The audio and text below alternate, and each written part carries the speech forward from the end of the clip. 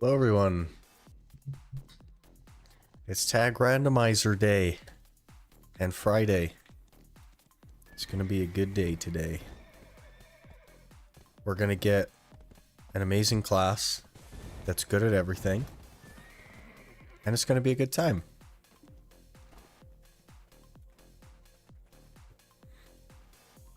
Antimate, how's it going? Aaron, Talon.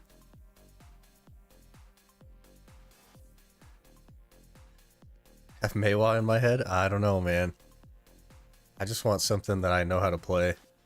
I've been doing a lot of like class learning lately. I'd like to settle in.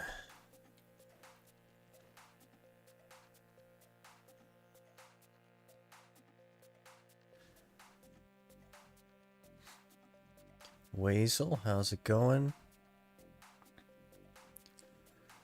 Snow. Colin, good morning. So excited to see you play lawn. Tamer Day, Kuno incoming. Hey Ovi, how's it going? Shy piano only. So Sork.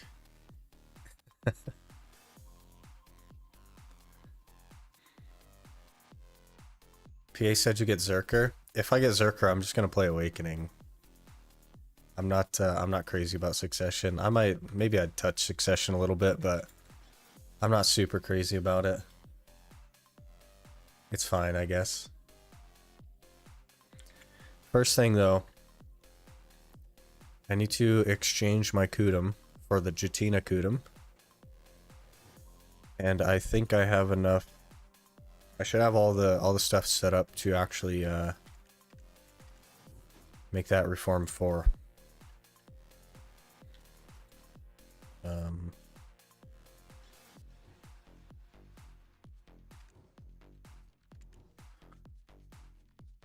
Oh, do I have to unequip it? Is that what it is?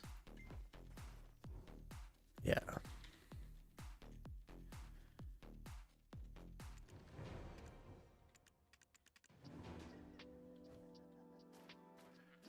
Okay. So we'll open that and then run to storage. Hey Shaco, how's it going? To get to pen, you'll need aura, so you will need another Kudum. I don't plan to go to pen with it, Talon. I plan to just leave it at Reform 4. Pretty much forever.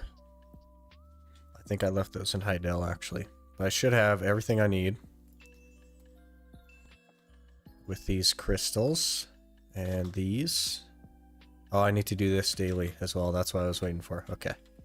So we'll run up and we'll do that as well. And I need these and these.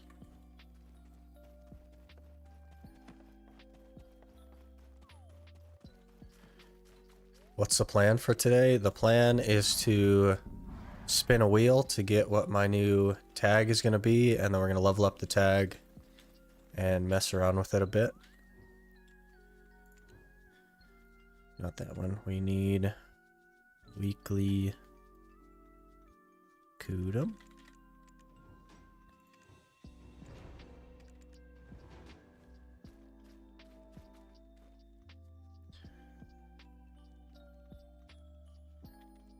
Okay, I don't remember what we have to do with this. Is it heating? Do you heat all these things?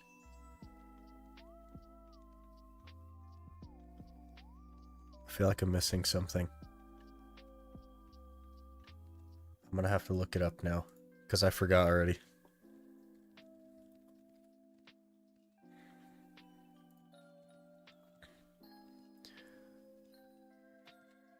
Took me 20 tries to get to a History portal. You can do the quest that tells you which one's which, Talon. It takes like 2 minutes. Can't wait for a new class. Me either. Hope it'll be Musa? It could be. When spin wheel? Spin wheel right after we make this thingy that I'm currently looking on how to make because I forgot. Oh, magical shards. We need the magical shards. That's what I'm forgetting. Yeah, and everybody's saying magical shards. Okay. Hey, Rapul, how's it going? I knew I was forgetting something.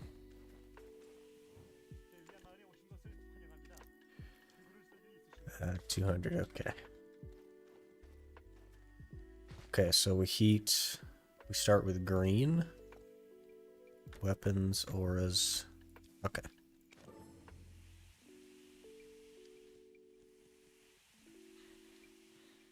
Got myself a coffee, clocked in at work, watching you and working at the same time. That sounds like a good day.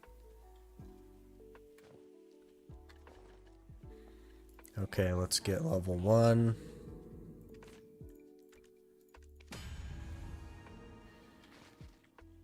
Is level 2 the blue one? I'm gonna guess that it's the blue one. I don't know though.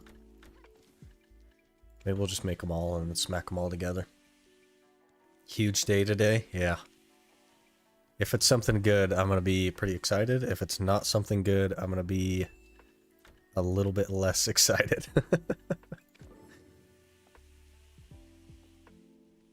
Should be a good time either way though. Even if it's something I don't know, we'll at least be able to like learn a class and stuff.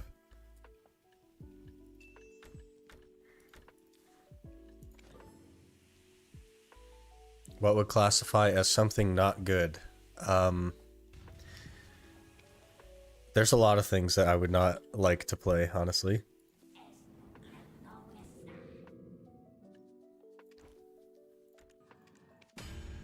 Alright, that's Reform 2, Reform 3, and Reform 4. This is probably where it's going to stay for the entire game, basically.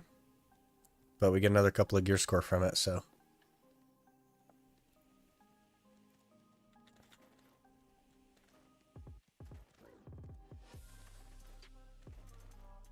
If it's not good, you'll have internet problems. Yeah, we'll accidentally disconnect. I don't know what happened, guys.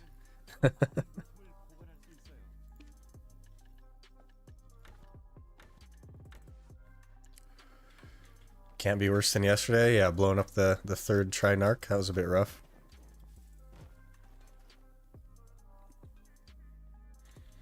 You need a fast class. It will accelerate your progression up to 2 times. Like the problem with the fast class is the pets can't keep up either, so it's a little bit challenging. I know that you'll hate Sage. Yeah, I don't even think about Sage because of how much I don't want to play it. I feel like we need to get a wheel in real life to spin. That would be interesting. Hey Victor, how's it going? No, we're gonna do it right now. So let me get set up and move this over. And I think if I turn this one on and this one off. Okay. We're gonna go ahead and spin the wheel and hopefully get something good. Alright, here we go.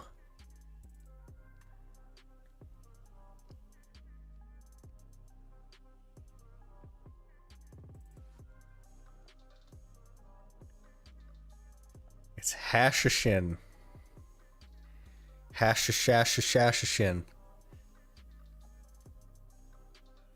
I've never really played Hash before. A little bit, but not a lot. I'm not sure if I'd prefer like Succession or Awakening. I'll probably try them both out. I was kind of hoping it was going to stop at Witch, but it didn't. But I'm not mad at this. This should be okay. It'll be fun to kind of like learn it. It's a little bit faster.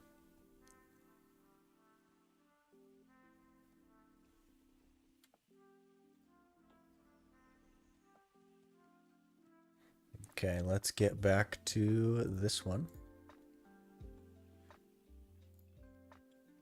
Hashashin. I have touched Hash a little bit, but I would say that I have like less than 10 hours on it. So,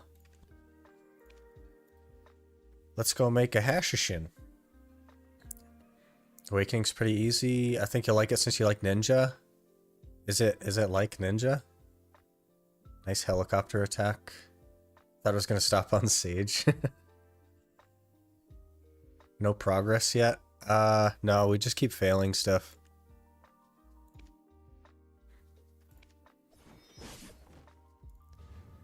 Which in itself is kind of like progress.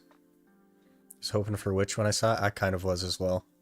It would have been nice to have something simple. Alright, let's find...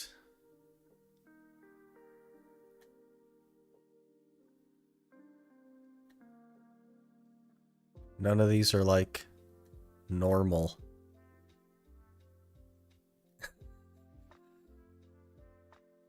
Maybe we'll do this one.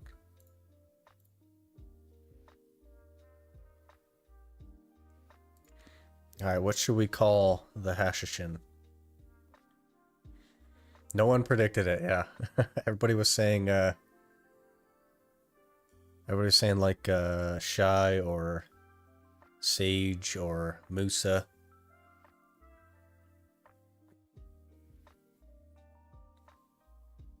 I think that's too many characters, Ovi. I'll try though.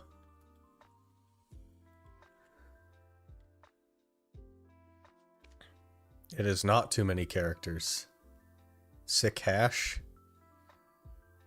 Sick shin. Sick hash loot.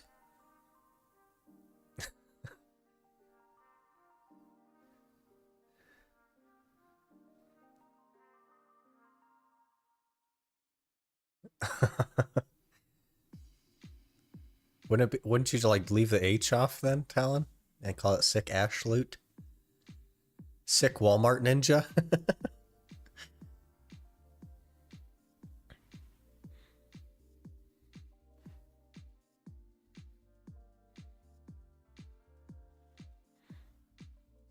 He's a hash though.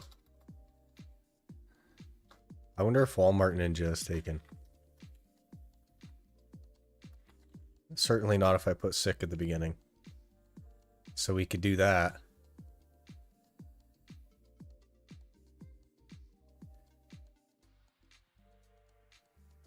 Dollar Store Ninja, that one's probably taken.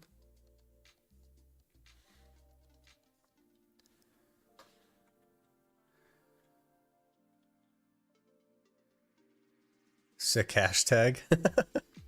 That's kind of good.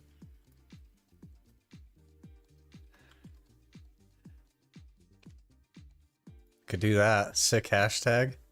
That'd be funny.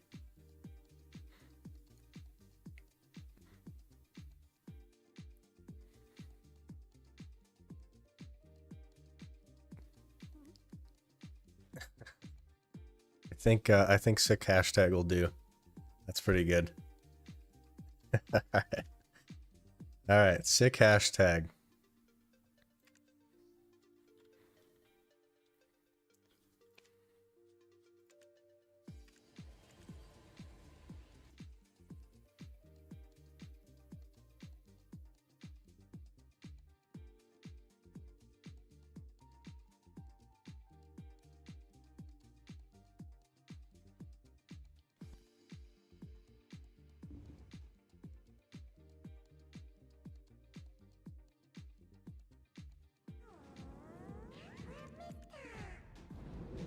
Alright, so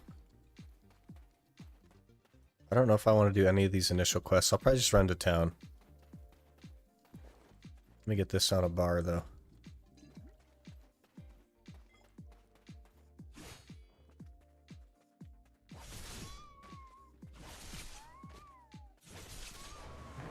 Oh geez. Isn't this tornado? Yeah. Okay.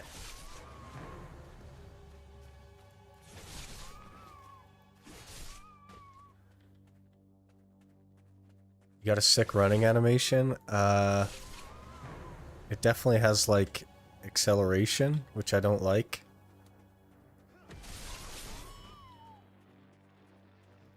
But the free inventory slots, yeah, I'll have to like do that later on. We might do that later. I might do that off stream. I'm not sure. We'll have to see.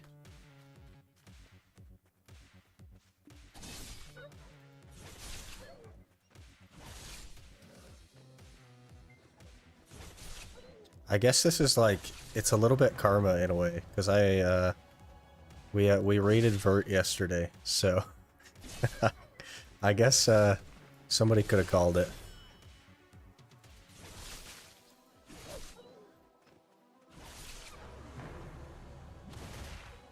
Oh, backflip, cool.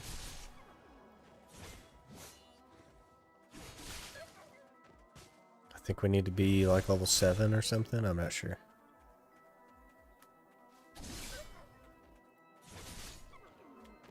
Vert energy.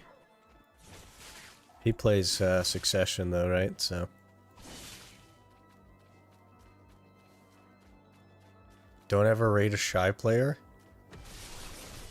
I did raid a shy player though. The day before yesterday. Do you not like shy players? Or do you not want me to get shy? It's not a sick tamer. Nope, it's a sick hashtag.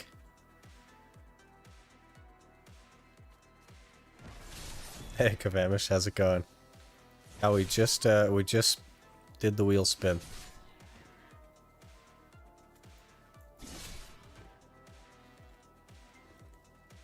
Seeing out playing Hash yesterday. Retagging it. You might now. Have you like played Hash before and you know what you're doing, or? Your wheel spelled Berserker wrong. It was spelled like Hash. Next time. First things first.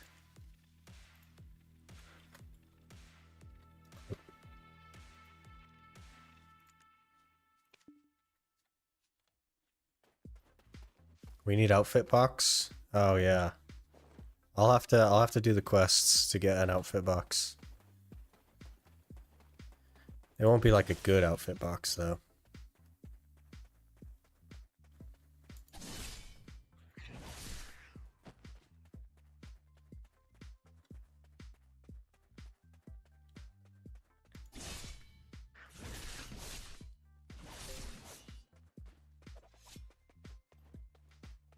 How do you feel about getting Hash? Pretty neutral. I know that it's decent, but I've never played it before. Well, I played it a little bit, but not enough to like know a combo or anything. So it's a little bit disappointing that it's something that we're gonna have to learn, because like I feel like that's mostly what we've been doing lately is like learning. But I'm not upset about it or anything. It's not like Corsair. So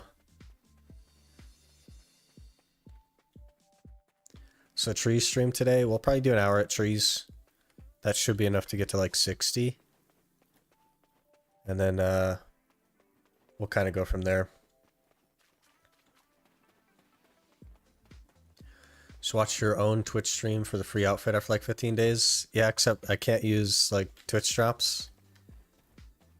So it doesn't really work.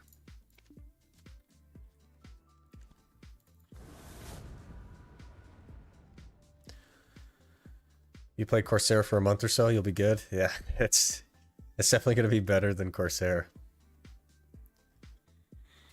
Cash nicest PvE is very fun after you learn it.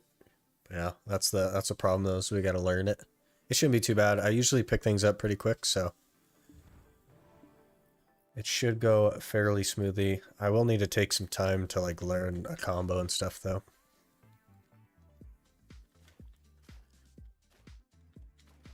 Drops enabled should be in the title. I don't think so, Talon. Drops are on all the time, always, so.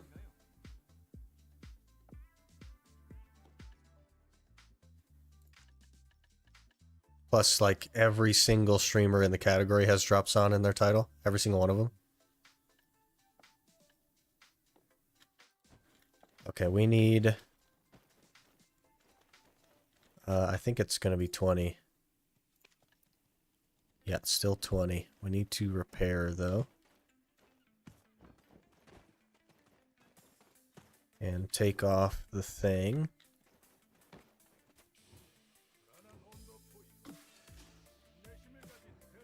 You have to do the Second Awaken quest again? Yeah. Gonna like constantly have to do that. We just need Urgons, yeah. You'll get our drops enabled. It doesn't say they are. You just wait and see. It does say they are on a hashtag underneath the title. See how it says drops enabled and then Ironman? As experienced hash player with 0 minutes played, I suggest pressing the buttons that do attacks. Okay. 20 is the base cost, right? It is, yeah. You think people read that? I think people read that as about as much as they read the title. So I'm gonna have the same problem either way. Okay, we're gonna go ahead and item copy, but make sure everything is correct. Good, good.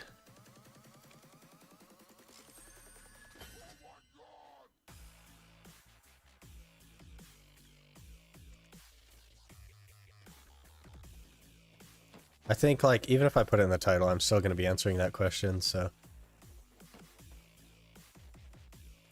It be what it do. Where'd my horse run off to?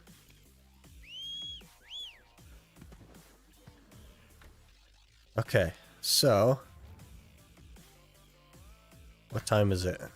It is 8:48 p.m. We should probably do Night Vendor. Or think about doing Night Vendor first. So maybe we'll go hit these farms, and then do Night Vendor, and then go to trees. Nice name, sick hashtag, yeah. It was, I think Rakul suggested it, right?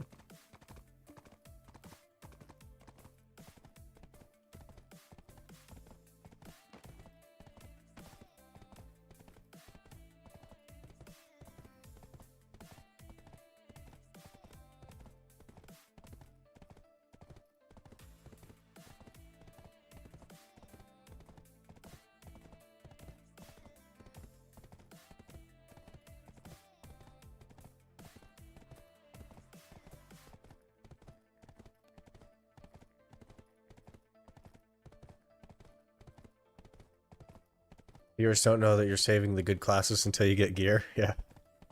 Until we're like Gyphon or something.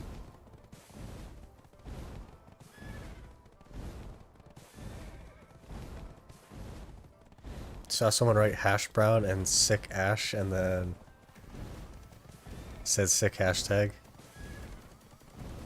It's pretty good, man. Sick hashtag. It's like a triple whammy of relevance.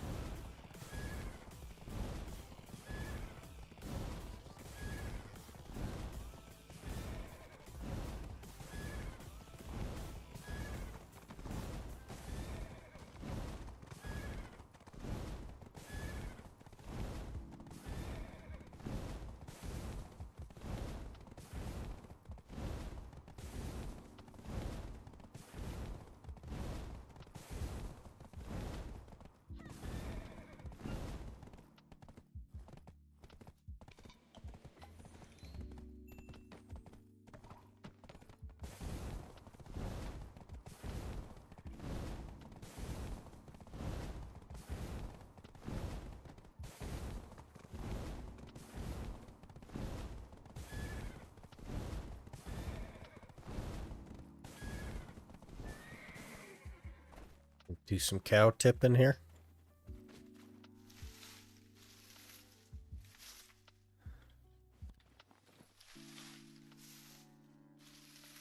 Just got your first pen Kudum. Nice. Big gains.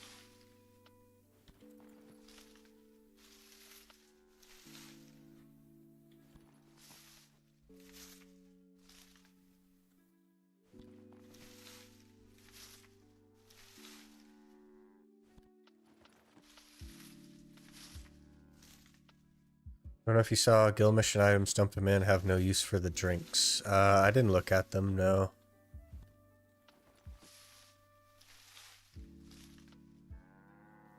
But I can take a peek here in a minute. Be sad to know that I'm on a 40-ish day pre-Xmas cleanse. Only chicken and broccoli from now until a week before Christmas. I mean, like, I'm not sad to know that. Because, like, do what you gotta do, but maybe you'd be sad to know, to be on it.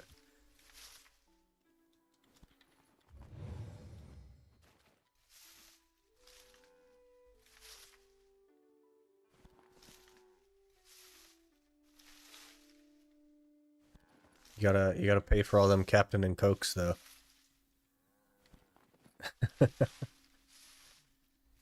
No food posts.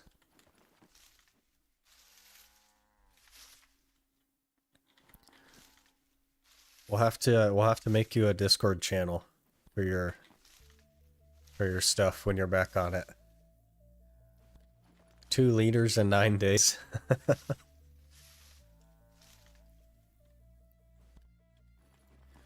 You ever log into your main account? Not since like April, maybe? March? I don't know. Somewhere in there. It's been a long time.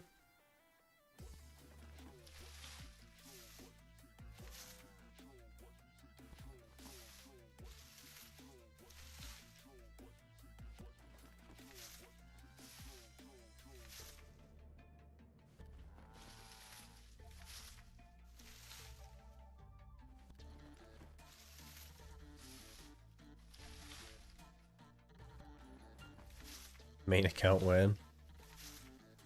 I don't even know like where I'm at on it. I'd have to like, I guess buy a ember or a flame thing for my gloves and go make the gloves. But you just don't want to. I mean, I don't know.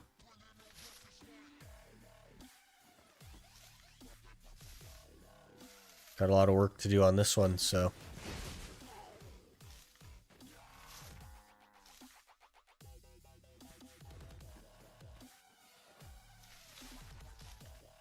I got a mole. We got 3 moles, holy. You're making a Sork chase.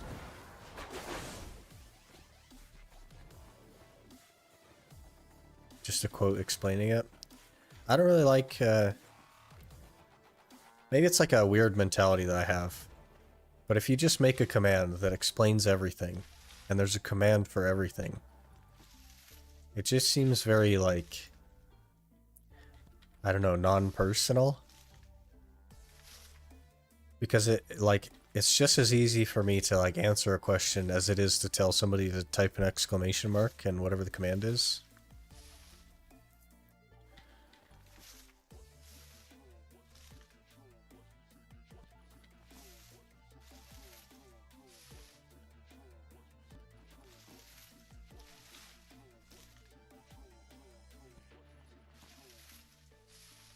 We get to put the command. Okay, so you put the command, but it doesn't do anything, and I just answer the question? That'd be funny. Or it just links you to a video of me, like, answering the question? That'd be funny.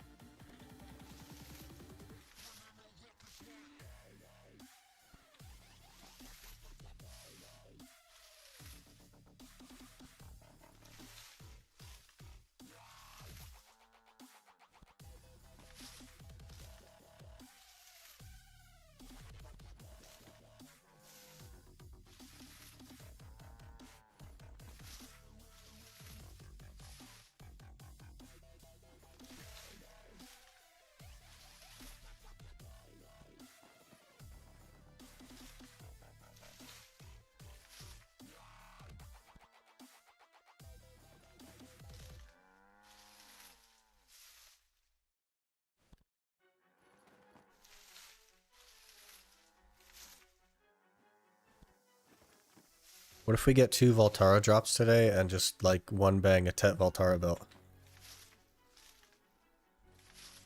That'd be pretty funny.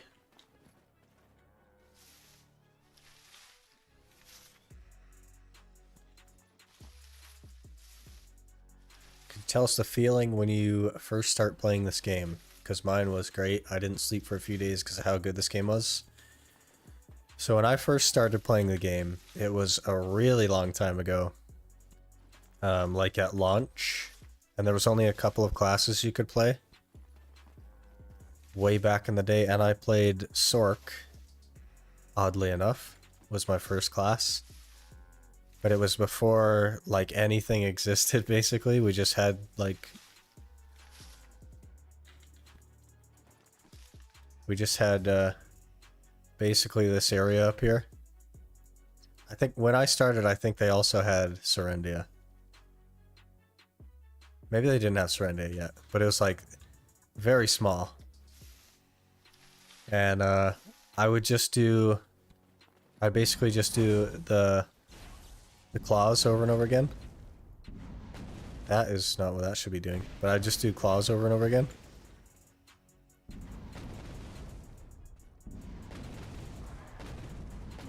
That's very confusing. That shouldn't be doing that. But you just sit there doing like Claws of Darkness on all the mobs, and eventually they would die. And then I tried out, I think Ninja at that time, and I was just like right-clicking and throwing shurikens at people.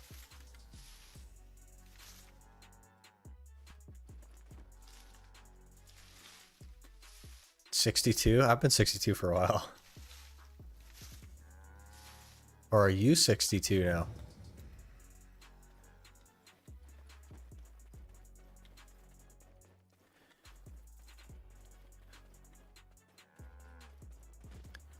Morning, Omniton. The plan for today is to level up the tag class, the new tag class, and then probably spend a bit of time trying to learn it.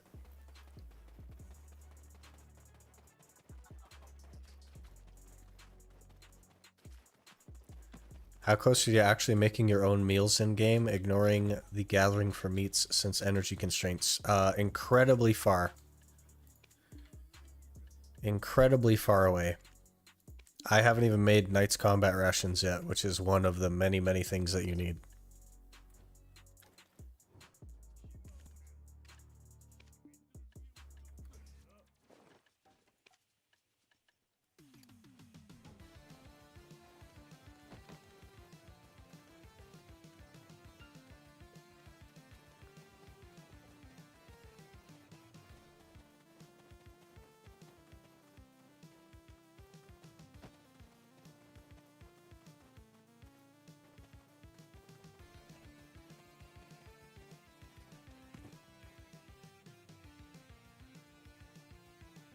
All I can say is that's rough.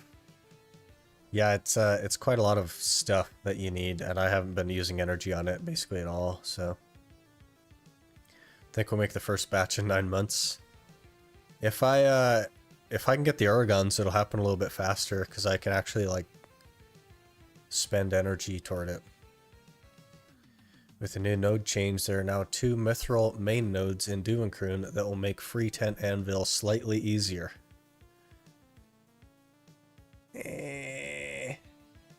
I don't know that slightly is enough motivation. Hi, did you roll the class? We did. We got Hashishin. PA said that you'll get Uragons? Maybe.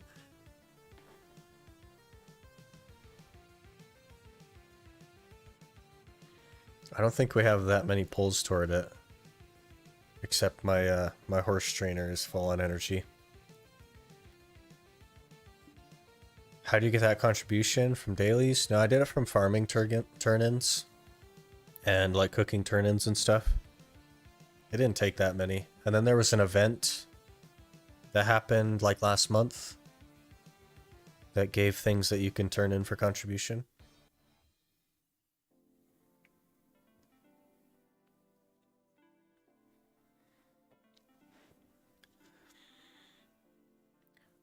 What would you do if one day you open up your mailbox and Aragons are just sitting there by PA? I wouldn't claim them.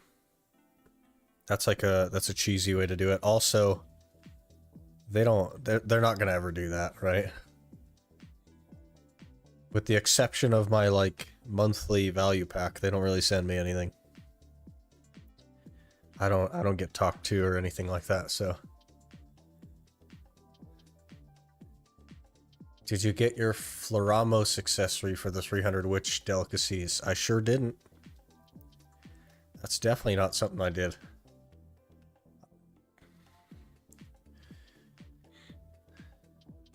Would you send him back a few Atanis elements? No, I just wouldn't claim it. What if those Uragons are just as cursed as your Narcs? But we'll have them. We at least will have them. There's that one time they gave away a base boss piece. But it wouldn't be like something that they gave everybody. They would just mail me Uragons, and that would be unfortunate.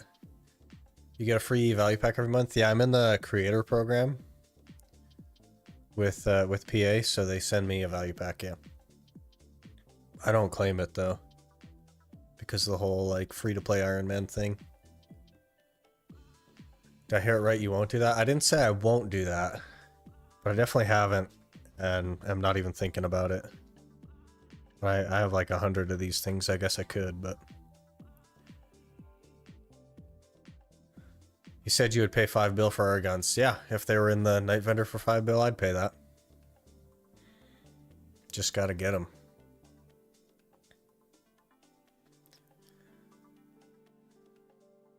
It's a Tri-Manos accessory. Interesting. We'll probably have to do it at some point.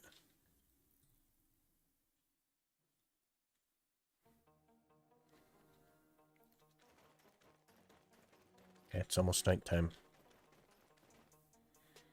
So very close to nighttime. Remember paying 800 mil for my base Uragons back in the day?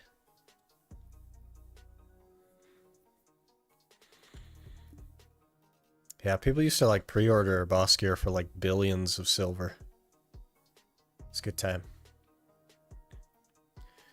Contribution points is more needed than the like accessory thing, because you may as well just get the accessory thing. 300 of the Witch's Delicacy isn't going to be enough contribution to be not worth it. Alright, let's get these Uragons. Mythical Feather, I guess.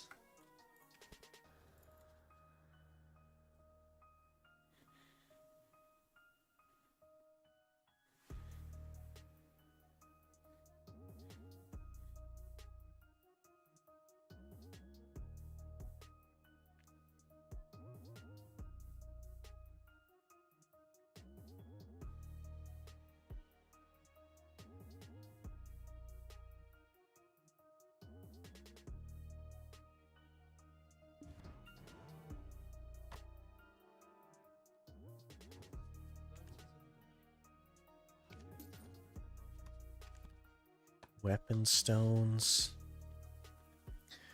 We get a Garmoth ult for the Heart Pity. I don't have any gear to put on it, JP.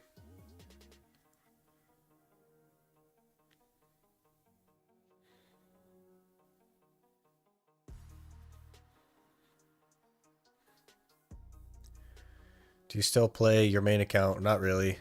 I haven't logged into it in quite a few months now.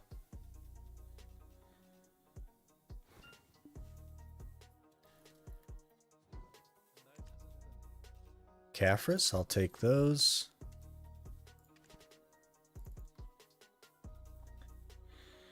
Sage has a good use. Energy, for example. That's about it. Yeah. For now. We may eventually be forced to use a Sage, but...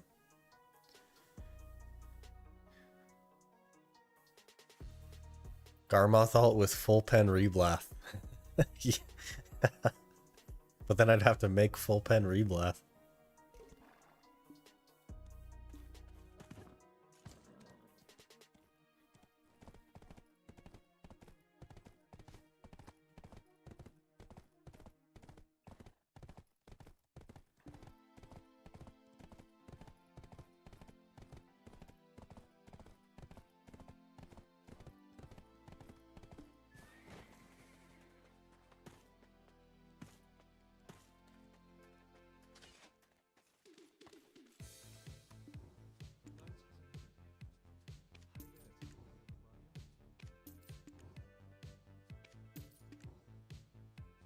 Caphras, okay.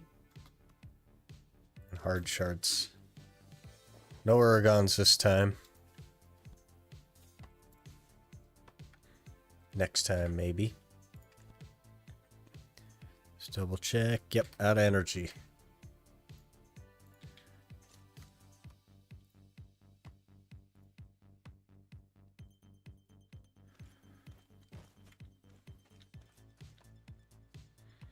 Now you have the hash Oregons will appear. It's like this is the start of month 4 going for Oregons, so hopefully they'll pop up.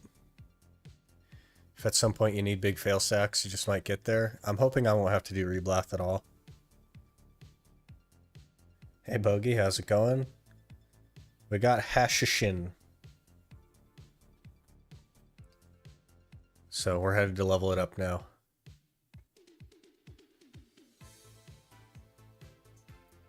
This guy that plays Wizard level 49, all Guru life skills.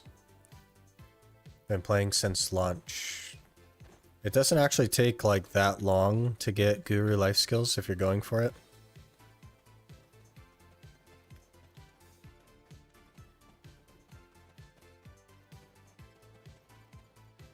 How fast can you repeat hash full name without fumbling? Probably not even one time.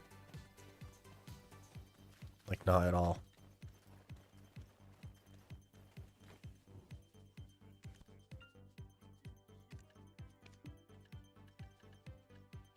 Okay.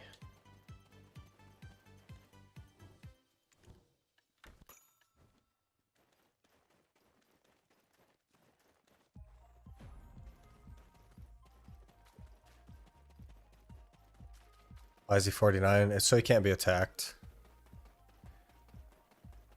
You end up saying Hashashishin? Yeah. That's what I named it on the wheel as well.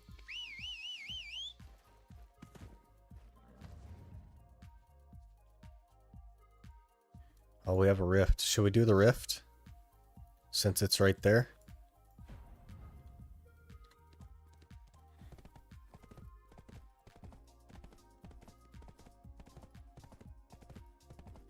Free duo narc? That would be interesting.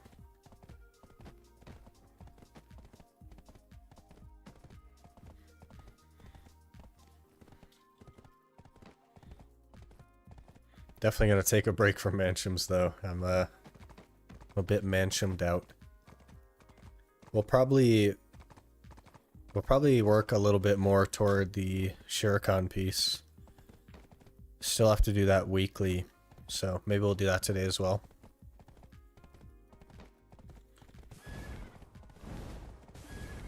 But first things first. Gotta go to trees.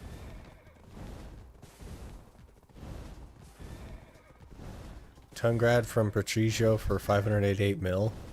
Worth, I guess? I mean, it depends on the Tungrad. If it's like a belt or a ring, maybe.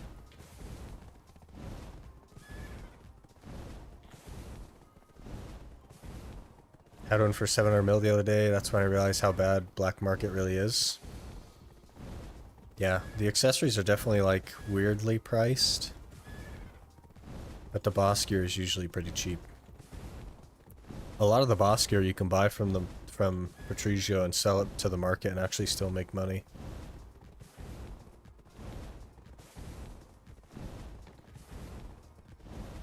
But the energy cost is really, really high for that. You can make more money just using your energy for almost anything else.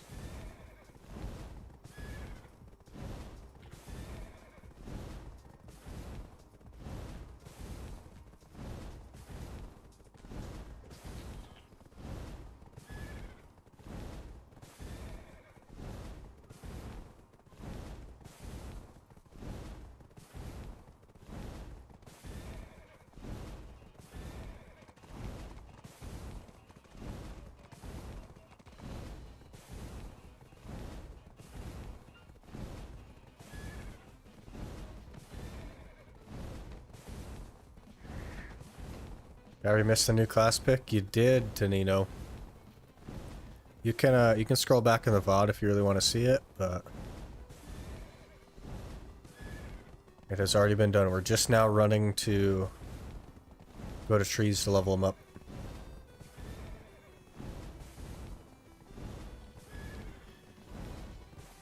Still using the energy miles to get knowledge. Are you going for like the full completionist of knowledge? So I think if you use bookcases, you can technically just get all knowledge in the game. What do you roll? We got hash. Hashashin. Hashashin.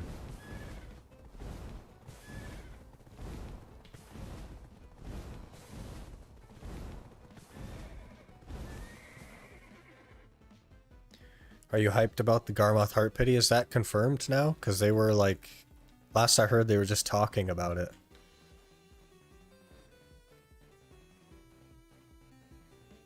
I don't know if it's going to solve the problem that the game has. But... Bookcases, question mark. Yeah, if you put your alts on bookcases, they gain a random knowledge every like 6 hours or something. So you can technically accrue all knowledge in the game like that. Came on Global Labs last night. Interesting. I don't pay attention to Global Labs at all. I assume it's going to be limited to 1. So I'm not sure if they plan to do something else for the other 2. For shy players, or the other one for most people, but... It's going to help those unfortunate pity pieces for things are always a good thing in my book. Some things it's not good for. Like, I would say they should never add it to, like, the compass and the telescope and that kind of stuff, but the things that you really do, like, need to get, I think that they should have pity pieces. So if you are guaranteed a pity every Garmoth, it just takes 34 weeks to get the 100 pities. That's nothing. Thanks, I need to find bookcases. I think you can buy them from a vendor. Don't quote me on that. They increased the price of Garmoth Heart to 20 bill. That's not going to help. And they made the Garmoth bundle drop pity at % chance. 10 pity for 1 heart, okay. They made the existing Garmoth quest slightly easier for stuff that's just tedious for no reason, like Thornwood Trash. Did they reduce the number of neuver scales that you need for it? Because that's the only actual problem. But I don't think increasing the price of it is going to help that much. Because like the problem is that there aren't any, not that they're not valuable enough to sell. You know what I mean? There's probably some people hanging on to them, but I can't imagine that there's that many just sitting there. But I guess PA would have that number, and I wouldn't, so.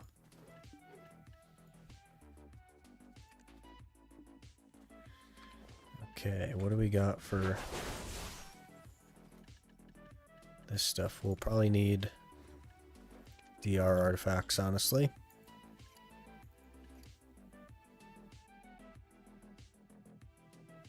They increase the drop rate from 2 to 3 to 5 to 7. That's not going to be enough. I don't think so either, but it does give a second guaranteed source of a heart. Most players would be okay with 2 hearts. I personally want at least 3, maybe even a 4th, due to multiple offhands. That's the problem, Tonino, is like there's so much demand and like no supply. So raising the price to 20 bill doesn't increase the supply that exists. It just makes it harder to have demand on it because it's so much more expensive. The issue with the quest is neuver scales. That's crazy. Exactly. So if they don't vastly reduce the number of neuver scales that you need, then it's no easier than it ever was. Because what was it, like 10,000 Thornwood or 20,000 Thornwood you needed to kill? That's not even a problem. That's way easier than all the neuver scales. No, a couple people that have a couple lying around, but yeah, I agree. It's not going to make a massive impact. Yeah. There'll be some that sell at first, but the issue is demand, not that people aren't selling them. People just don't get them. I've had a pre-order on a heart for 18 months. I have 32,000 hours in the game and only have 1 heart. And I didn't get it from Garmoth. Yeah, exactly. Okay, we're gonna try and stumble through this hour of trees. My anvil expired. Or my shop contract. Hopefully I have one on Corsair, actually. I don't have one on Corsair. We're gonna have to buy a shop contract for the tent. Life Skiller needs another one for 2 extra mastery crystals. Yeah, so like the average person needs like 3, and a PvPer needs 4, and a PvPer and Life Skiller needs like 5. It's crazy. People who need Garmoth will have the money for it sitting. Yeah, but I don't think that there's that many people that have a Garmoth just sitting there. There'll be a few of them, sure, but I don't think the problem is that people don't think it's worth selling because it's not enough money. I think the problem is that people just don't have that many of them.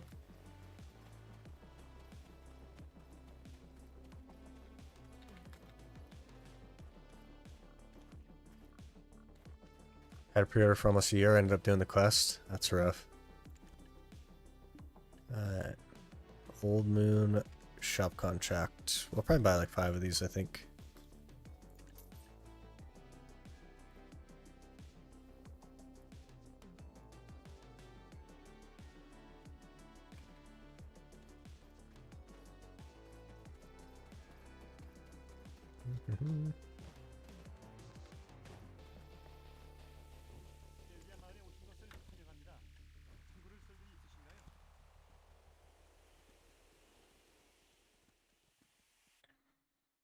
Add anyone who tags a shine needs extra heart as well.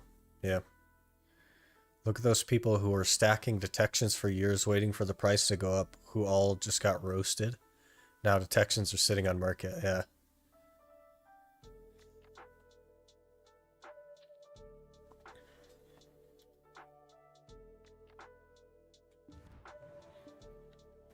I don't know why you would, like, assume that PA would raise the price on things that are sold out. Because, like, Caphras have been sold out for a really, really long time, and they're never going to raise the price on those. So I don't know why that would be your first thought. Is, oh man, I gotta wait for them to update the price on this item. Because actually what they'll do is create supply for the item instead of raising the price.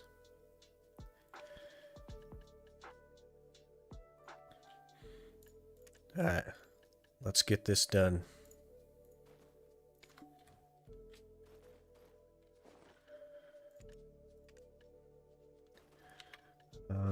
I should have...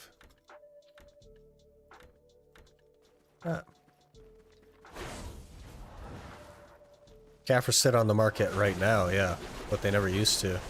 They used to always be sold out. For like years they were sold out. And guess what? They still haven't raised the price of them. They've just created events to sell them out. Oh, I should get my pets out, huh?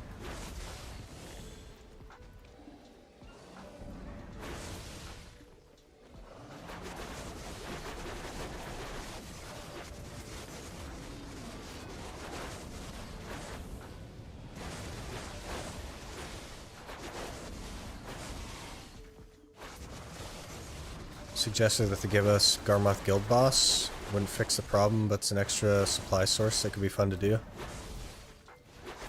I think their issue is that they don't like adding supply sources. They've just been doing events on stuff for like years and years and years.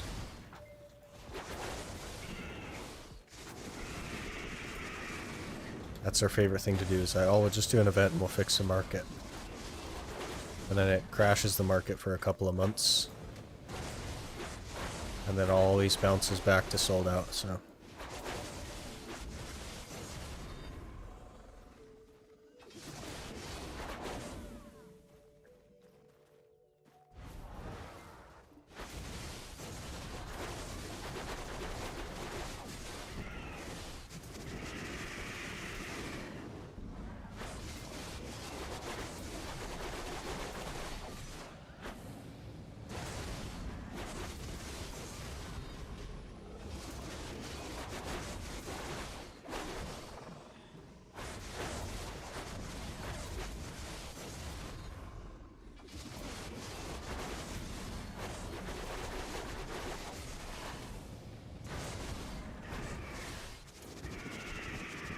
I think I can feel that Kudum. I shouldn't be able to feel that Kudum, but I think I can feel that Kudum.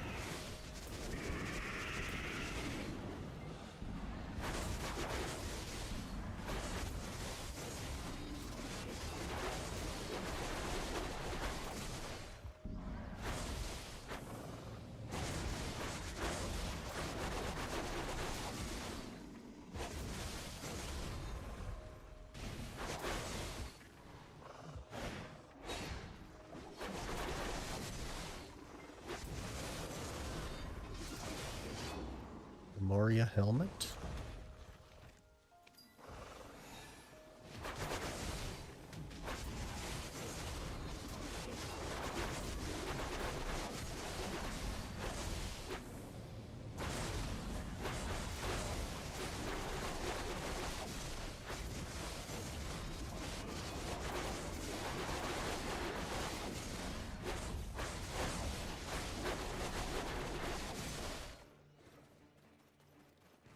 Even after all these years, I still forget to buff up before I start an hour. Yeah, same, honestly. I could have had church buffs and stuff, but...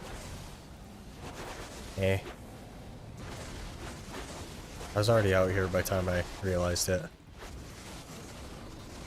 You gotta get the, there's a fairy skill that'll, like, pop all your stuff for you.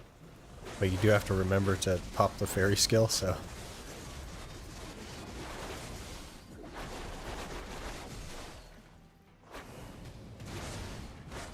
So grinding alchemy, just hit master 26. I've heard the alchemy is good now, which is interesting.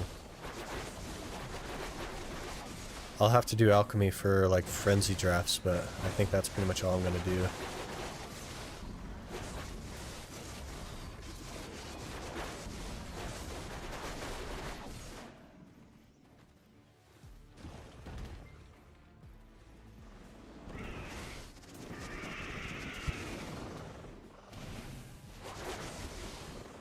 Skill was really nice when I was doing my cooking spree. Yeah, just popping your like food buffs and stuff. And use like verdure drafts and stuff.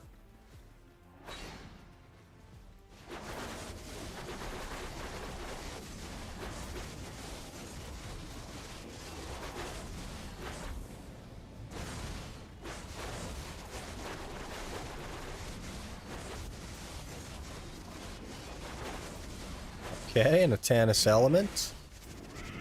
5 minutes in, not bad.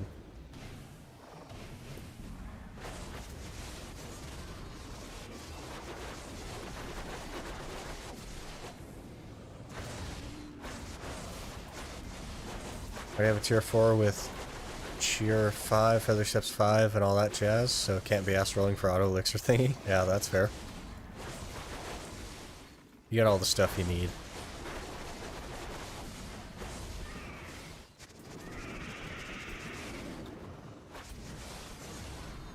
Power leveling, so I had a million buffs going. Just keeping track of them all without that skill would have been a massive pain. Yeah, and you don't you still have to like get off of the cooking utensil to repop certain things? Which is pretty annoying. Alchemy gives really weird items now. I saw a clip of a guy getting like 43 Caphras from a tick.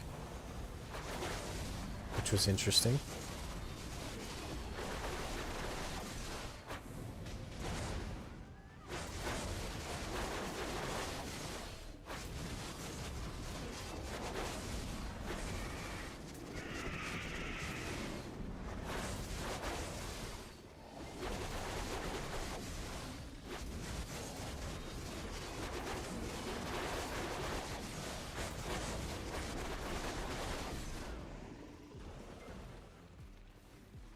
Pretty good. I like it. I'll whisper you the funniest thing I've got so far. Alright, I'll have to go up my chat over.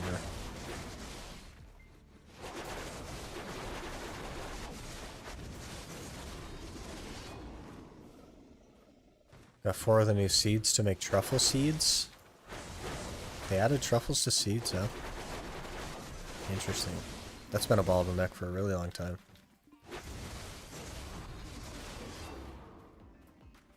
As long as you hotbar it and activate it from there, you don't need to get off the utensil. I think you used to have to, though. I think you used to not be able to hotbar stuff from the utensil.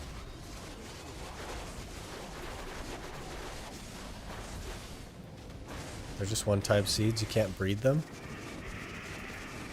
F. I thought the truffle market was fixed. It's not fixed.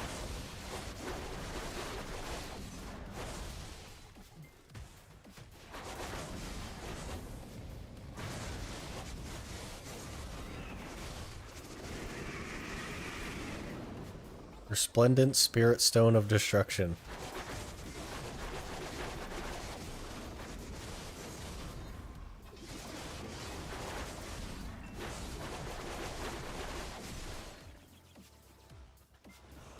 Great. I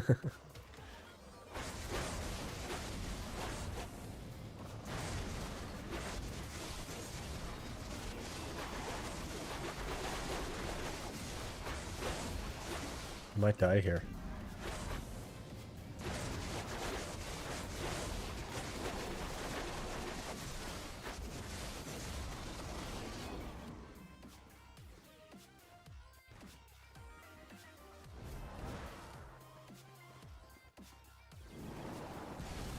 They're increasing max drop rate also for regular gathering to up to 10 truffles with 2k mastery. Well, I guess that'll be helpful, kind of. Most people just leave alts there, though, rather than actively go for it. I'm sure there's some people that actively gather it, though. Minigame can give 100 truffles in one gather. Not bad. Does Agris work with it, too?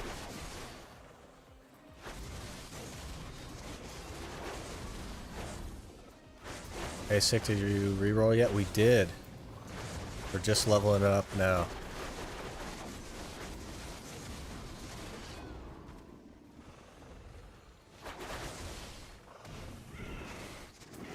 So like 5 Thea orbs to reroll a skill on max level fairy. So it's the same number of orbs as it is number of skills you have.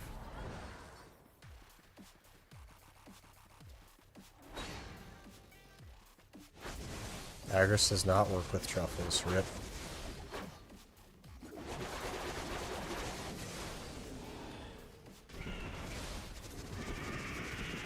Green Thumb is honestly such a great addition. It made me enjoy gathering a lot more. I haven't used it yet. We have to get to like Artisan 1 gathering or something before I can even do the quest, so I haven't tried it out yet. I've seen it though. It does seem like a good thing.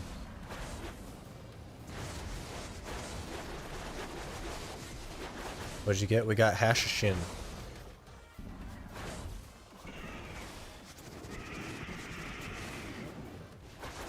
It's stupid that way with the orbs. I mean, they think it's how they're gonna make money. And I'm sure they've made some money, I guess.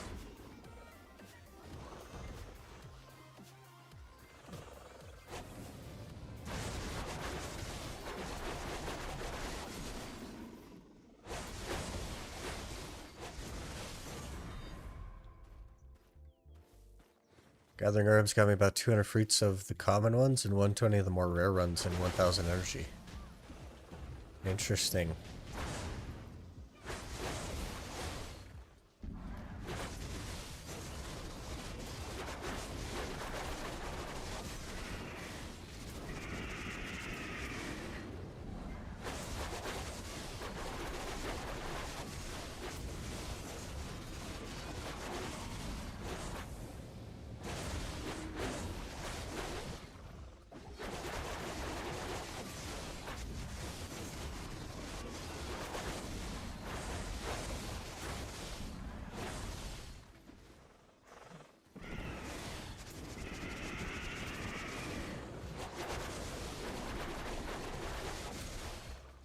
No way I'm releasing my fairy if it has all of their skills at max tier. Yeah, exactly.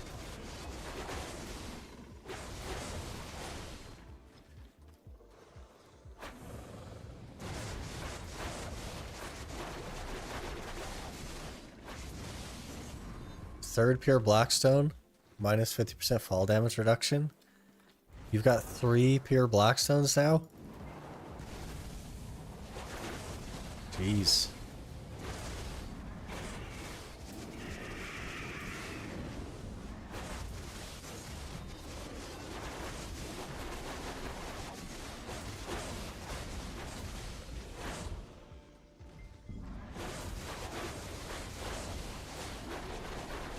Such a predatory system. It actually needs a huge rework now that I think about it.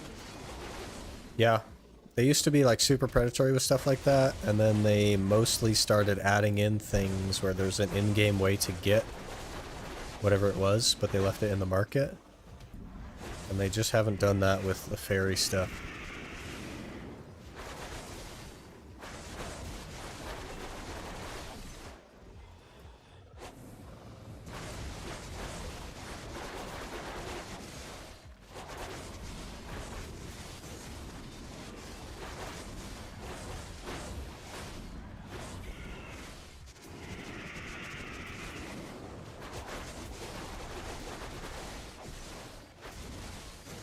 Never got a pure Blackstone in 7 years of playing, but maybe it's because I don't grind much. Yeah, they're very rare from grinding.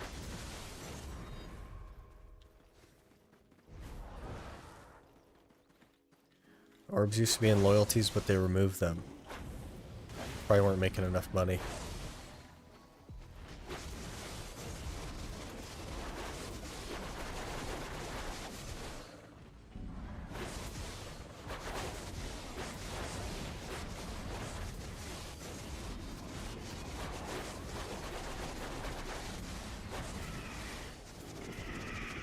Only gotten 1. How many mob kills do you have? Because I think they're like 1 in 3 million or something, I'd guess.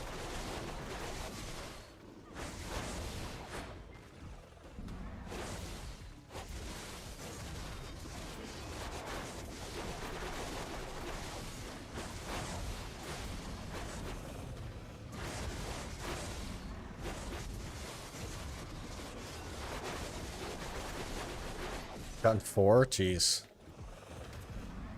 I've only gotten 2 in my, since launch.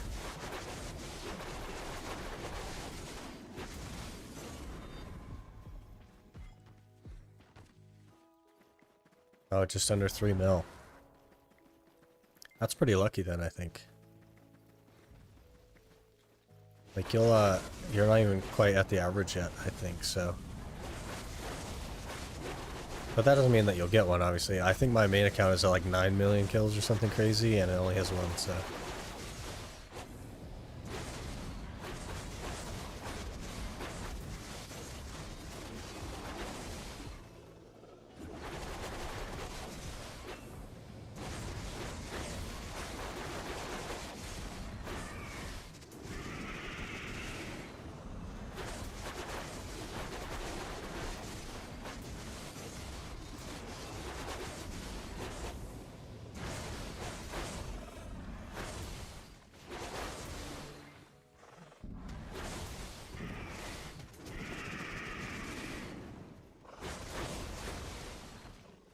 I only have 2.4 million kills, but it doesn't count before it was tracked.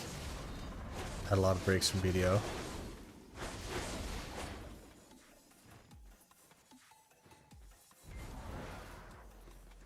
Crazy.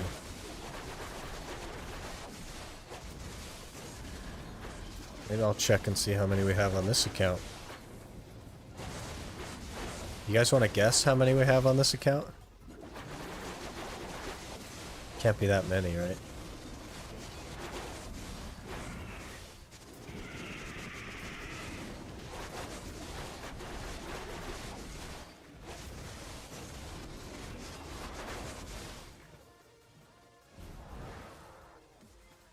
Is this supposed to be where the poacher is, or is he somewhere else?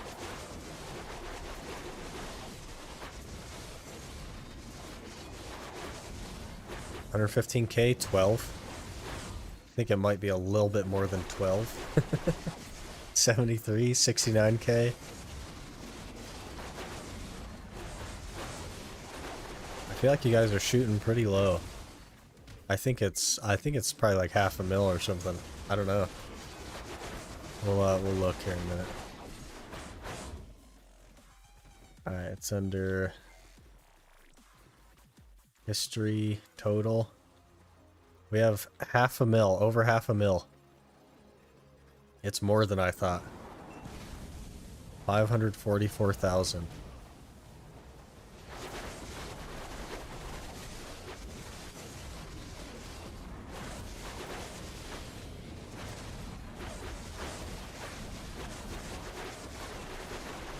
It's a lot more than I thought, yeah. We've played a fair bit.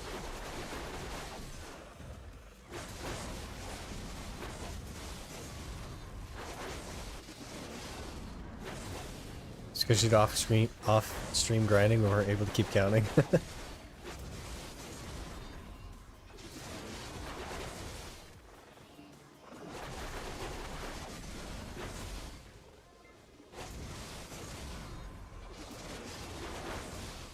I don't know if you guys remember, but I spent 2.5 hours at Catfish trying to get an armor box back in the day. Like, we've done a fair bit of grinding.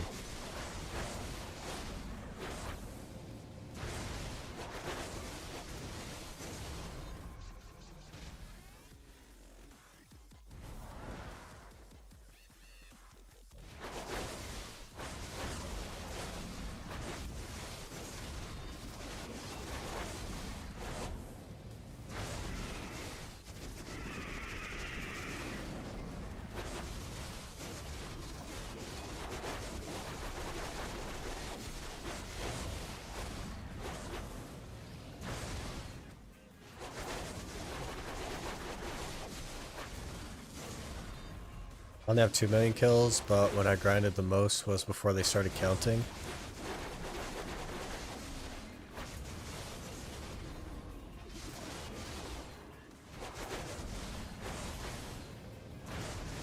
Also, like, some mobs are tankier than others, right? So it's not exactly like a good way to track progress.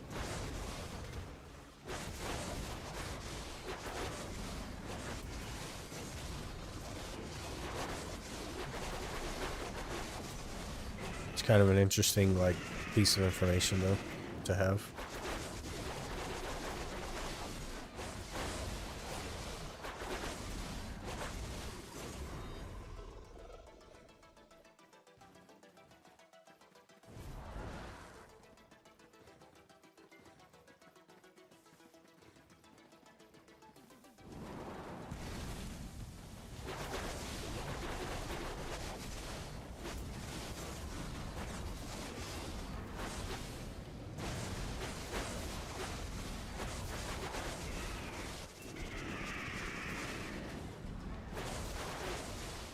Nowadays I only grind challenging zones, or if I need something that I cannot get through the market.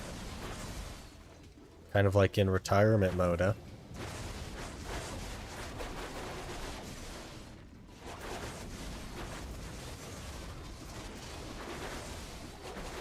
The no life counter. Yeah. Yeah, my main account I think has like 9 million or something, I don't even remember.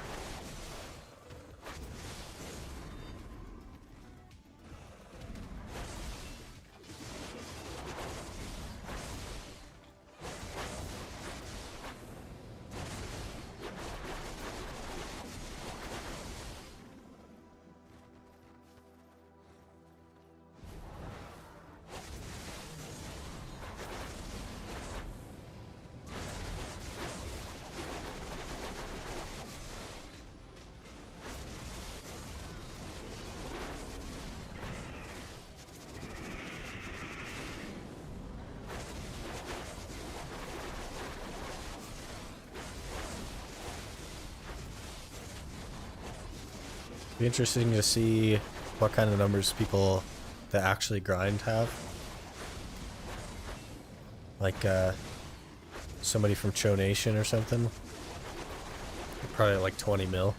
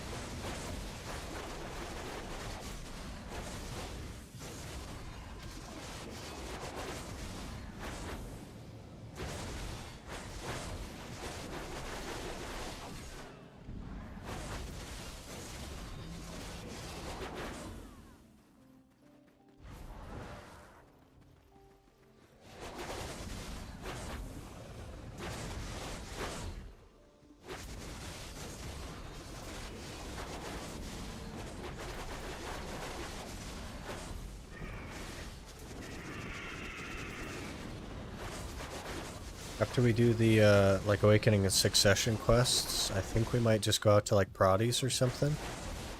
Because it's actually pretty good XP out there. And, we'll try and kind of, like, learn the buttons and stuff for Hash.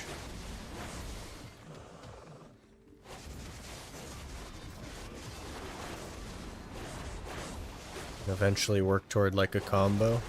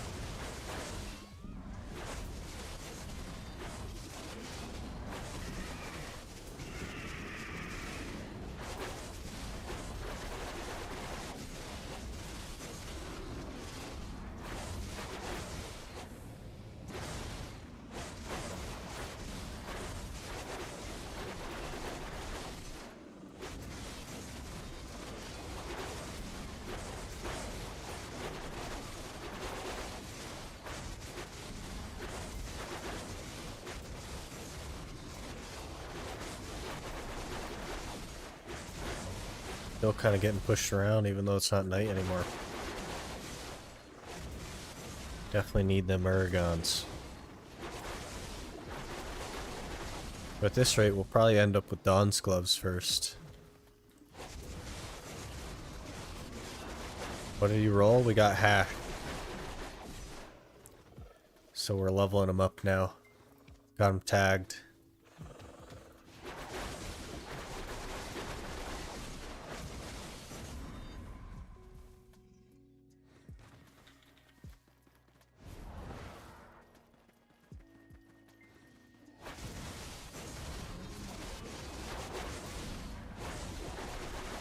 At least not a shy.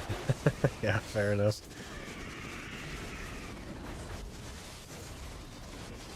Ash is one of the classes I don't know, though, so we'll have to take some time to learn it.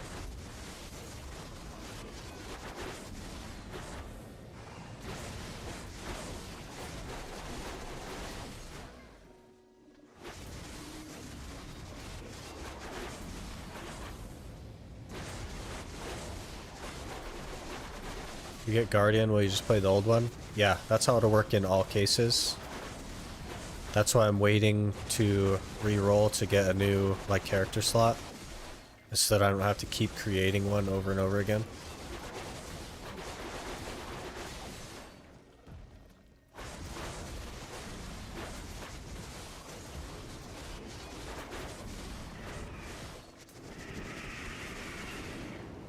So eventually we won't have to go through the leveling process anymore.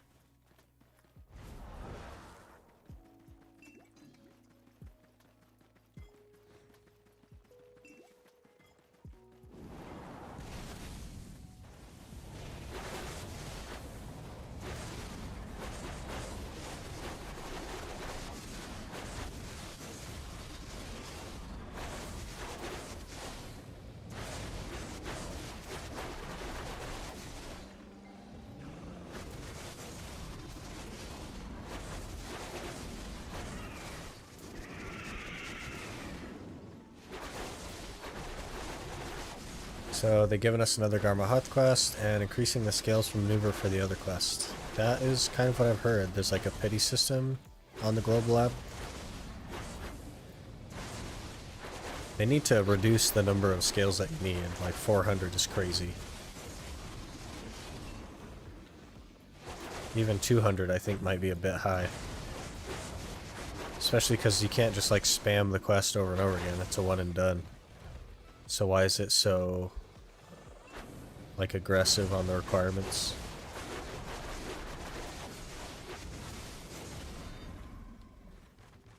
You can get 5 to 7 scales now per maneuver. Yeah, so you still need what, 80 maneuvers? That's insane.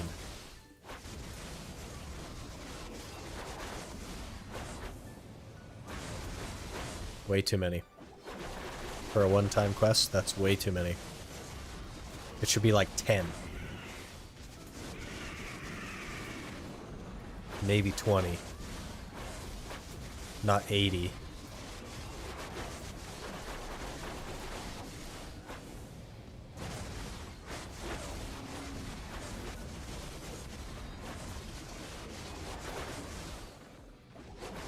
+5 weekly for skills.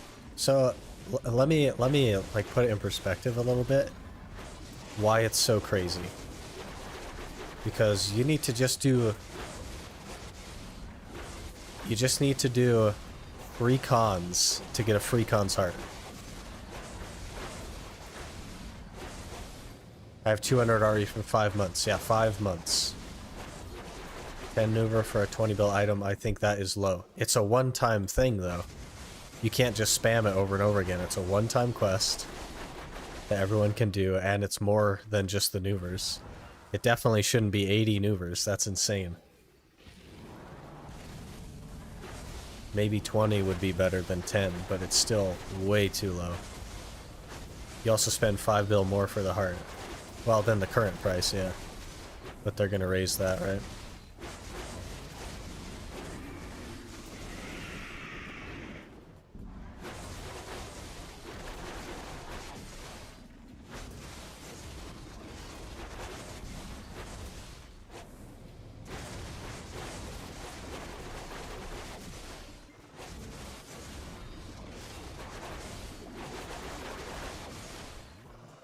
quest chain, so you need more stuff than just the scales. But the scales is the bottleneck. That's the hard part. The rest of it is like killing mobs and whatever other stuff is readily available. But the point is that it's a one-time quest, and you still have to do like 80 maneuvers, even after the buff, which is insane. For an item that, like, you literally one-time quest, plus you still need more than just one Dharma part.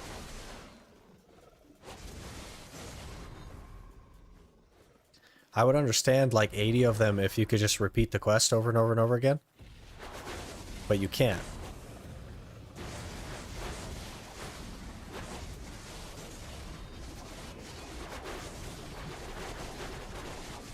Terror Heart was also a bottleneck before, but you can buy all. Yeah.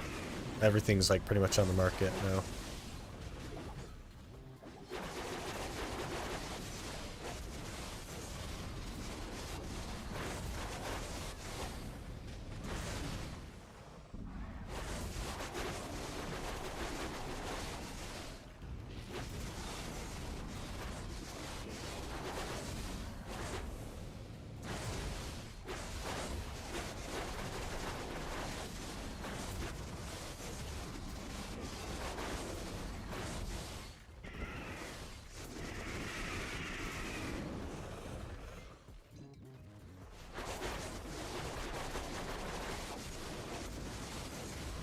Yeah, it's just like it's not going to solve the problem.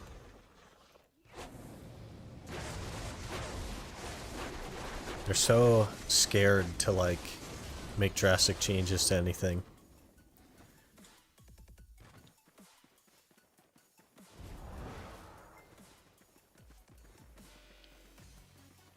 Had to force myself to solo grind Turos 2 months ago to get 50 hearts. Yeah.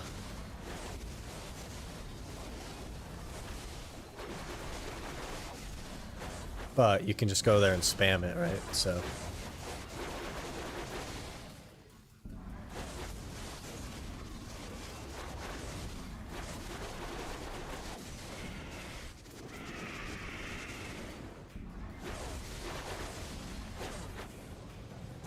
Nobody wanted to deck is also after they died 3 to 7 times in an hour. At Turos, you mean? Because like I've heard that Turo deck is really bad.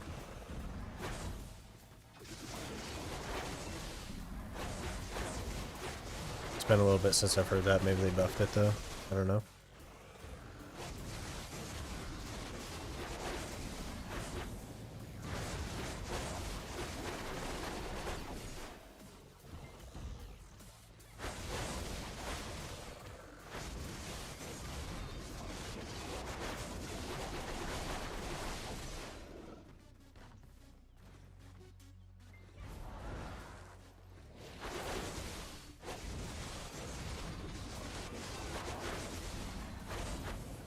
Boss that spawns is the problem. Is it like good money now though? Did they fix the money issue? If it's not worth the money, then of course nobody's gonna do it.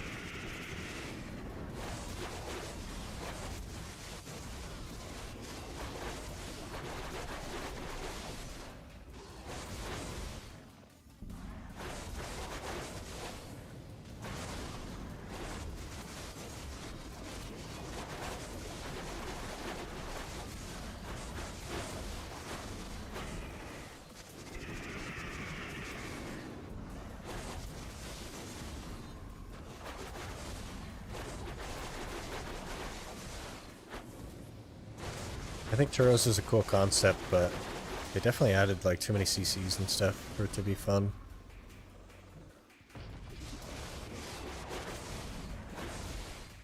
Dekia Turo is comparable to Thornwood now. Interesting. Now that they've nerfed Thornwood, they must have buffed Turos as well. Made him a spot without the belt.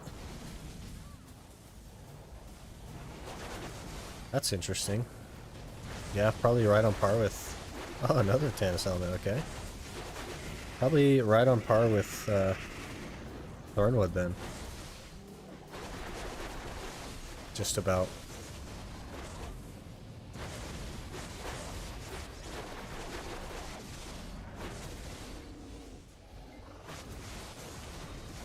Because I think that's roughly what they nerfed Thornwood to. It was around 800 mile an hour.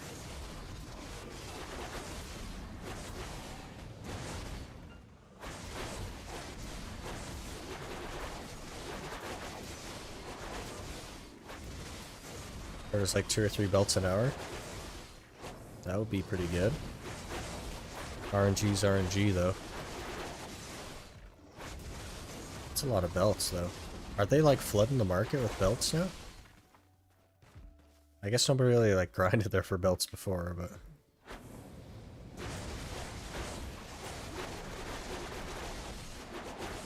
Alright, town, catch you in a bit.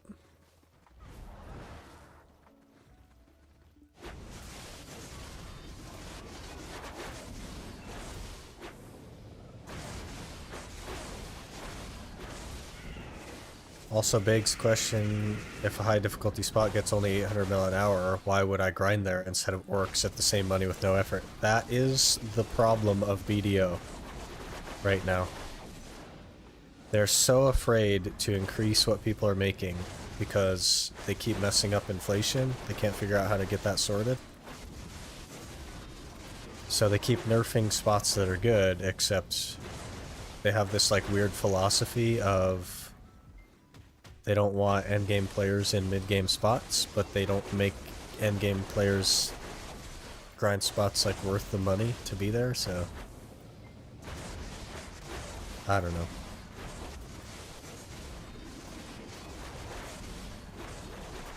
Maybe they'll figure it out.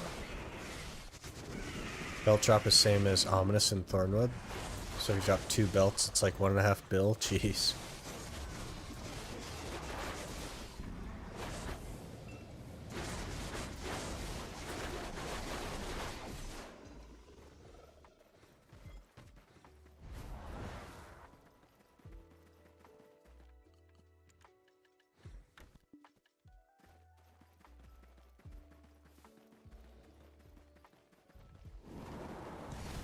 What class did you roll? We got Hashishin. I think people are also scared to lose crystals, so why grind dangerous spots? That is kind of like the underlying problem, right? Because crystal breaking is still a thing, even though it probably shouldn't be.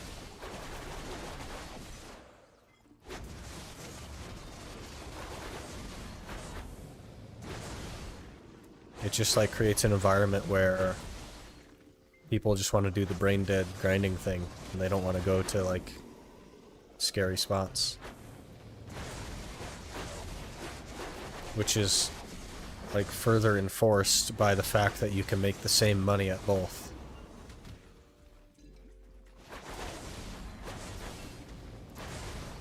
They're increasing the rewards from boss bundles like 3 times. Well, 3 times nothing is, you know, still nothing. So we'll have to see how that works out.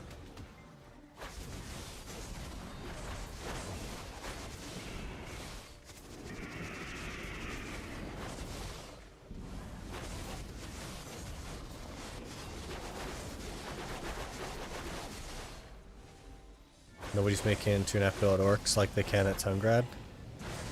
Yeah, but you don't consistently make 2.5 bill at Tungrad. That's like a lucky hour.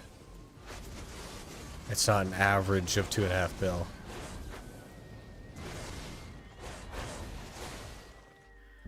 But then if you lose like any crystal, basically you're down a couple of bill. So you're right back in the... Should've just gone to Orcs.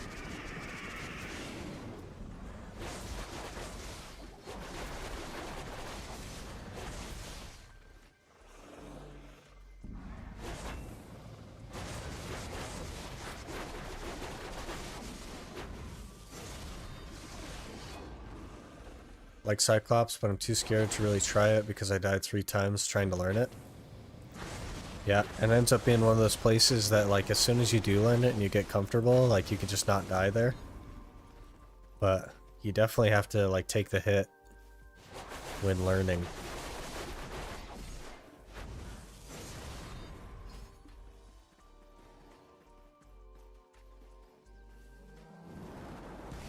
They should just remove crystal breaking. Like, having them drop more often so that they're more available on the market so that they cost less money is sort of like a band-aid answer. Because then they can't add any new crystals, or it'll have the same problem again. They should just remove crystal breaking. Or make it so that there's like crystal protection or something. Some kind of system. It's definitely like not as it should be right now.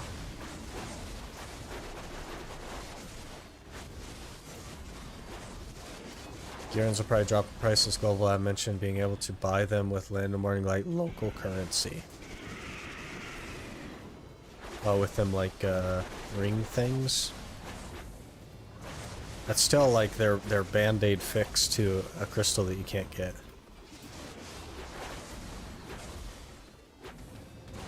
Instead of just making them not break.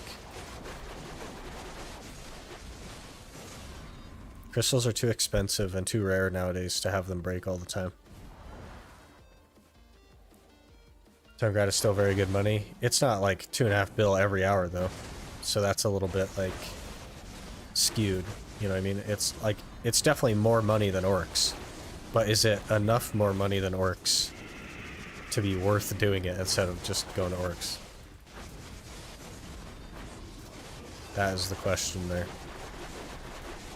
For the people that like that kind of stuff, I'm sure it is, and they'll do it, but that doesn't mean it's the smart decision.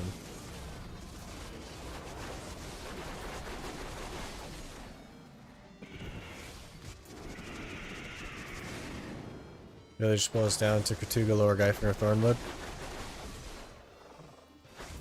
Choose your pick and stay there for the next long time. Yeah, basically.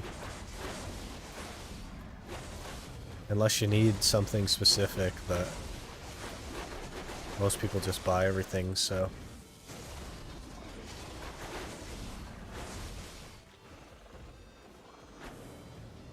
$2.5 bill once you're 309 Kudum and Elixir rotation according to Garma.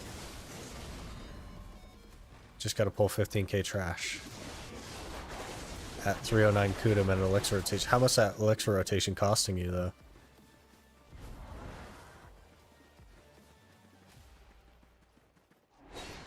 I don't know if I trust Garmoth either.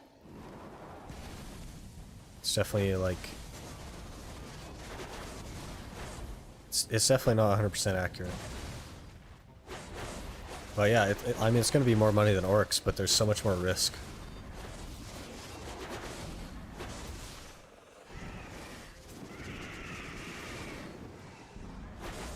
They can't just remove Crystal Break altogether, that would defeat the purpose of death. There's already no purpose of death. Besides, like, does there need to be a purpose of death? Because, like, the idea behind death is that it keeps people from grinding spots they're not ready for yet. But the interesting thing about that is that if somebody's not ready for the spot and they die over and over again, they're going to make less money than they would at somewhere that they didn't die all the time. So it makes the spot not worth grinding.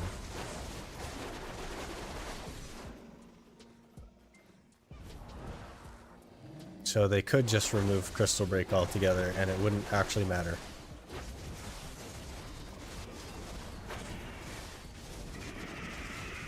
Show my Vodkin piece to drop so I can go for the improved accuracy crystal. Oh, the like upgraded Elkar thing?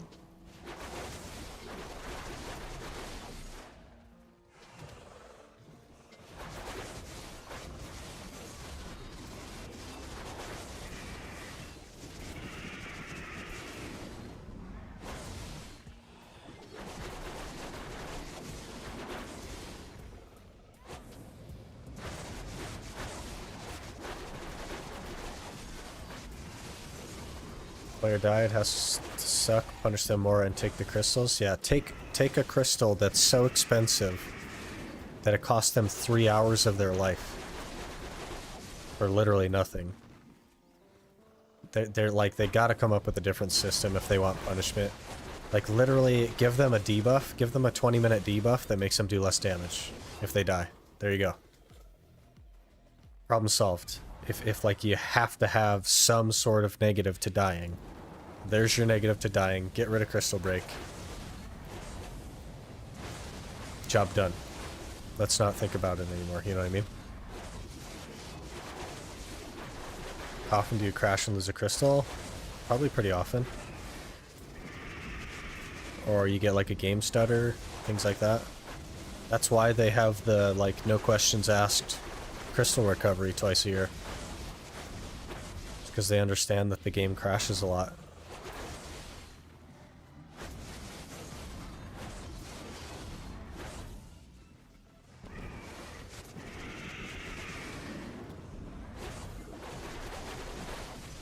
Once every 100 plus hours. The fact that it happens at all is a problem.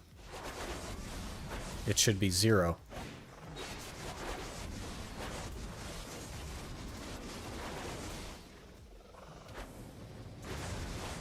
You crash frequently, you really can't be complaining about the deaths. Yes, you can.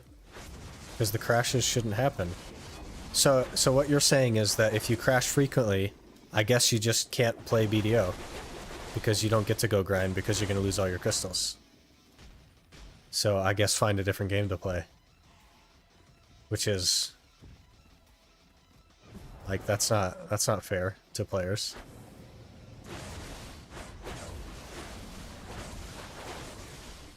Is Pansy not on the verge of quitting due to crashing in crystal breaks? I don't know, I don't watch him. So I couldn't tell you. I don't know anything about him. Game does crash, yes, but it's really not as high of a frequency that many people say, and it's for sure more than 100 hours between crashes. It needs to be not at all. And I feel like some people definitely do crash more often than others. And more than 100 hours. I've seen it happen more often than 100 hours just watching people.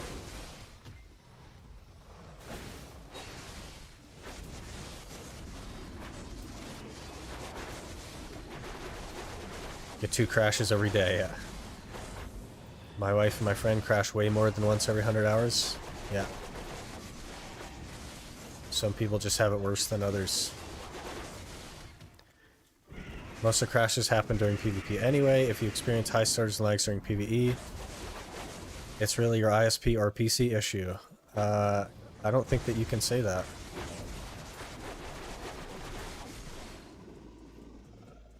So, but like your argument here, Pew, is that if you have a bad PC or bad internet, sucks to suck, you shouldn't play BDO because you're going to lose all your crystals. And that's not the answer.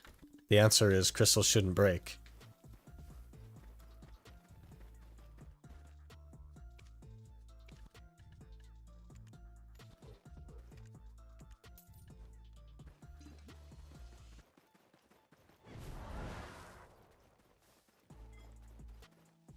Crash 1 to 2 times a week, casually playing a couple hours a day, yeah. Try to use Magnus to teleport 10 times without crashing? Yeah, try it once without crashing. That's like a miracle.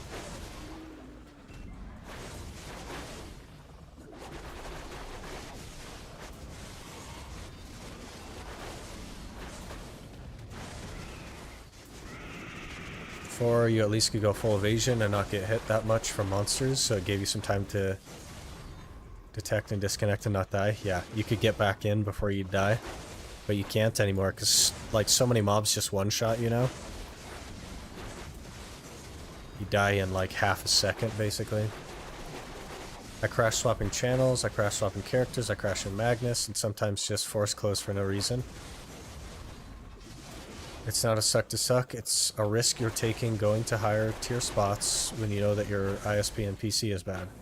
So just don't play BDO if you have a bad PC or bad ISP, or if you randomly crash for no reason. Just don't play BDO. Because it's on you entirely and not on the poor design of the game, the poor system that causes crystals to break, the poor optimization of the game, the lack of investigation into crashes. They aren't interested in fixing it.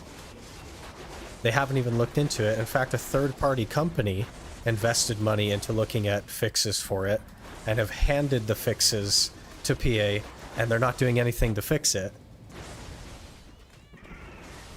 But yeah, just don't play BDO, I guess, is the answer.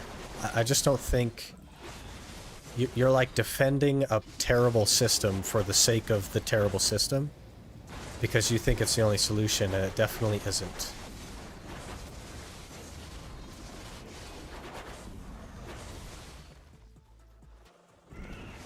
Hey Wolka, we did spin the wheel, yeah. We got Hashishin. So, just leveling him up here.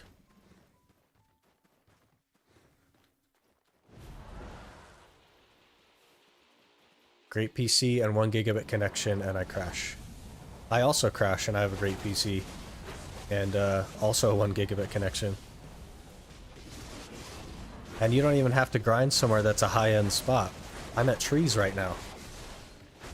And if I look away for 5 seconds, I'm dead. Guess what? Crystals are broken. You can die at orcs in the time it takes you to get back in the game.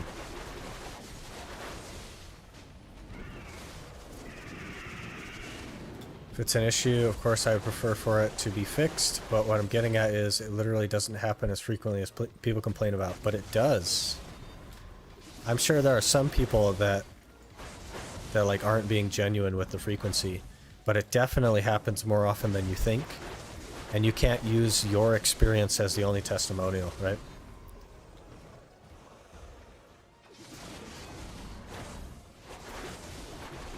It definitely crashes a lot. And they need to make a change, right? They can't just leave it how it is. Because their solution was contact support twice a year and we'll give you your crystals back. Not, hey, let's figure out how to make this not happen.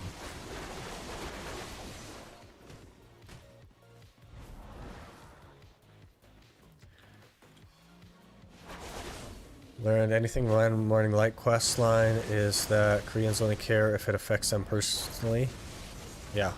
And they have like no ping and like they're basically directly wired into the servers and stuff, so they experience a lot less issues than we do.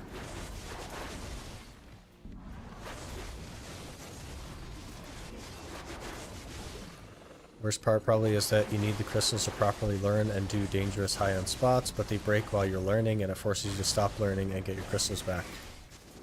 And you've just like wasted hours of time.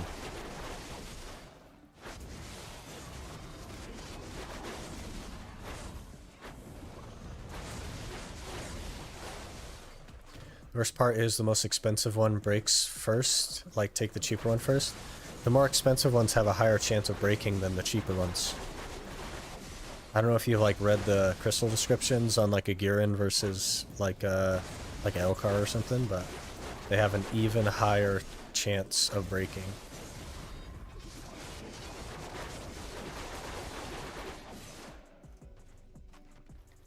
The instances of crashing on PvE content has usually been a PC issue and nothing to do with the game. Well, that's not true. You crash for the same reason in PvE that you would in PvP.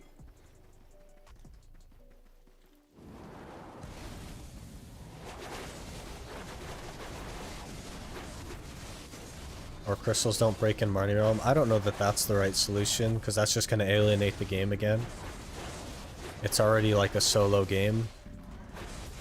And it's just going to get even worse, because then people only grind every other hour. They won't take that hour off of Marnie.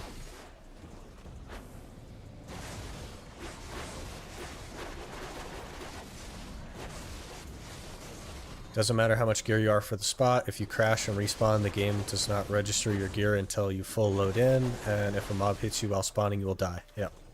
And it happens so fast that you're just not going to get into the game in time to be alive.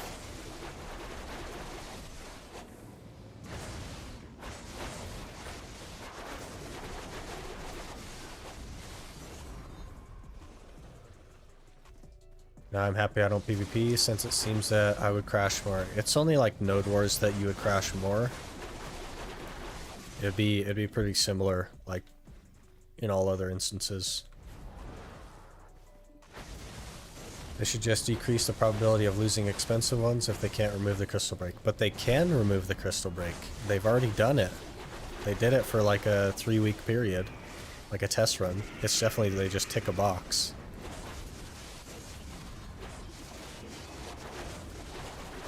They can just tick a box and remove it.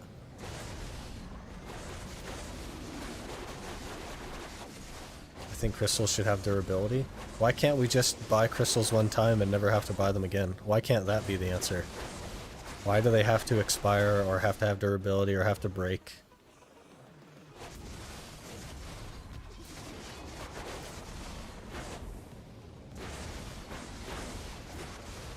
I say crashing and crystal breaking are two separate issues that both need to be solved. The way people are talking right now makes it seem like fixing one fixes the other, and that's not the case.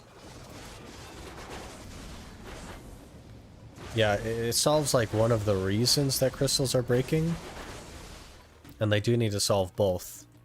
But their solution for the one was to just have a support system to hand them back to you, right?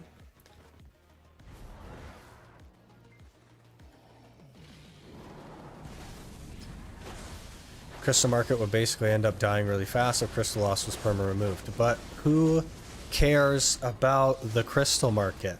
It's meaningless. It does not make or break any of the spots in the game right now. It doesn't make or break life skilling. It's totally meaningless. The value of crystals is 0. It's totally pointless. They don't need to have value. It's like, it's not going to hurt any of the spots that exist in the game right now.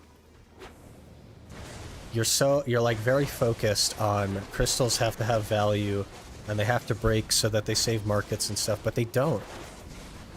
They aren't worth anything right now. They never will be. They're not going to hurt any of the spots. Boss rushes. Boss rushes are already not worth it. They're already not worth it.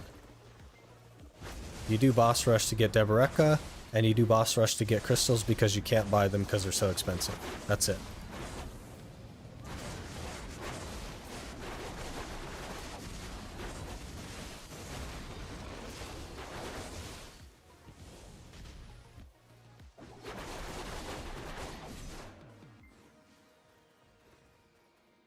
Didn't some smart people already talk plenty about the crystal market and that it doesn't matter? Can probably just go look it up. I think probably Big and Shiny or what's his name, Biohack. They like to do that kind of stuff. What class you get sick? We got Hashashin. Also crafting red battlefields. They're not worth a lot, but it's a silver sink. Not really, man. Unless you're taking trillions of silver out of the game, it's totally meaningless. It's an arbitrary system that doesn't need to exist. And there is no argument for it. There's no situation in which it should exist. That's exactly why people still do boss rushes, because there's a demand for them. Because they can't get them themselves. But here's the thing, though.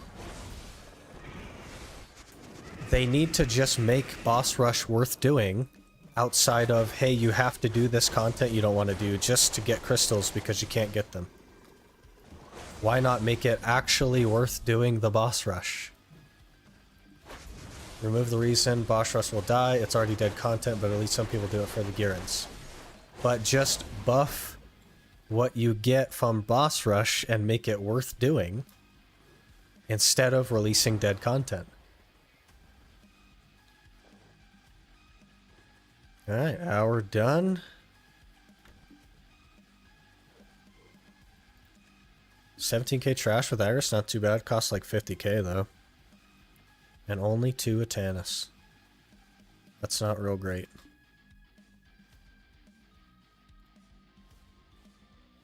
Crystal market is a toxic market. Like, keep tobacco companies because they make money. Yeah, it is kind of like that, yeah. Didn't they buff it in Global Lab? Maybe, I'm not sure. Just don't have the big Garen. I'm using the event one, and the day I lose it, if there's not one in the market, I'll just replace it with something else. There's no way to buff boss rush in a way to make it better than normal grinding. It doesn't have to be better than normal grinding, Pew. It just has to be not terrible. Make, like, literally just hand out a silver reward of 100 mil per boss. There you go, you get 500 mil. Take you 40 minutes or something. Then it's worth doing. More people will go do it. Because it's not grinding. It doesn't have to be better than grinding, it just has to be worth doing. And right now you get nothing. No built, Mink. Tier price will drop due to being able to buy the crystals with the Sungpyeong coin, according to Global Lab. Yeah, but it won't be a solution either though. Or make boss rush fun. It's really boring right now. I think if it was rewarding, it would be different enough from grinding that people would enjoy it. You already get a reward, a gamble for tiers at the end of the week. That's not much of a reward.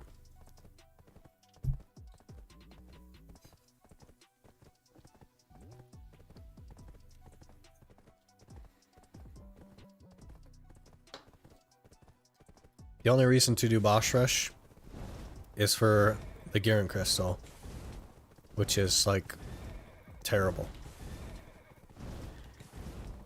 They're like forcing your hand at doing content because they made the content and they're like, well, we gotta make people do it, so they lock items behind it. And it's just a terrible way to make content. It's so terrible. Also, the bosses are broken. Yeah, a lot of them are really buggy. I enjoy boss rush, it's just not worth it. Low levels are boring, and hard ones are not worth it at all. There's quite literally nothing they can do to make boss rushes enjoyable. But people would do them though because they're not grinding.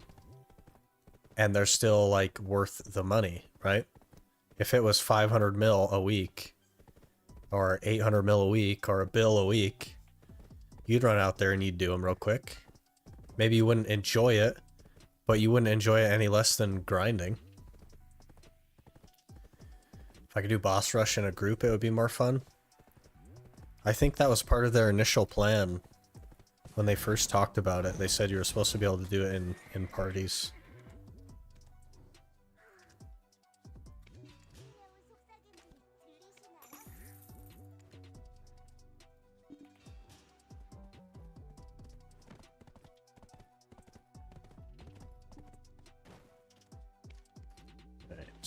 Let's see here.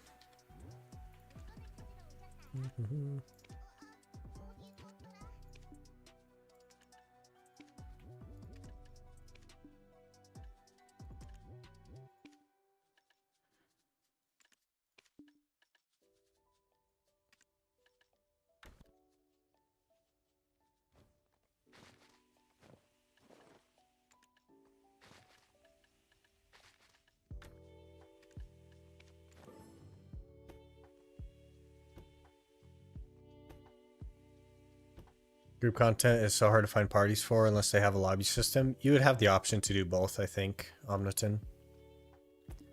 Like, guild bosses aren't that much silver, but since I do it with all the homies, it's fun. Yeah. And you can get, like, some stuff, right?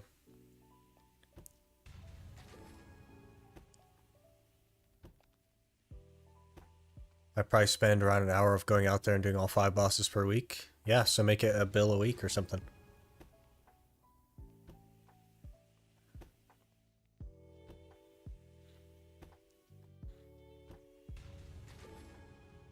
No party boss rush but RMT potential.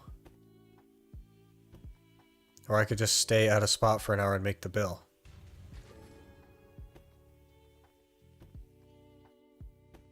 Only feasible way to buff them is to increase the chance of tiers from high... No, just make it a bill a week, Pew. And then people are going to do it because at least they don't have to grind for this hour to make the bill. It doesn't have to be like way better than grinding. It doesn't have to give you a very specific item that you can't get everywhere else just to force people to do it. Just have it as another alternative to grinding. that you don't have to do, but you can, and it would still be worth it. All it would need to get me to do boss rushes would be a way to just enter them like Battle Arena. Then I could just quickly do 5 low-level ones and be done with them, instead of like running around on the island, yeah. Don't want to travel longer than it takes me to do the bosses. That's fair.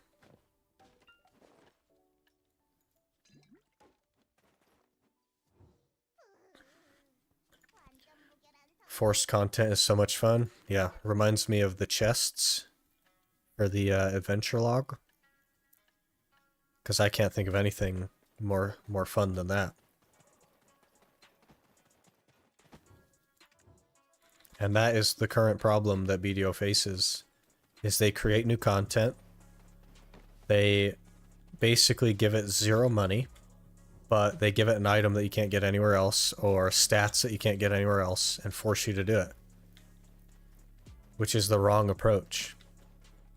They're so desperate to make their content, like, viable for players and show their investors that players like what they're doing, that they make it terrible and then they just force all their players to have to do it.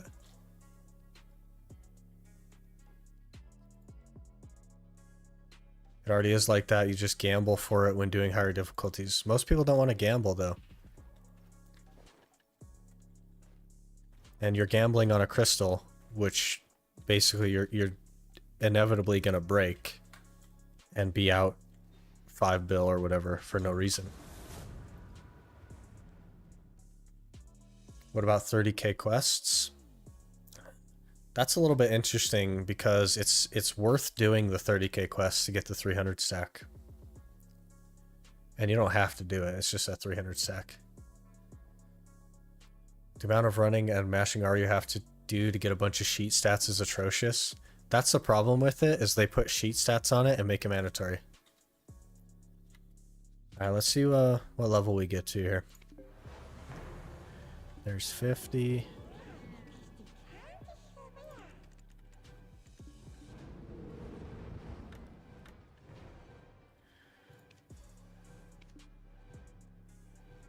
Oh, I didn't complete it. Okay.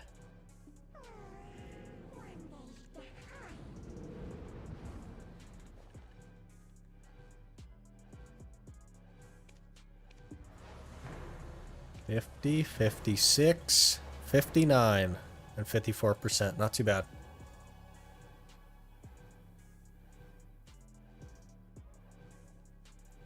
$5 bill is nothing. Using the silver as an argument doesn't really make sense. $5 bill is several hours of your life. So it does make sense.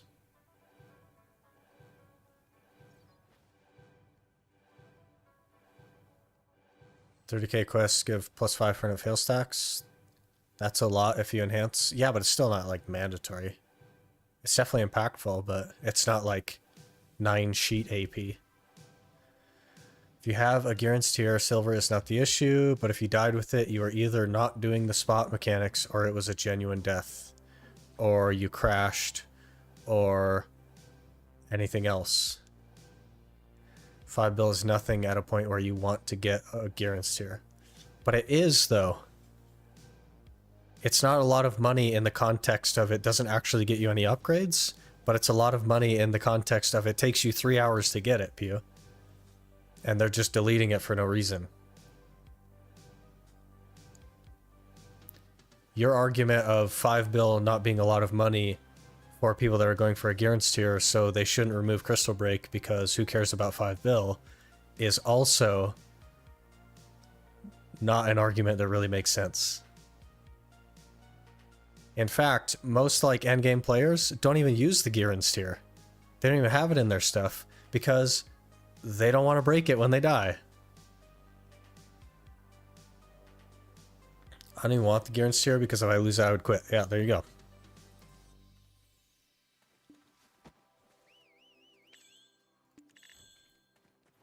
It's not a good solution to the problem that they have. And you are defending a terrible solution by saying $5 bill isn't anything. When it in fact is. Wow, look at our look at our drip.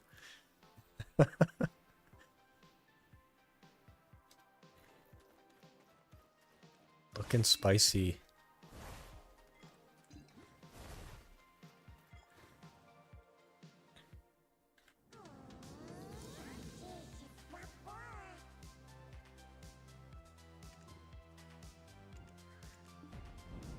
Alright, let's get the horse out.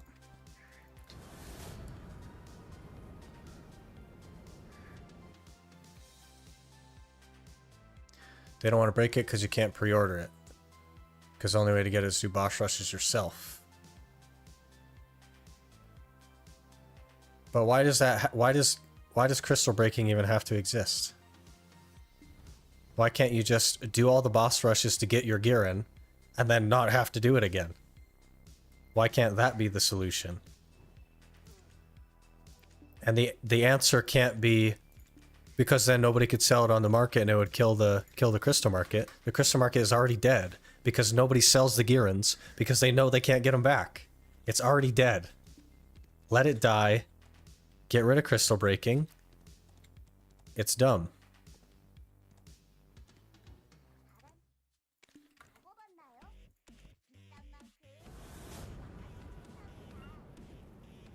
Boss rushes are a terrible experience. Yeah, there's not even that many people that keep doing them. Yeah, 5 bill is nothing in context of your other progression at a certain gear level. I agree, but 5 bill is your time, and they don't respect your time.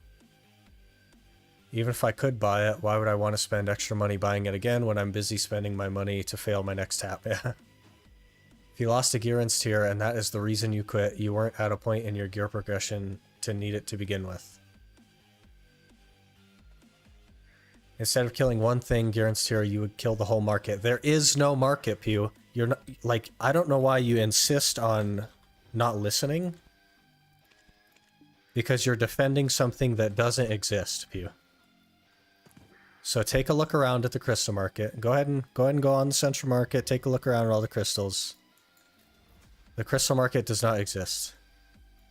You are defending something that's already dead. I don't understand why you're defending it so hard when you know it's not the real solution. There already is no market for crystals.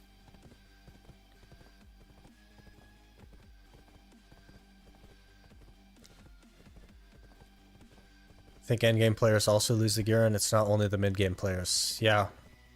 A lot of the endgame players don't even use the gear unless they're grinding somewhere they know they're not going to die. Like, they'll use it like orcs and stuff, but... Oh, I gotta set up my crystal slot here. Or my, my WW key. I guess also my crystal slot. How do you do this now?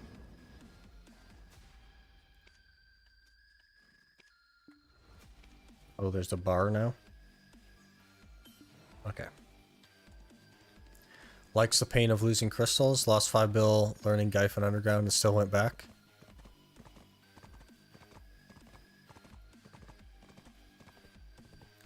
Yeah, I mean, like, if you can, like, you could just go back, though, without losing the crystal. That doesn't have to be the punishment.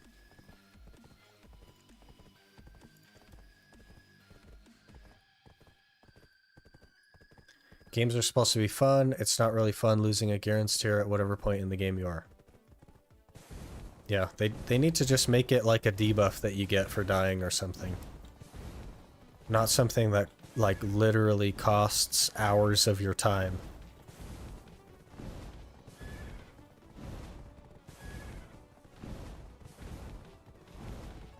It used to make sense back in the day because crystals were so cheap.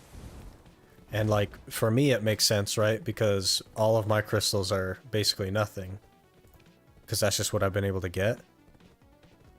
But you spend, you know, billions and billions of silver on your crystals. And it's just a huge waste of time.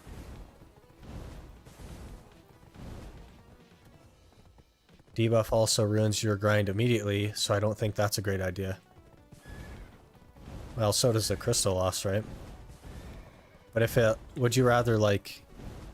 maybe the debuff isn't the answer either, but like, what about a 10-minute, 20% reduced damage debuff if you die? Because then it's like very short term.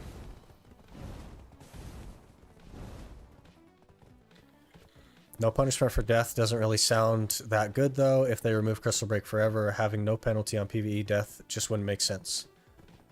So let them come up with something else, Pew. The fact that there needs to be a punishment on death, I agree with you, that there should be some punishment for PvE death. But we don't get to just be like, okay, there has to have a PvE punishment for death, so let's just make sure that the Crystal Break system stays, because it's a terrible system. It shouldn't be that way. They need to stop, and they need to think about something else. There should be a punishment, but having crystals break that costs hours and hours and hours of your time is not the answer. It is the wrong punishment.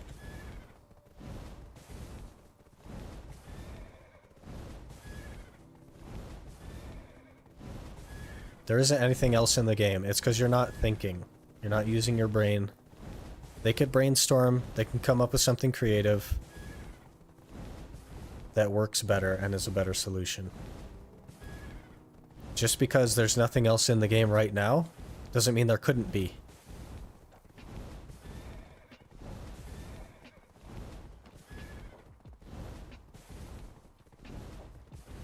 Don't think either is a good idea. Just let people die and that's it. Maybe. I'm not sure. That would work. This crystal breaks or you get 1 hour 10 AP lost. An hour might be too long, honestly.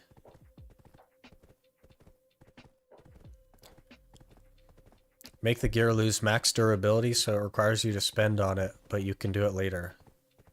Yeah, like lose 10 max durability on all your gear if you die. So it costs you like memory fragments or something. That would be interesting. A little bit more punishing for new players than like endgame players, but maybe that's more toward the right path. Maybe it would be based on your gear score.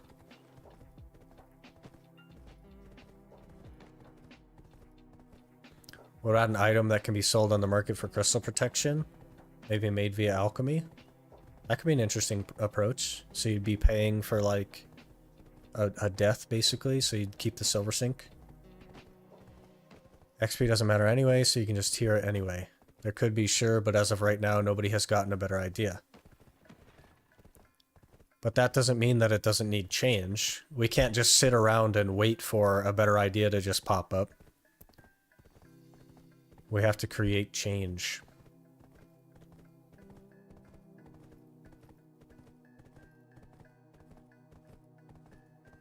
Death debuff? That's kind of what I was thinking, but I'm not sure. I think the alchemy item for protection would be interesting. Nothing would really serve as a real punishment for death other than crystals. You're very focused on this crystal thing, Pew. You've basically decided that, nope, no other idea is ever going to be good enough. Let's just go with the crystals.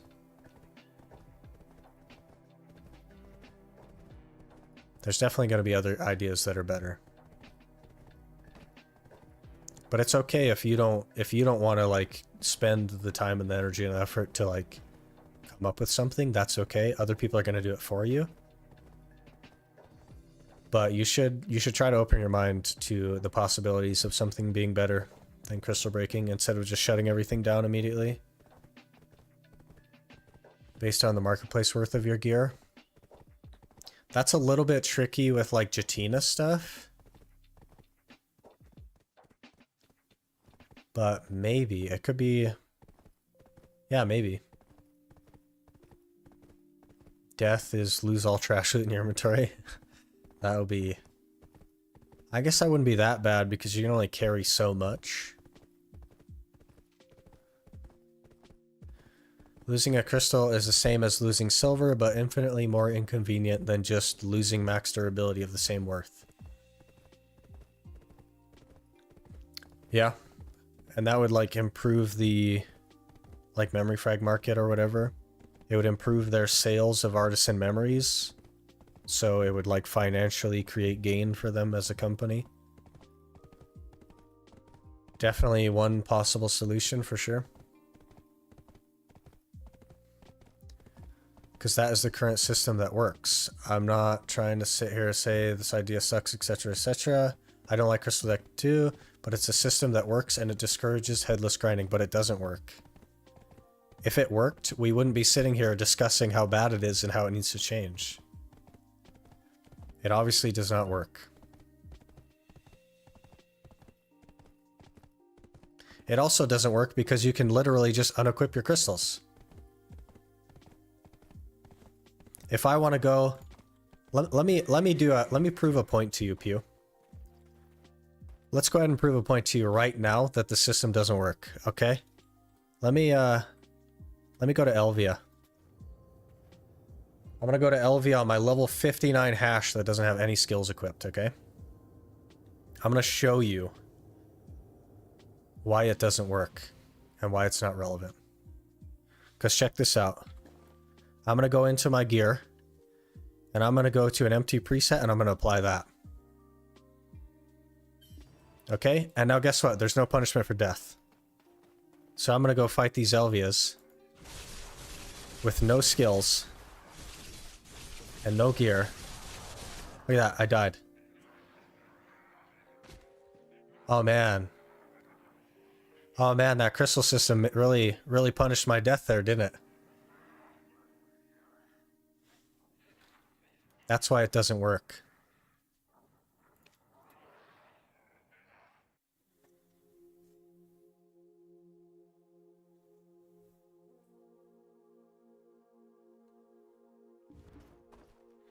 Look at that, I lost nothing. 1% XP, but as we've already established, XP doesn't matter.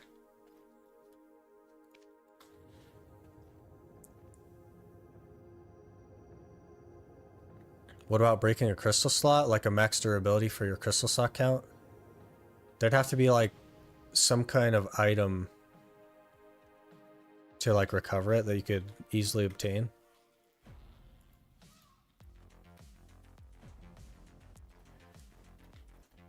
Wouldn't it suck if all your gear lost 10 max durability now? Yeah, it would definitely be too much if everything lost 10, and it would favor like endgame players because it wouldn't mean as much to them. No punishment because you have nothing to lose. Exactly, Pew. And everyone in the game can do that right now with the crystals. Every single person in the game. So guess what? If I want to go to a spot that I know I'm not ready for, I'm just going to unequip my crystals. Yes, I will be very marginally worse off. But there's no punishment for death now. That's why the crystal system doesn't work. There's a lot of reasons the crystal system doesn't work, but that's one of them. Crystals breaking also help toxic players feeding for mobs. Yeah, that is a huge problem as well.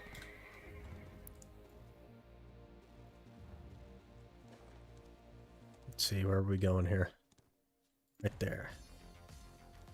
10 max durability means nothing to anyone. It does to like earlier game players. I don't know that that's exactly the answer. Anyone can do that in the game. They just need to not have any form of gems equipped that increase your character powers. Yeah. Which is fine. Like crystals are good, but they're not that good. If you know you're going to die anyway, just unequip all your crystals. There you go. System is pointless now. Because your argument was it keeps people from going to grind spots that they're not ready for. Except it doesn't, because the people that are ready to be there will have their crystals in. And the people that aren't ready to be there will just unequip their crystals and have no punishment anyway.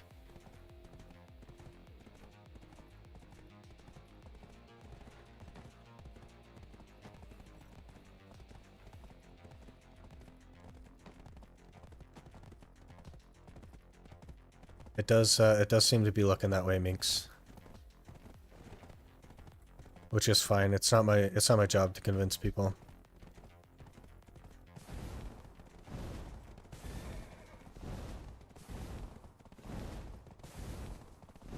So I think after the like Succession Awakening quest, we'll probably just run out to Parades so I can finish getting to level 60.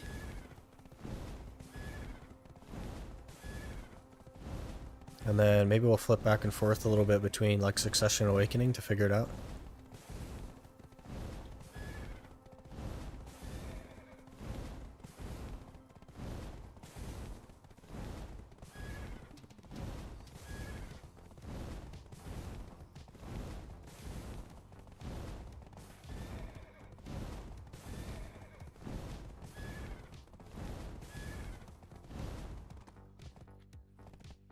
Good discussion. I really like the debuff or the gear repair. Never thought of those options. Yeah, there's so many options that like you could do. It's really interesting. People are really creative as well, so.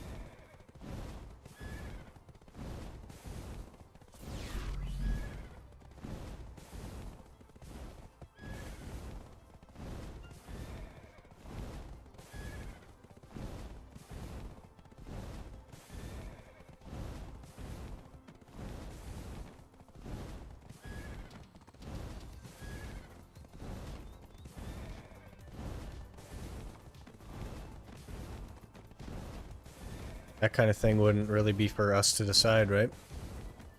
That would be up to PA if they go that route.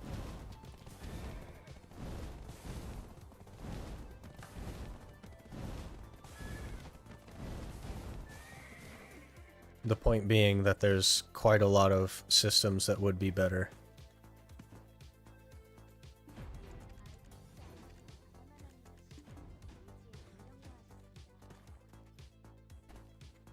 Defeat wandering rogues. Why did it teleport my horse up there?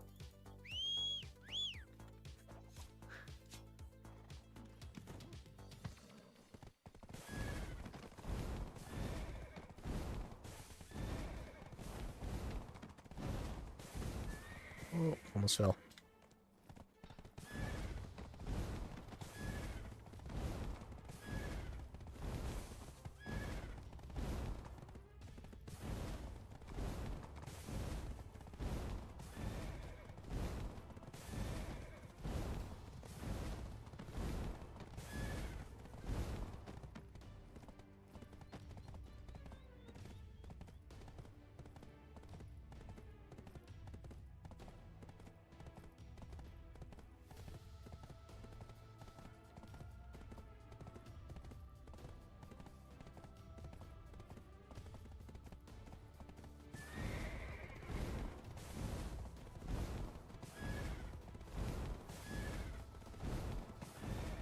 Just trying to find out like what.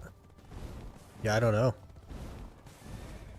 There's a huge list of things, so they just kind of like they kind of have to spend some time deciding the direction that they would like to go. But I think initially they need to understand that their current direction is not the correct one. And I don't know if they're on board with that yet.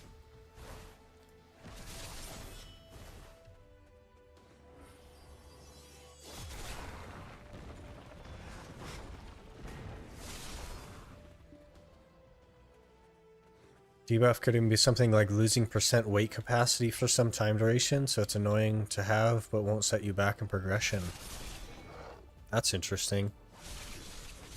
I think that, like, further incentivizes, like, weight limit and maids, which maybe would be something that they would be encouraged to do, since it incentivizes, like, their pockets, basically.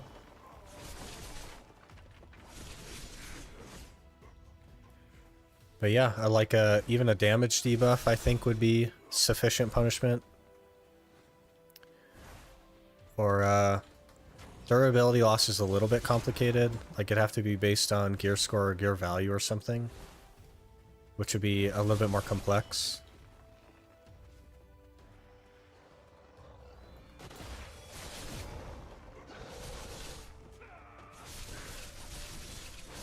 But there's nothing in the game they can do to punish someone on dying. I mean, it takes nothing to add a debuff or a percentage loss or any of the things that we talked about. They could do it in a day. So, have you played Hash before? I've kind of touched Hash very vaguely. Haven't really like played it. Gotta get that roll thing. Where you at? Get out of here.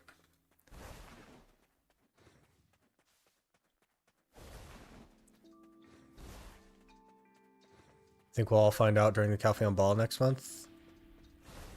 Maybe, if it's even on the docket, I'm not sure. Don't always like PA moves, but I do think in general they do a good job.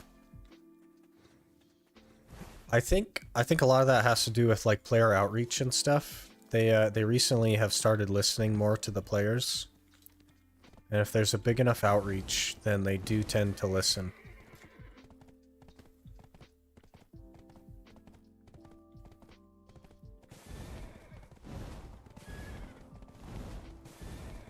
Crystals are the only real way they can actually add a deterrent. It really doesn't take much effort to add in another system, Pew. Like under a day they could make most of the things we talked about happen. It would just take an update. It's really not hard. The hardest part would be getting them to decide on the direction. That's what takes the time, not the actual implementation of their decision.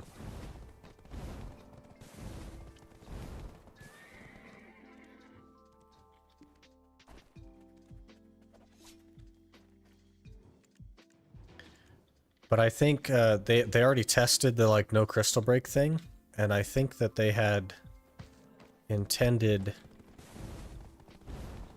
to kind of like brainstorm another system. I think that's why they tested it, to see how players would feel about it. And their response was very positive. Like what? That's what I'm trying to understand. We came up with, what, 4 or 5 different things that are possible?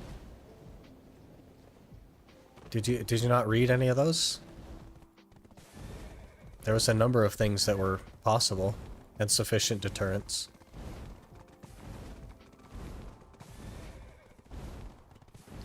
If there's a problem, then just imagine hiring someone to find a solution. I'm sure that person will come up with multiple solutions. They probably already have a handful of ideas at PA Stealthy. I bet you they're already looking into it.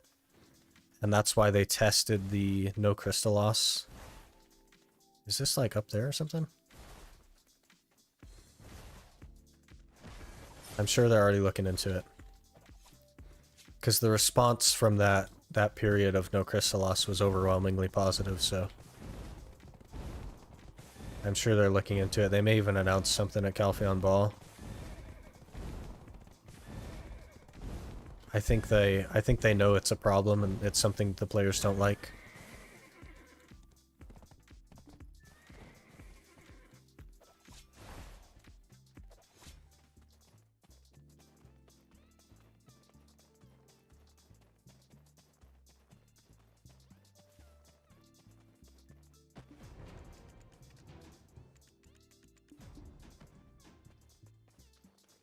Take down Bashim Warriors. Do you guys think Awakening or Succession is going to be better? I haven't kept up with Hash in quite a long time.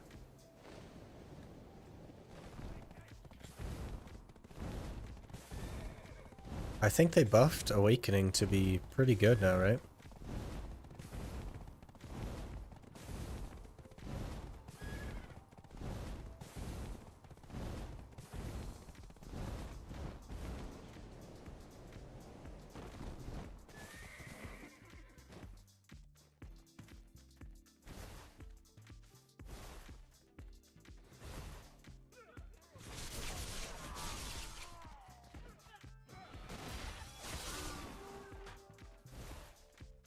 Sage, new title? Wow.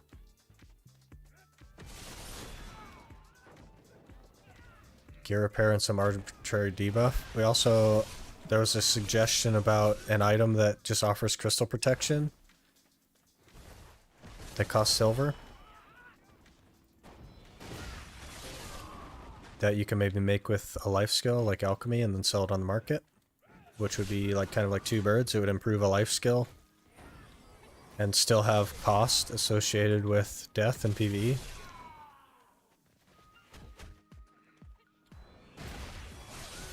Why wouldn't they make the buff significant, Pew? Why wouldn't it be like 20% reduced damage or something? It could be. In either case, it could be sufficient enough to be a deterrent. If you're 750 gear score and you lose 50% durability on all of your items on one death, is that not sufficient?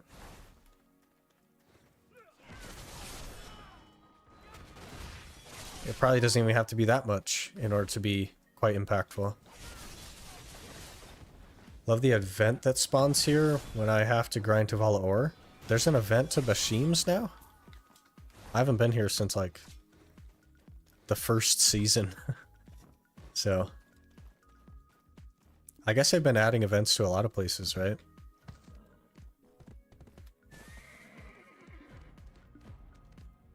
Where's this guy at?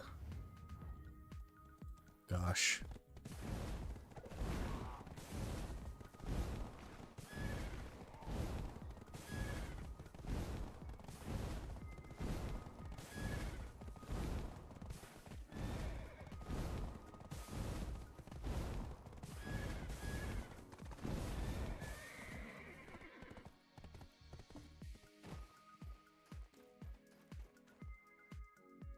Bird hash was good, but I don't remember which one.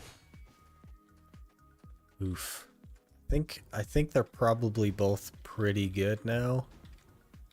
I guess it doesn't really matter to me which one is better, because I'm just going to play which one I think feels better.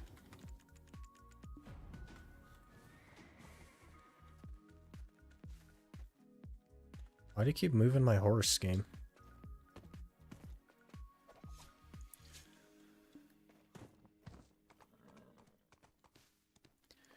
I think in a bunch of places they added the Kratuga mobs that appear for an event. Interesting. Spawns like 100 Kratuga mobs that feels endless. Oh, that's really interesting. Are they as tanky as Kratuga mobs, or are they like pretty watered down? I imagine they'd be watered down since it's like Bashims. And then do they drop like the Kratuga trash loot, or just more Bashim trash loot?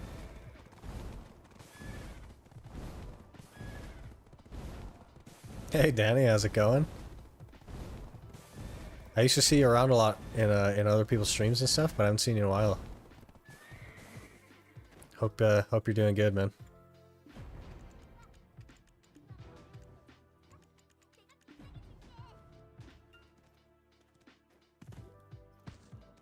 Good, busy. Yeah, weren't you like going to college or something? My memory is not excellent. And that was a long time ago, I think. That was a couple of years ago.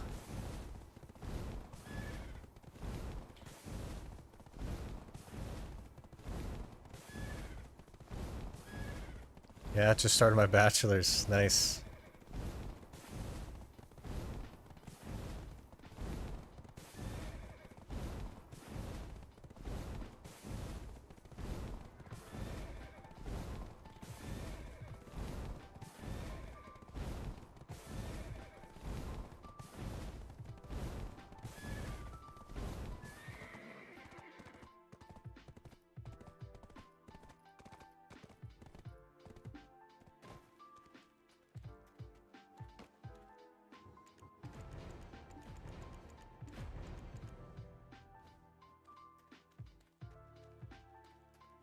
Well, that was a good quest. Come all the way out here just to spam R on that guy. They seemed relatively tanky during the event. Interesting.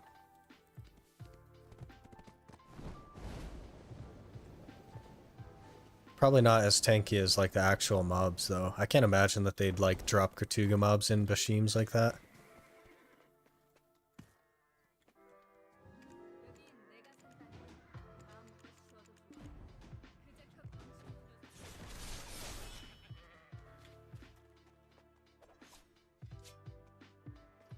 I think we're gonna be walking here shortly.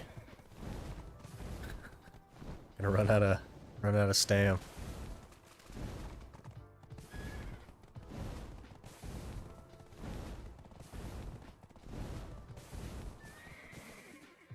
Oh, this is actually where we need to be, I think. Done this quest a couple of times.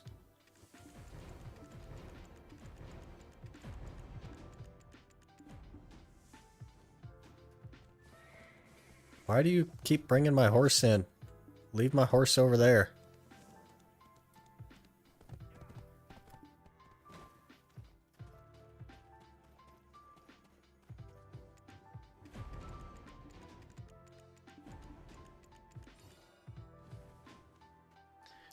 Stop. Game. If I want my horse, I'll go get my horse. Leave it alone.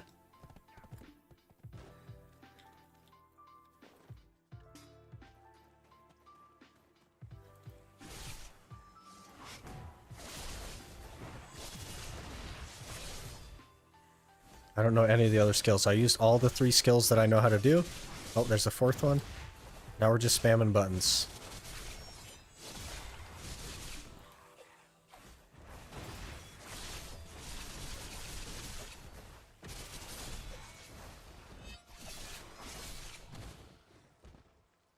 Remember seeing something in some notes about the horse being teleported, but I can't recall what it was. There's some situations in which it's helpful, but in a situation where I'm going to be fighting a bunch of mobs, I really don't want my horse to be on top of me and die. So...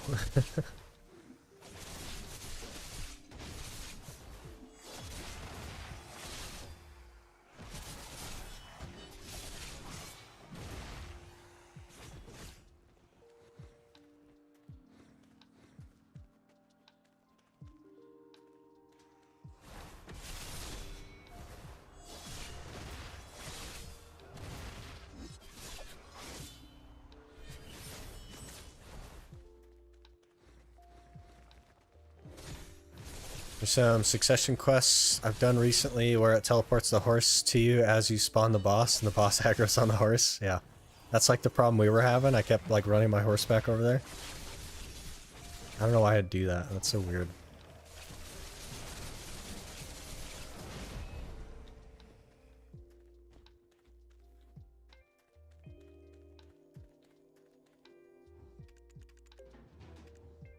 Teleport it to me when I'm done with the quests.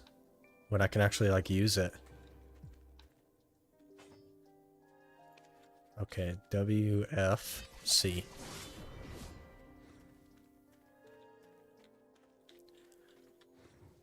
Is it true Hashishin can navigate through desert without a compass? He can just sprint in the desert. He just runs faster. Like, without... He like, sprints without stamina. Oh, that was supposed to be SF.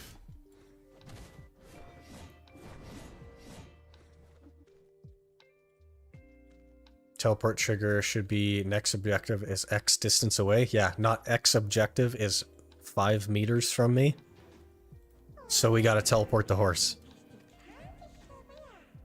Or this current objective is combat. Let's not teleport the horse.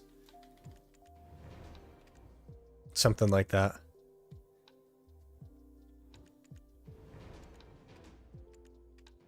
Whichever it may be. Okay, so...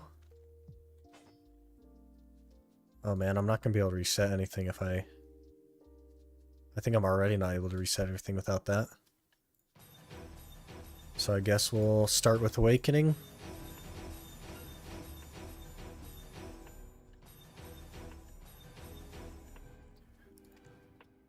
Six skill points now.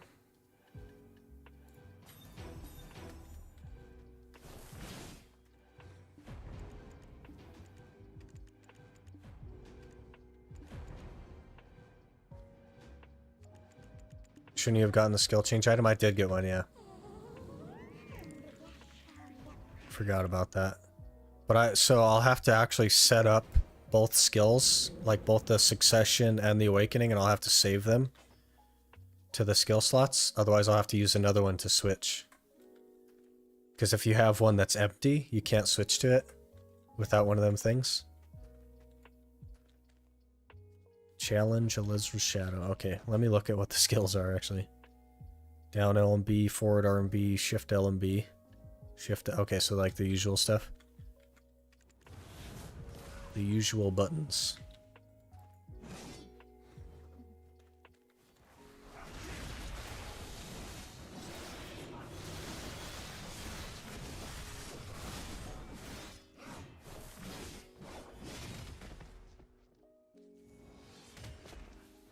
Okay, we're on the ground. Is there a mana recovery one? I'm sure there is, right? That one kind of did. That one doesn't. Oh, didn't really need it, I guess. Don't you have the old moon book running? Oh yeah, I totally forgot about that thing. Because, yeah, 7 days left on it from the like Asia Node War login thing. That's a good point.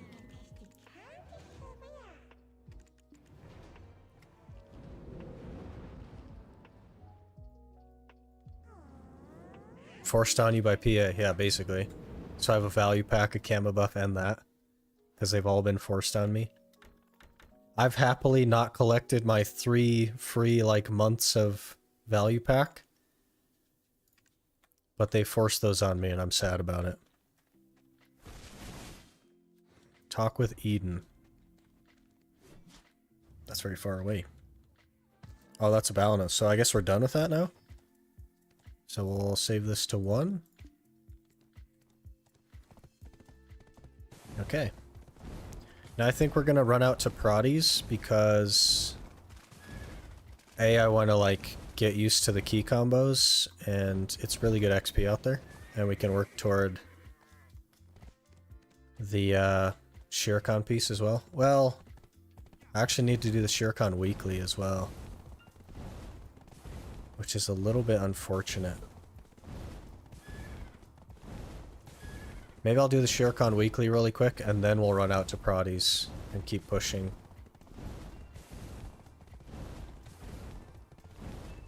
I don't think I'll be able to do it on Hash though. Maybe I'll try it on Hash and fail miserably and then switch to the Sork.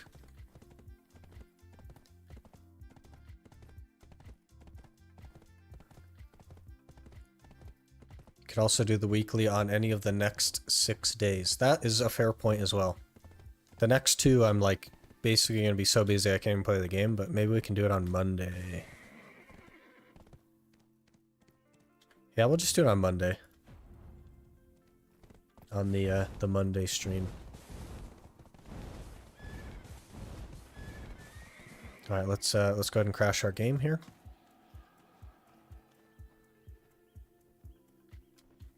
I'd like to play Hash for a while we're on the reroll stream. Oh, time to crash the game, I see, yeah.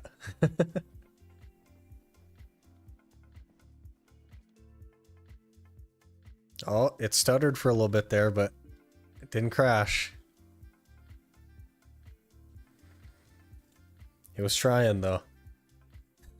Looks like we made it.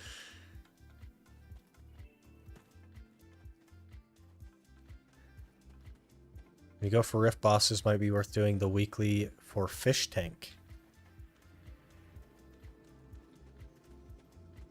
I don't know, because I don't fish, right? I don't fish at all. Maybe I would eventually fish, but I'm not going to have a character with, like, relevant character slots, or relevant inventory slots, right? Unbelievable, you switch character multiple times and use the teleport and didn't crash? It's because I'm in Remastered, I think. I think Remastered actually just works a little bit better. Normally I would absolutely crash.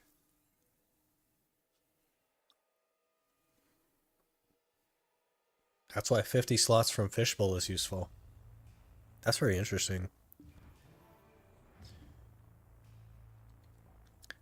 I may have to go for it. Like right now our AFK activity is just doing horse training because I'm really trying to make another tier 9.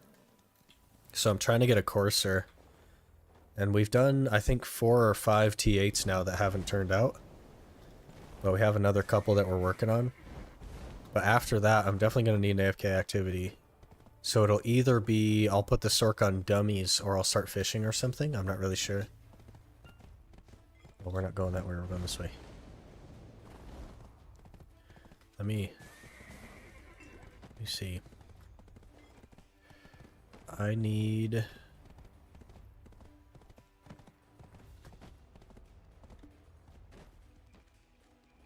Playing remastered and cannot confirm your theory. Well, I also have that, you know, that I got that PA creator client, so it's the quote-unquote content client, which means I fail a bunch of narcs and all that stuff, so that they can give me more content.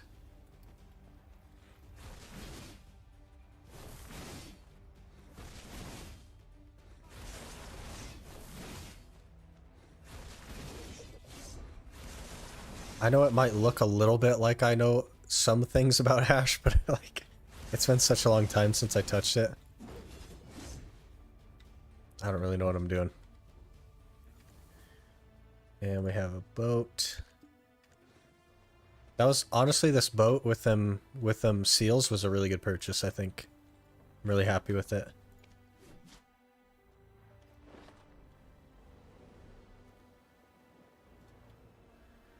Need like 3 or 4 weeks for the bowl, so nothing immediate anyway. Yeah, that's fair enough. We'll have to figure out what we're doing after the horse training stuff. But it'll be a while for that as well. I've been doing that for a few months now. So you ended up with hash? Yeah, we got hash. Saw you enhancing accessories and cannot confirm that you have a streamer client. Oh, there are 2 different yeah, there's the succeed everything streamer client, and then there's the fail everything streamer client. And we're just we just logged into the wrong client for the last few months. Is what it is. I'm back now. Is the hash going? Oh, how is the hash going? It's going pretty good. We just finished leveling them up. Did the Awakening and Succession quest, and now we're headed out to Parades to, I guess, get them to 60 and kind of like get a feel for the skills and stuff. I'm guessing the Succeed one was too expensive. Partner client better than... yeah, so the content creator client is the one that you fail everything, and the partner client is the one that works. And we're just not... We're not a partner yet. So, soon TM, but not yet.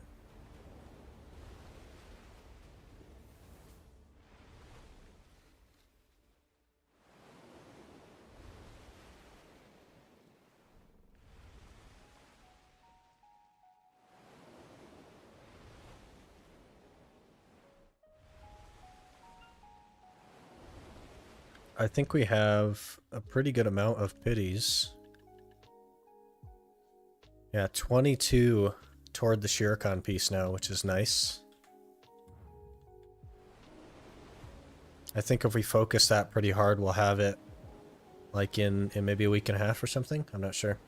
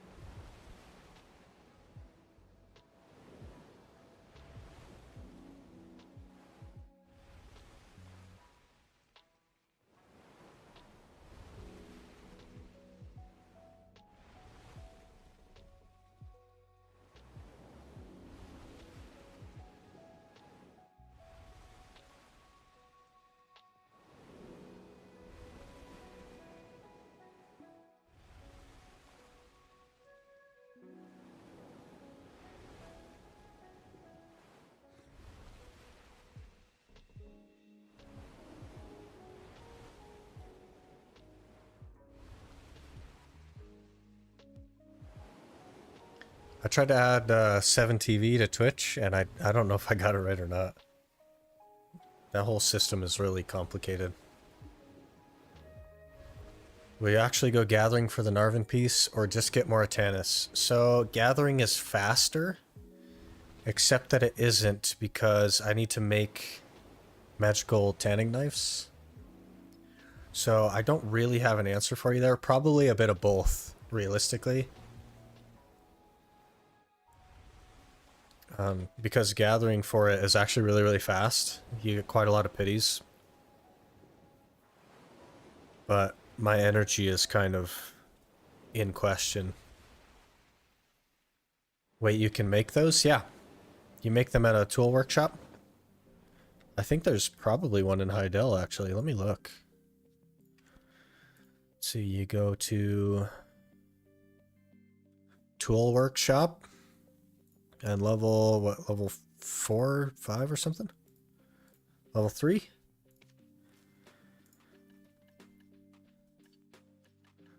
And you make, so basically when you make a shining, there's a chance that you'll get a magical one.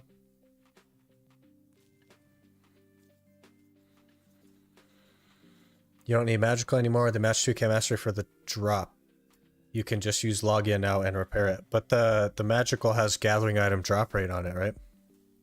And that's what you'd want. But basically if you make shinings, there's a chance that it'll come out magical. And that chance is increased with luck on your worker.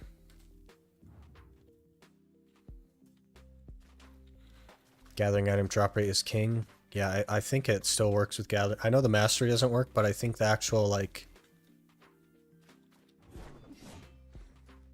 does not affect... I know that mastery doesn't, but I'm pretty sure that the gathering item drop rate does still. Like from the Loris Teas and stuff. Let me see if I have one of those in here.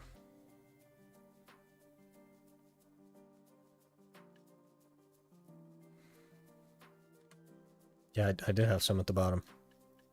So if I use these and get the 10% gathering item drop rate, I'm pretty sure that still works.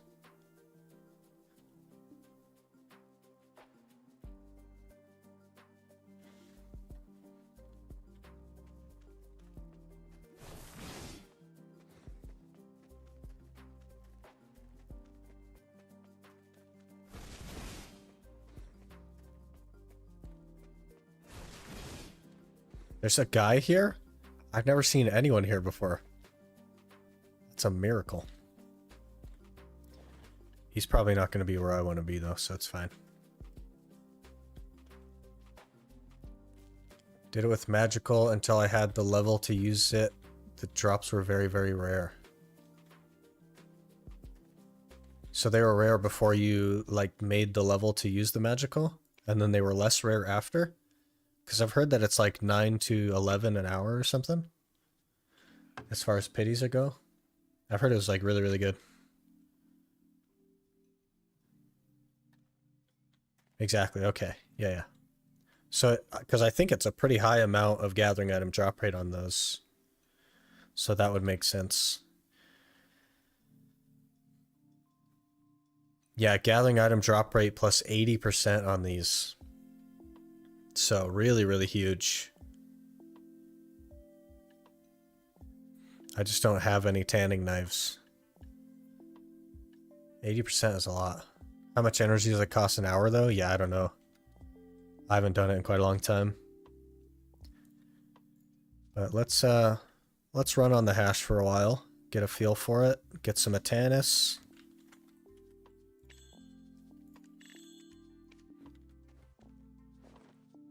Oh, I don't have any... I have exactly no XP buffs.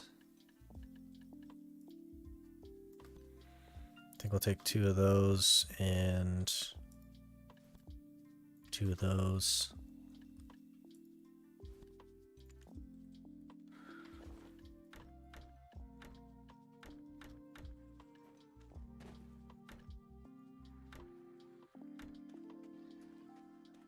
All right.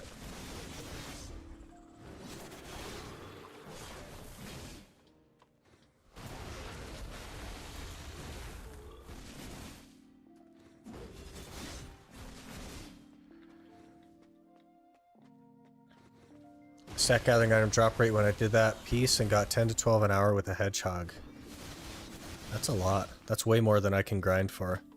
But I also don't have a hedgehog, so... But even if it's like 9 or 8, it's still insanely good, right? Was it down R for that? Yeah.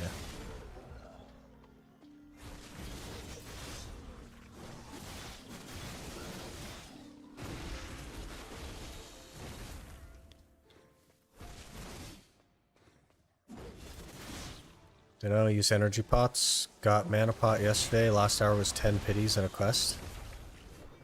It's crazy. What does the quest have you do? Is it just... The quest just have you kill the chickens? Or does that have you actually gather for the quest? A little bit curious about that.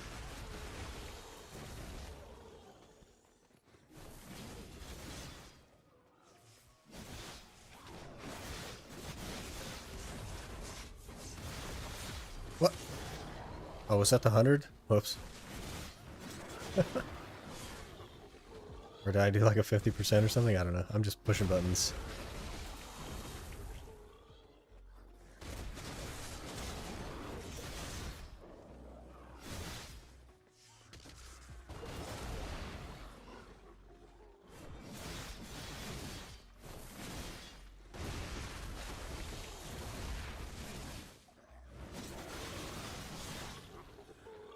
Glad I did that piece very late in the grind. If I did it first, it would have ruined my expectations of the other grind spots. Yeah, because of how fast it is. It would have felt bad to only get like 2 or 3 an hour everywhere else.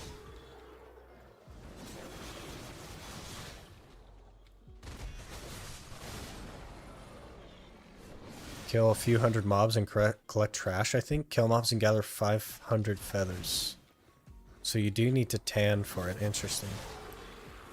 Or do they just drop feathers? It could be worth doing the weekly there instead of Tashira. So that I don't have to gather as much.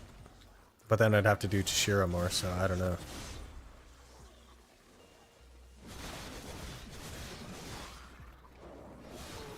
Okay, do any of these skills recover mana? Like, a lot? Accuracy rate, recover MP, forward RMB. Okay.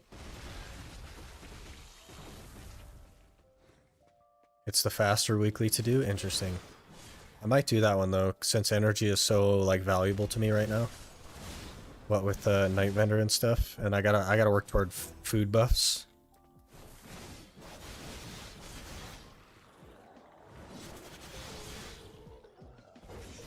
Sure wasn't that bad. Many rings, sometimes 5 or 6 an hour. I've always had a really good experience at Tashira as well. Like my first potion piece was 3 hours from there, and the second one I think was like 15 on my main account. But I'm not sure.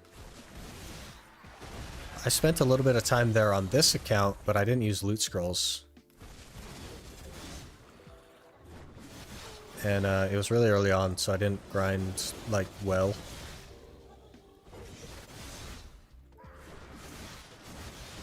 Sold a ton of rings after my Shira grind.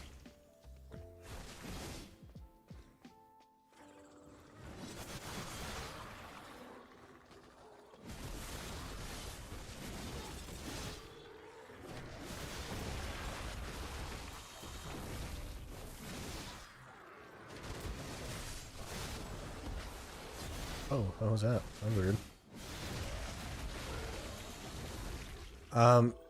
I don't know how much you guys know about Hash, but does Succession have like faster skills that don't like lock you in place like this? Because I might prefer that, honestly. We'll have to see.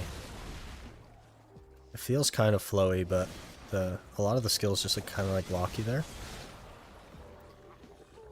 Which I don't like as much. Sure was worse for me. Got the piece at 88. Another at 98. And the last pity to get 100 took 4 hours. Jeez. 10 rings dropped in total.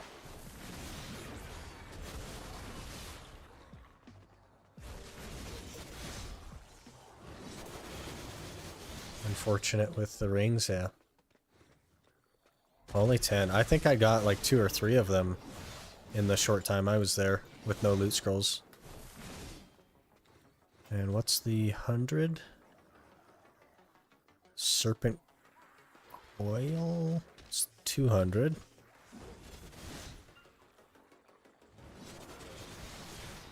Let's see, that's a 50, that's 25.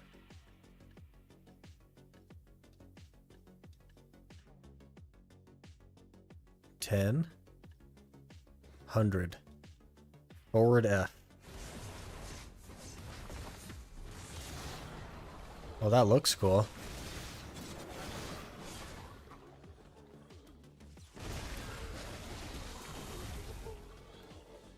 You can get some more mana pots now, though. Easy 10 bill, yeah. If you just finish up the other pieces. There you go. The other ones are better than Tashira, I think. Not necessarily time frame wise, but just spot. All I read about Hash is that Suck has higher APM. Could mean faster skills. I think that does mean faster skills.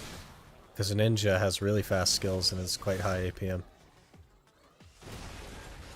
I might like that better, honestly. As a ninja main, I might like that better. Hash Suck feels so much better to me personally. Yeah, I don't see very many Awaken Hashes. And maybe that's why. Maybe because it feels kind of like sticky. I'm sure it's good, though. Some of the skills are interesting.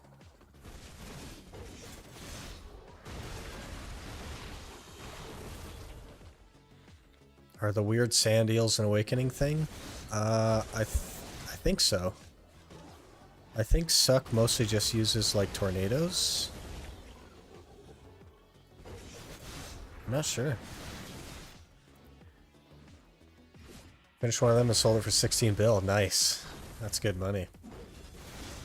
16 bill. You should try Suck. I think you'll like it. I think we'll probably try it after this hour, but I want to at least give it an hour. Because we'll definitely get smoother on it as we go. Because I tend to, like, learn skills fairly quickly, since they're all so similar to each other.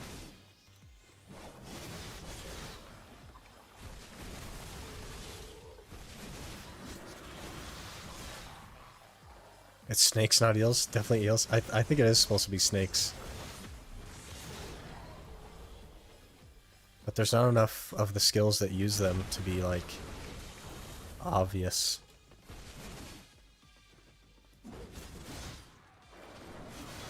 I wonder if that's the only way to get mana back, is that forward R&B.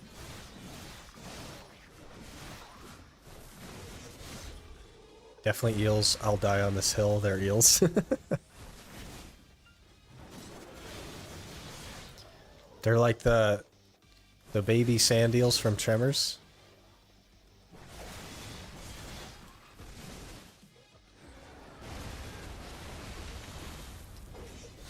Does anybody have a hash named after that guy from Tremors? That main guy? Because that would be funny. Yes, exactly. That's really funny. If we didn't have such a good hash name, it would have been cool to have the guy's name. I don't remember the guy's name that's in Tremors, but it would have been cool to have his name. But honestly, sick hashtag is like such a good name. 10 out of 10 for sure.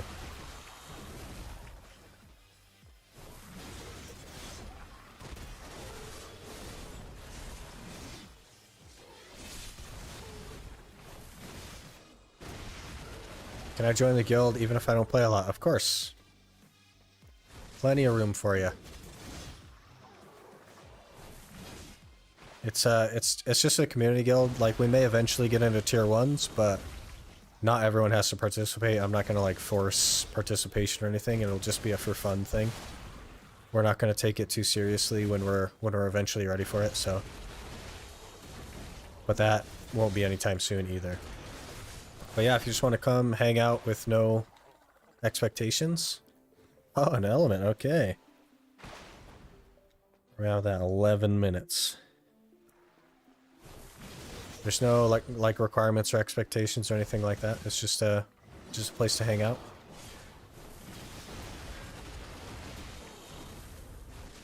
You can, if you want an invite, you can whisper me in game, or you can apply.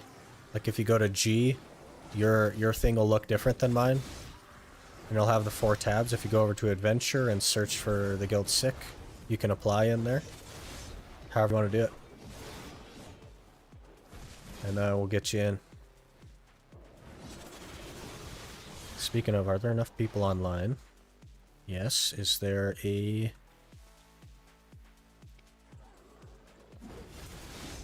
Not right now, okay.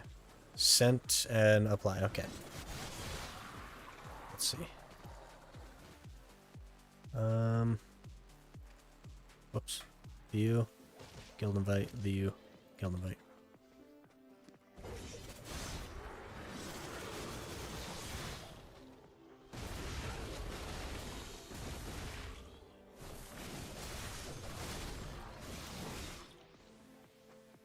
The only thing I have to note for you is that I don't have my chat open usually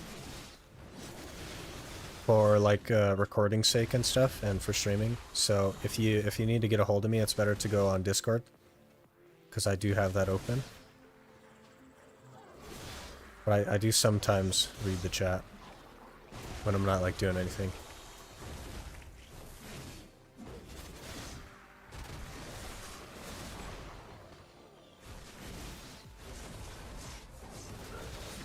Oh, jeez.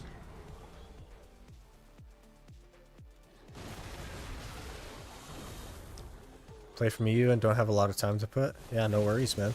It's just a place to hang out.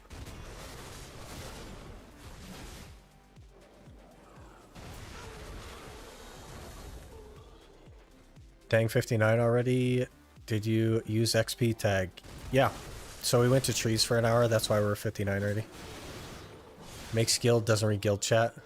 What a leader, this streamer. I sometimes read it.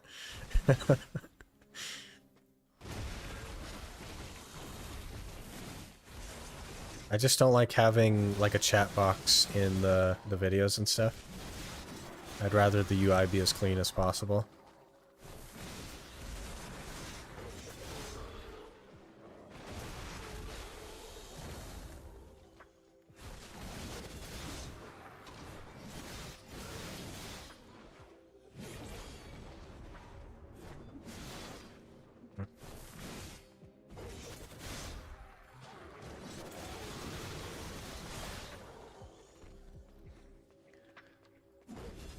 Would PA give another Dream Horse on next Calpheon Ball? It's highly unlikely.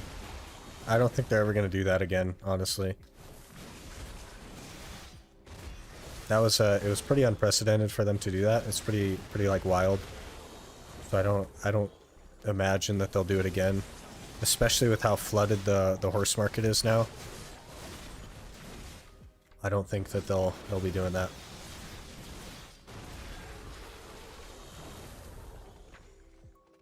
My success rate in tapping my T8 to T9 sure makes me hope so. How many attempts are you on?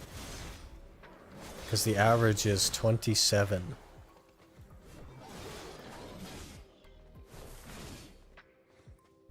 Yeah, I don't think they will either. Took a break from BDO, came back a week after the T9 event ended. Oof. That's rough.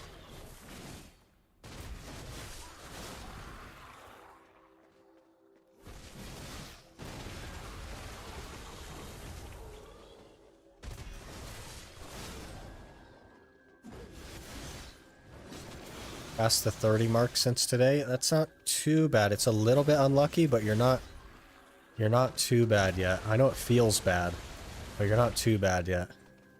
You'll definitely get it soon.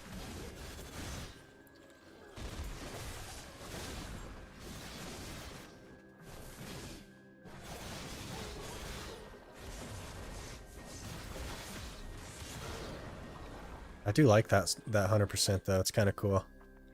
I don't really like how much it moves you forward, but it does look cool. One of the people who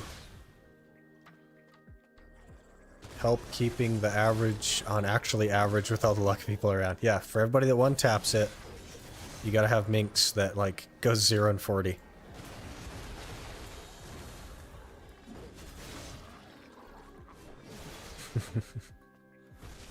The good guy here, I think. Yep, you and me. For me, it's with accessory enhancement. I'm carrying all the one-tappers. And with you, it's the horses. And I think we make a pretty good team.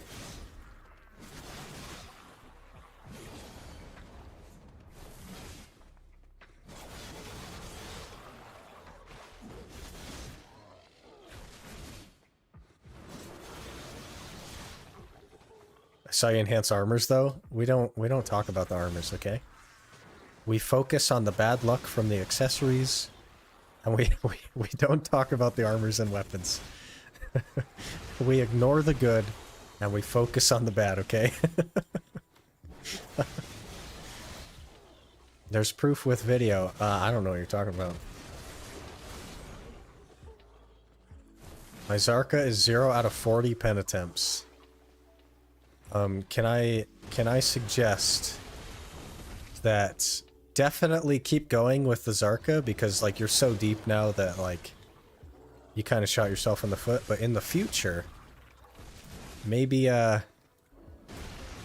we just buy our upgrades. What do you think? Can't hide it? I could go make the video private.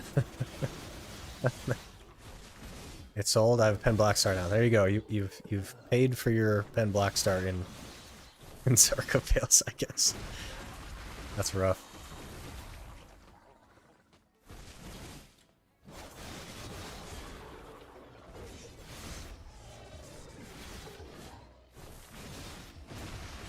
We're probably gonna make 60 this hour because the XP is so good. Oh.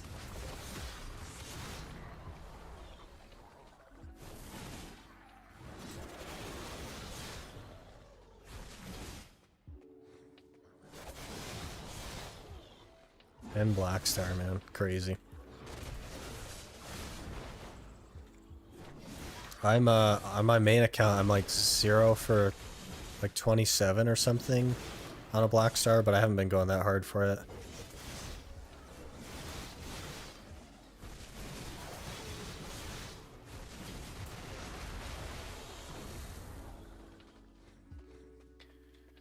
Had to go for a bit. How you feeling about Hash? This is our first hour on it. So we're trying Awakening this hour. It feels a little bit sticky. And I think some of that is because I'm not used to it.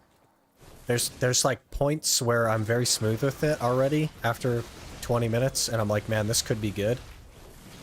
But I'm not sure yet. I definitely want to try Succession, though. So maybe next hour we'll try Succession. But I do already think that it feels better than Corsair. So it doesn't feel as good as Corsair yet, probably because I'm like really not smooth. But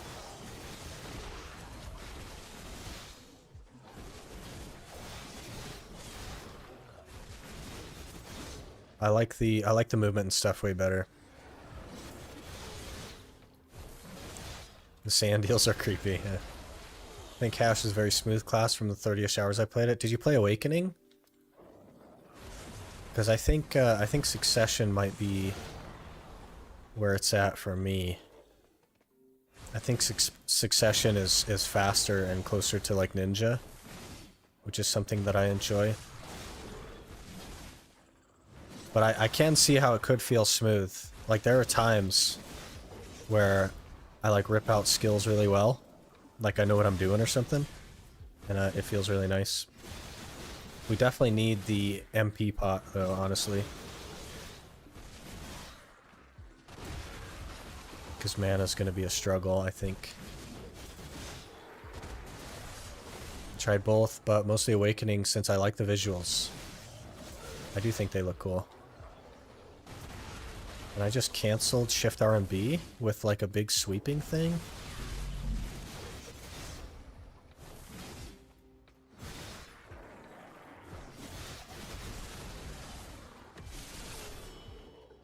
Oh, we switched accidentally? I don't know. Okay, we got back.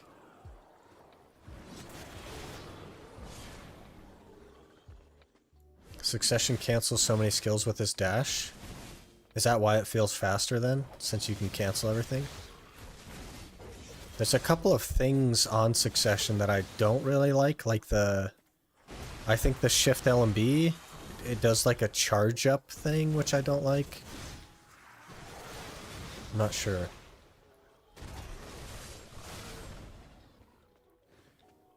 Are there no skills that give mana? There's one.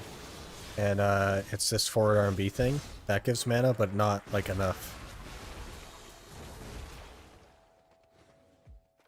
Only 5 followers away from 50 on Twitch? Really? Wow. Getting up there, huh? I still have to stream for 7 days in order to get affiliate, but aside from the 50 followers, that's all we need for affiliate.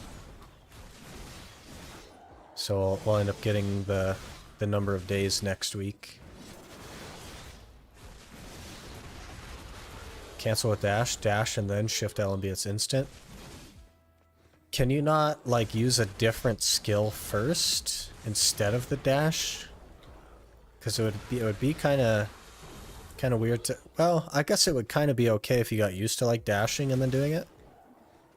So you can get behind whatever it is you're killing, and it would be fine for squishy spots since you're dashing to move anyway. I think it would just take a little bit of getting used to.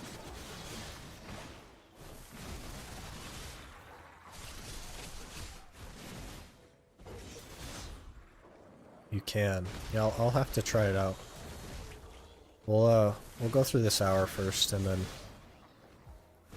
we'll try it.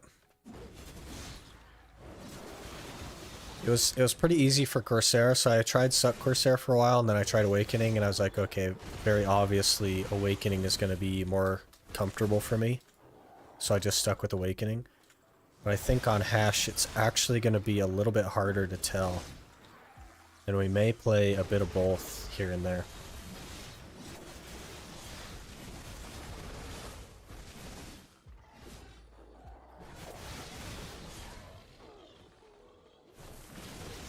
We're gonna have to go dump our inventory here.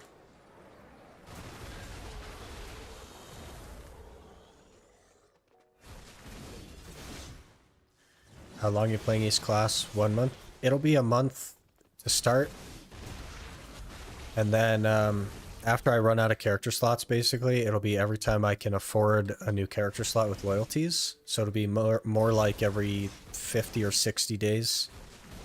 So it's definitely going to slow down a little bit.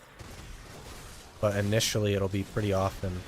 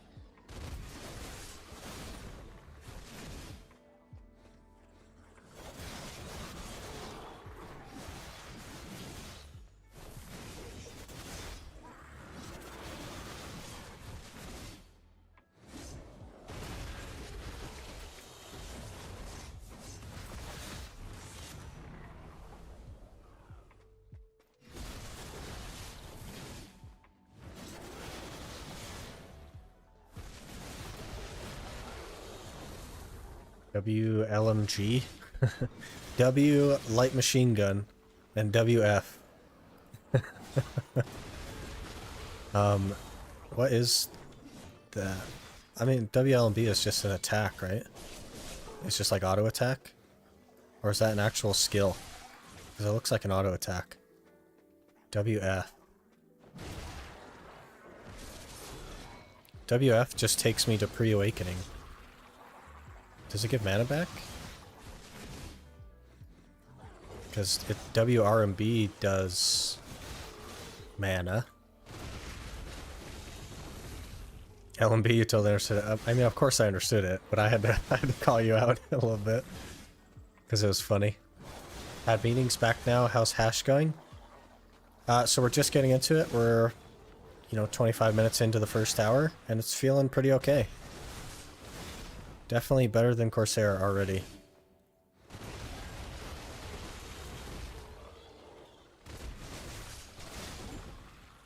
I don't think it uses a skill though, WLMB.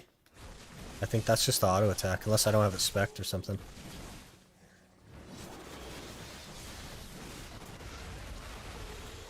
I think I just got my final compass piece drop. Dun dun dun! Compass is huge, man. Really huge achievement. Are you just like unsure, or... Because like... Maybe I meant WRMB? Yeah. WRMB does work. So WF does as well. I'll have to try it. Let me go try it on this next pack. Or yeah. SF. SF, okay. Appreciate that. The think is my concern, right?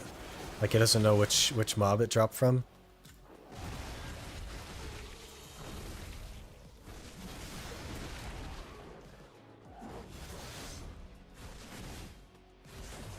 This is gonna be level 60, I think. No, not quite. Okay. Close.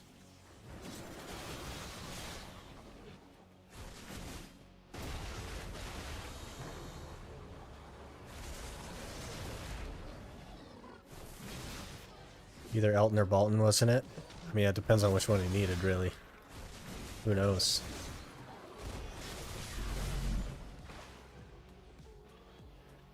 Collapse. Both of these are on cooldown? Okay. Low veracity. Okay, so that changed Serpent Coil. Oh, okay.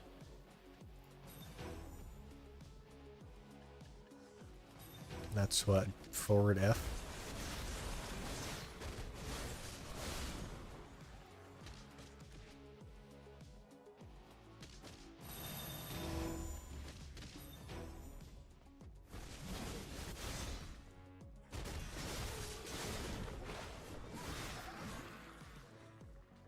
Fog, more skills, yeah. Look at the Paradise Surge skill. That's the one I meant for MP recovery. Is it? It's SF, right? This one? Because I tried that and it did actually give me mana back, yeah. Paradise Surge. Forward F. Not SF? Weird. Because SF also does it. Or is that just a different version? Weird.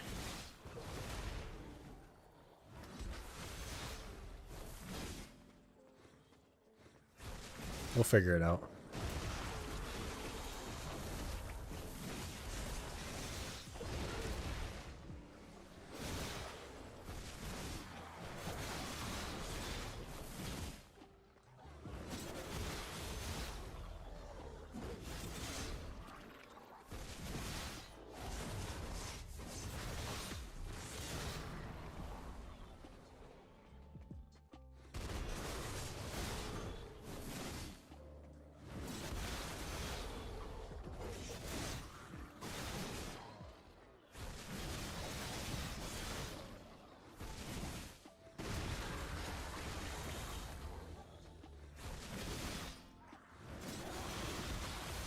Those Lauren grind spots, you should put MP recovery on spammy skills. Yeah, I have one on my Sork, and it's just not enough either. I need to do another one, honestly, but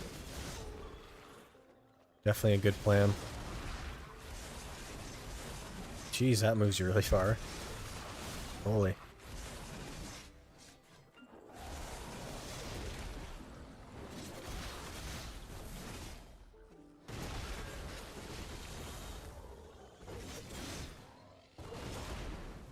We just need to work harder on the potions, I think. And the fairy. Be such a quality of life thing to just finish those up.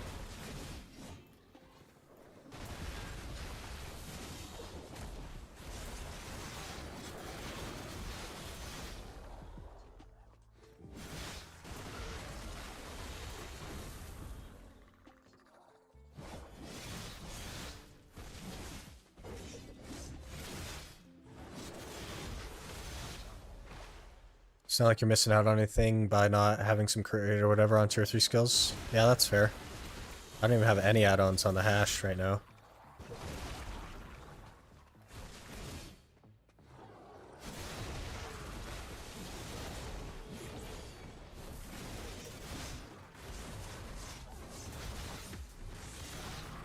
That does look cool. I really like that big jump.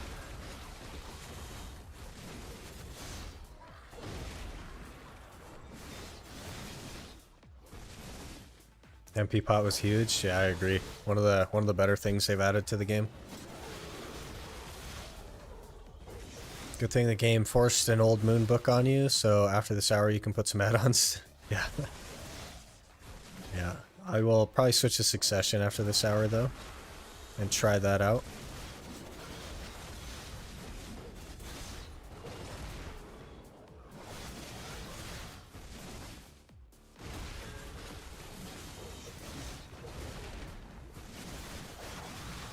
Definitely like feeling way faster with it already. And only sometimes go to use a skill that's on cooldown.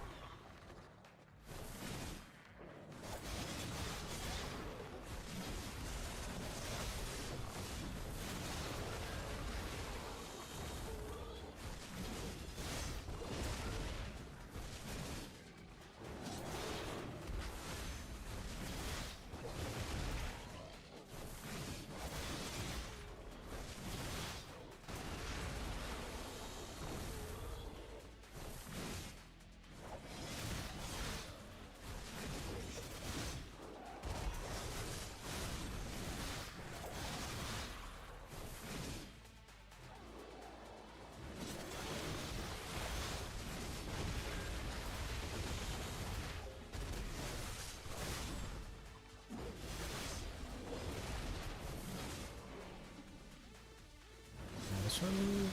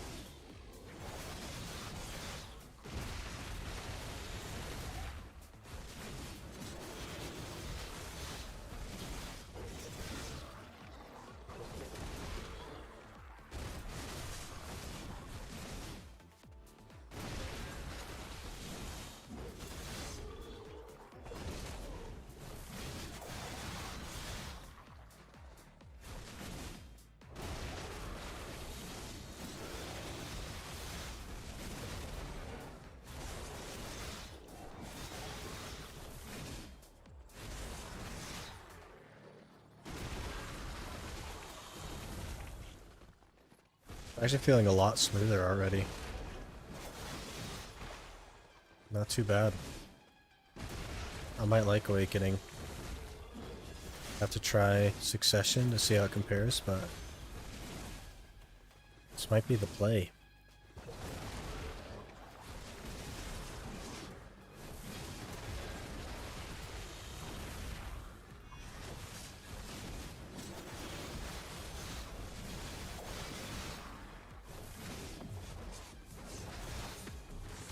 Oh, you can't mouse move that? Okay.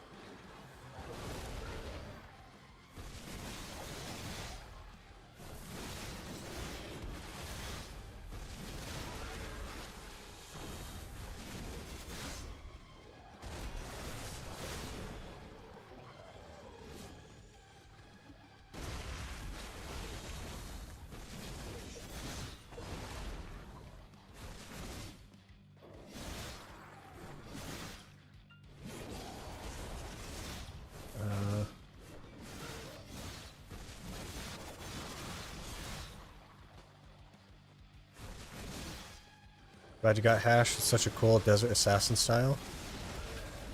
It's one of the classes I haven't really like looked into too much. Cause I think I kind of vaguely tried it one time and didn't really give it a fair shot, and it just felt like sticky.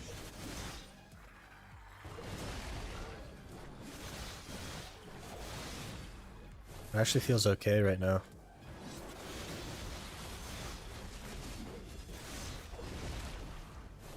A red shard? Seriously? Maybe we ought to go for a tongue guide ring or something.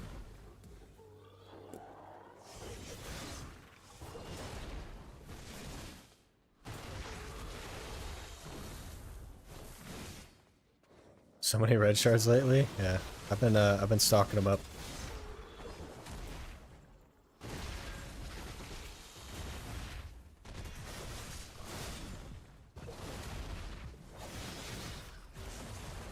Uh-oh.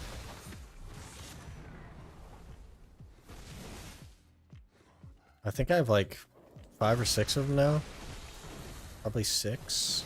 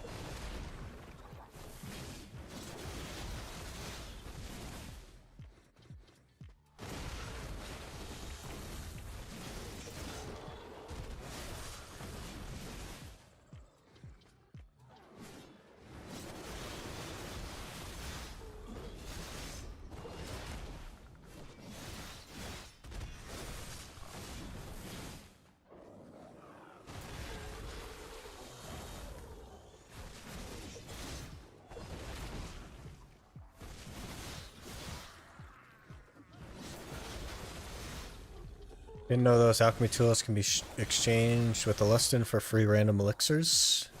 Yeah, I was hearing about that on patch day, I think. I haven't exchanged any of them yet, but it's cool. Definitely beneficial, like from an Ironman perspective, to get free elixirs. I'm not even close to ready to make them yet, so.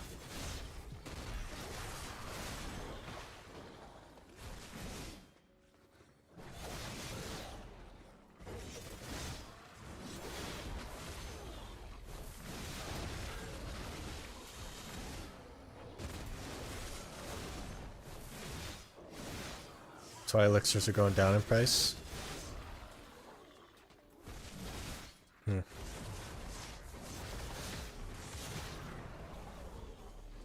They'll come back up. Happens every event.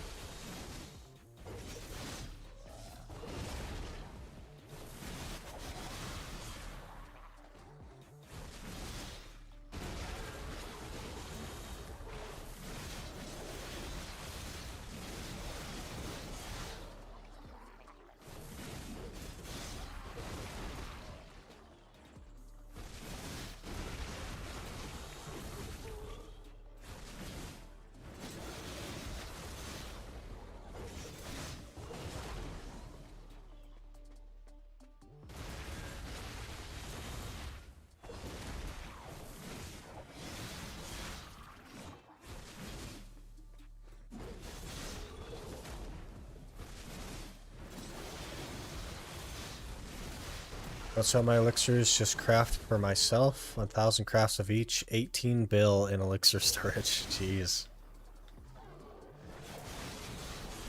Yeah, probably never run out of them either. Just spam them forever.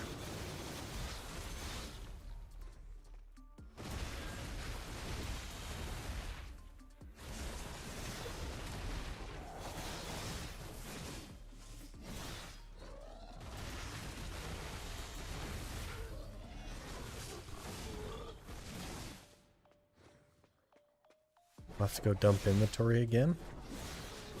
Rip.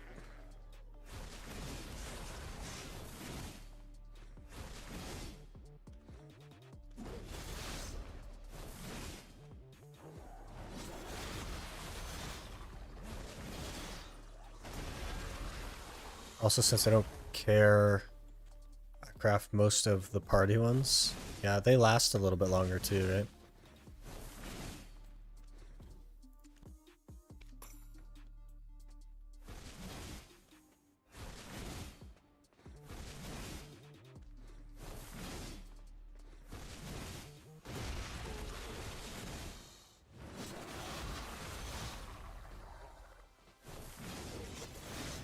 Wonder how they'll change elixirs.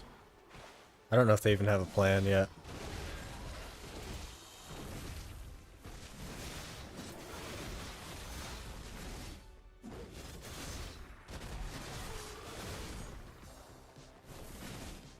Pretty sure they talked about it. Yeah, but I mean, them talking about it doesn't mean that they have an idea. It just says that they think they want to.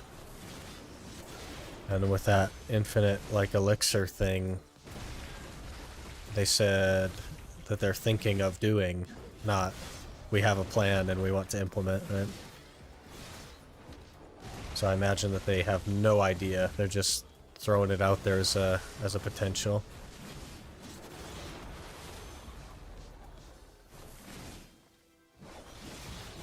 I think infinite elixir would be kind of boring.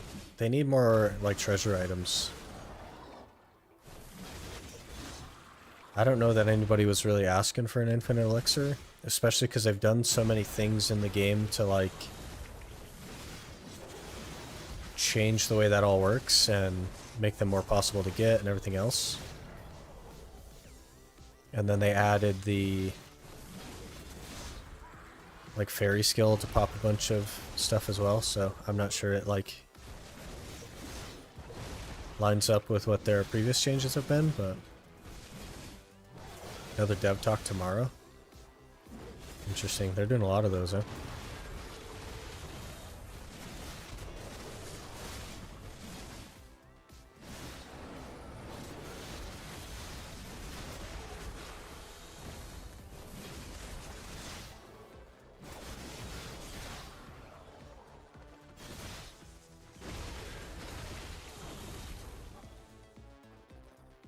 Like the idea of elixir rotations. It's just way too much at the moment, yeah. It's a lot of money and stuff too, to be spending on that.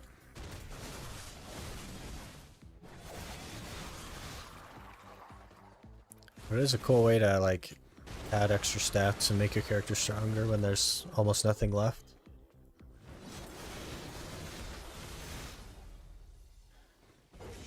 Keep the rotations but make it less elixirs and keep alchemy alive. Interesting. I say keep it alive, but I mean revive it. They've been putting a lot of stuff into it. I think it's actually pretty decent now.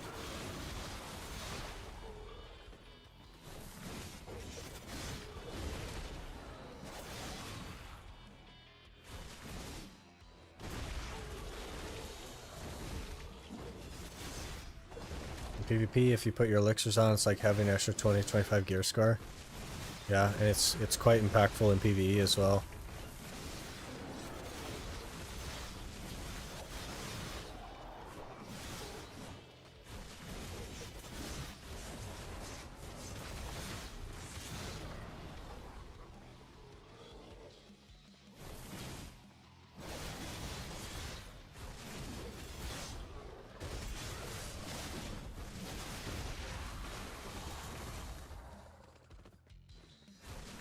Basically mandatory in some spots. Yeah, like a lot of the Dekia places and Olin's and stuff. Definitely mandatory. Especially at Olin's, like, you won't even get a party without them.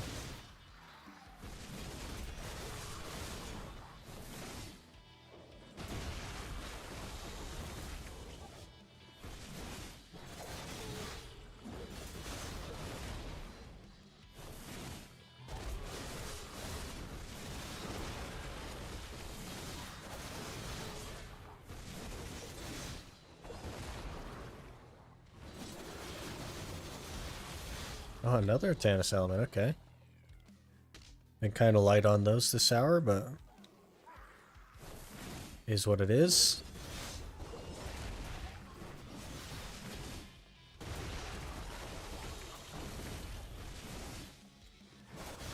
I also like that there are spots that I usually can't grind very efficiently, but I can choose to spend some money on a couple elixirs and go there earlier than my gear would allow. That's also a fair point. You can definitely get to, like, even Ash Forest, I know you can get pretty early if you use elixirs. So that's pretty interesting.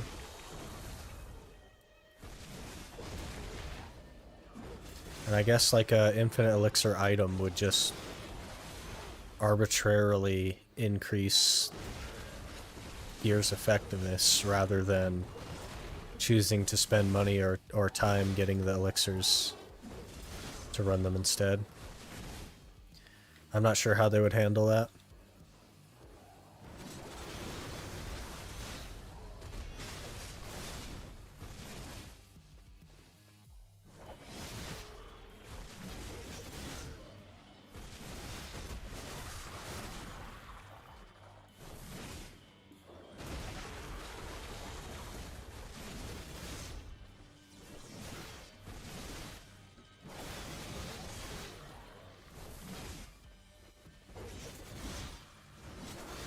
Do we try suck after this hour? Probably, yeah. I'd like to get a feel for it.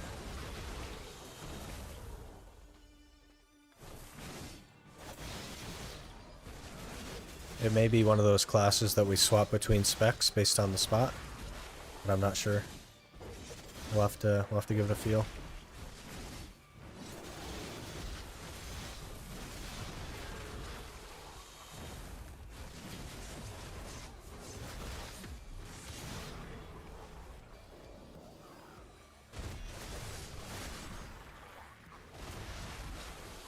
Watching you do that is another excuse for me to not go grinding. No, it's an excuse for you to grind.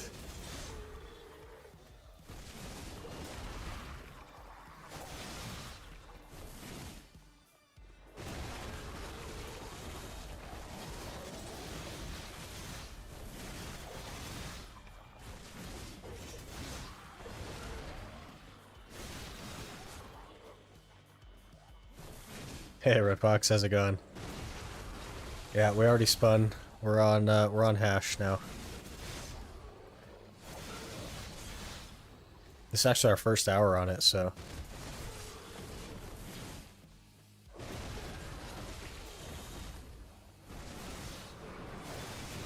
I can't concentrate while watching your intense skill point allocation content.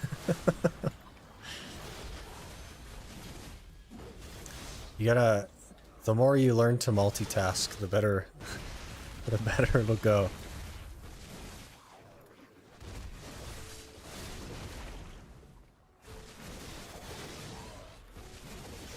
How you feeling about it? It feels okay, actually. We've only tried Awakening so far. We'll probably try Succession here in a little bit. But it feels better than Corsair already, I'll say that. Not too bad.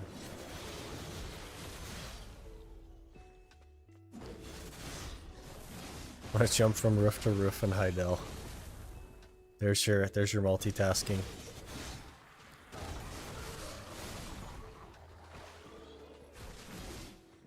Grind that agility.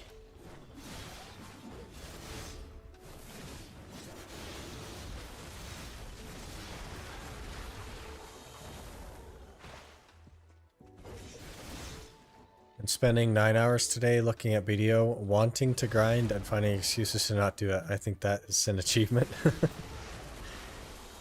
Sometimes you just gotta show up somewhere and start, and then that's enough.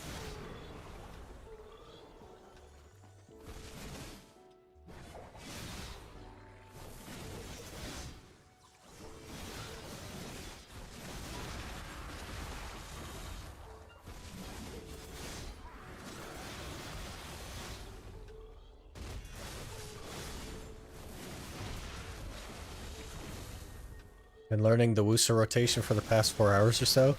Just in Heidel. You could use those skills on some mobs, make a little bit of money.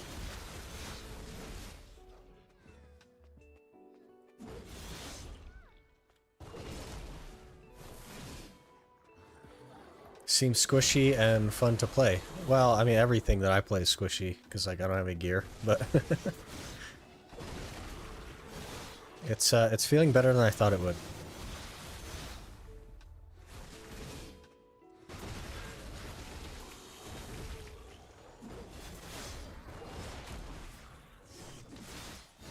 Went to BA from Inside Tortuga so I can pretend I'm at a grind spot.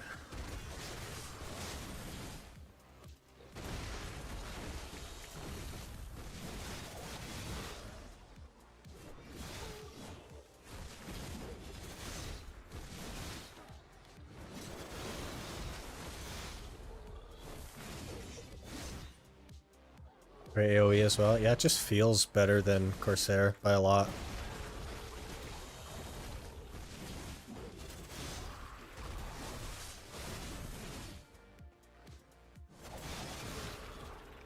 I do wonder how Succession is gonna feel, because if I really don't like Succession, then like obviously we'll just stay on Awakening since I don't mind it. But if they're both good, then maybe we'll jump back and forth between them.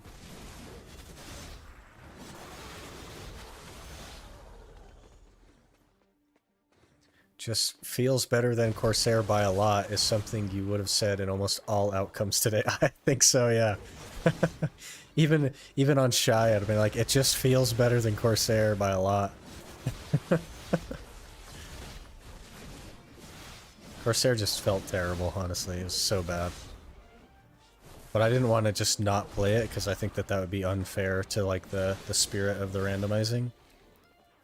So I played it a fair bit. It almost got to 62. And almost exclusively played it the last couple of days, so... I did my time.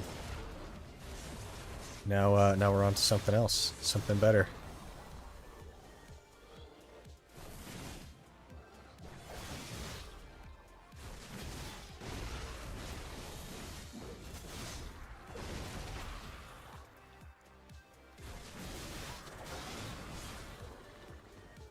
The idea of Corsair seems so cool to me as well. I have a leveled Corsair too, just didn't feel good. Exactly. It's such a cool and like interesting style for a class. Especially Succession, like the mermaids and stuff. But it's like, it feels like the worst class I've ever played, so. Just don't enjoy it at all. Sal's costume inventory, some weight. After a bunch of hours, I just gave up. Oof. Unfortunate to waste all that stuff on her, but... Gets to switch class. Yeah. Looked like you were doing good with Corsair. I was like... Assably grinding, but I wasn't having a good time, I'll say that. It just didn't feel good. I don't mind most classes, but definitely didn't feel good. Succession is what appealed to you, yeah. I think that's usually the pull with Corsair, because it's really interesting. What'd you get? We got Hashin.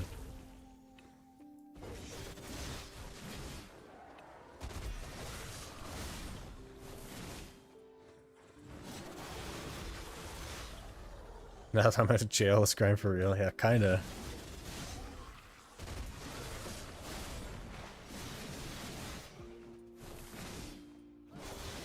Maybe you're just good at grinding. I'm definitely not good at grinding. I'm really inefficient and stuff. There's grinders that are way better than me. Have you guys seen Powell? He's like setting records on Nova. That guy's good at grinding.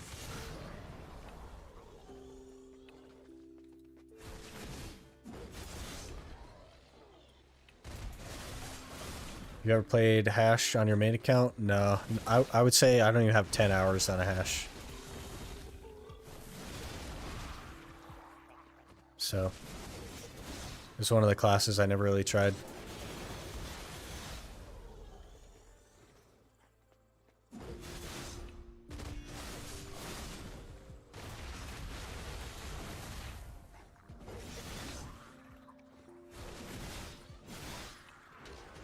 I think there are two kinds of good at grinding. One is very efficient, and two has fun and can do it for a long time without being efficient. Yeah, I would say, I would agree. I think there are people that are close to both, though. Like, I'd say Zethian is a bit of both, as far as that goes. The guy can just grind forever. And he's better at grinding than most people, I would say, as well. Kyle got the god hands. Yeah, he's really, really good, yeah. Bit of an art form, getting good at grinding like that.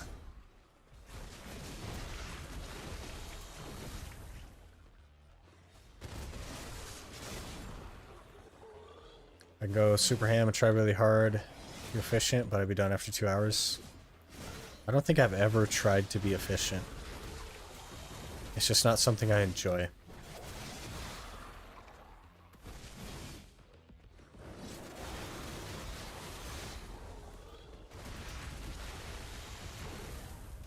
I don't think I have the efficiency gene, so. We're just out here headbutting mobs over and over.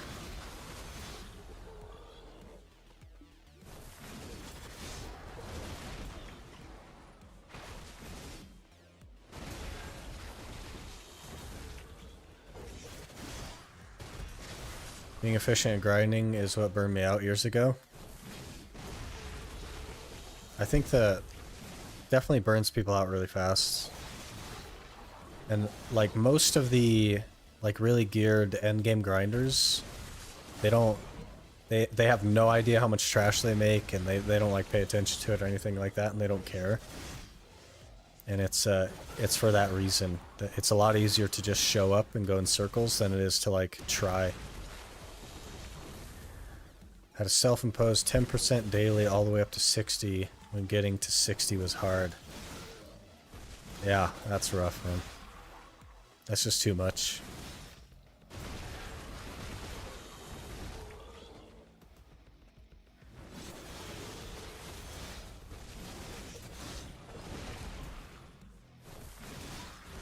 Came back to BDO after that T9 event with a completely different mindset and have made more progress than ever before. Yeah, you just gotta show up and go, man. With that, I stopped grinding for about 4 years, slowly getting back into grinding treasures.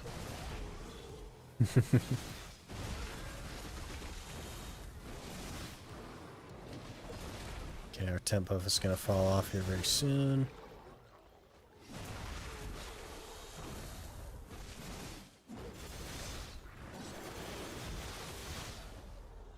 Parasitic Sid Prodi appeared.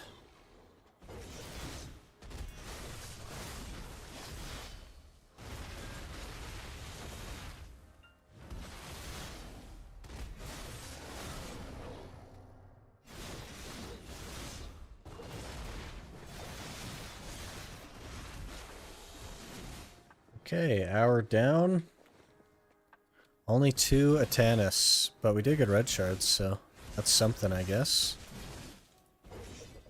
I'll take it.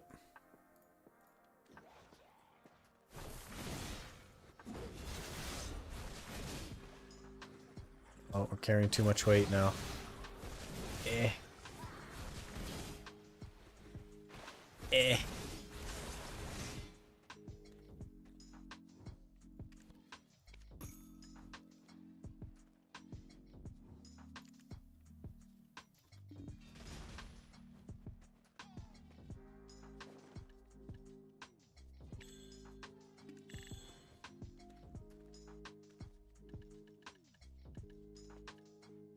Let's see here. Those are in Hydel. These, I think, are in Olvia. Yeah, 6 red shards now. Need to wait until my GM logs in or a node tonight to make the compass just to show off for a bit. Yeah, fair enough. Red shard, nice 220 mil, right? Not for me. 204 here.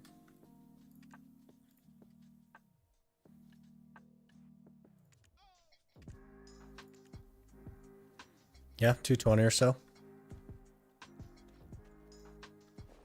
Not bad.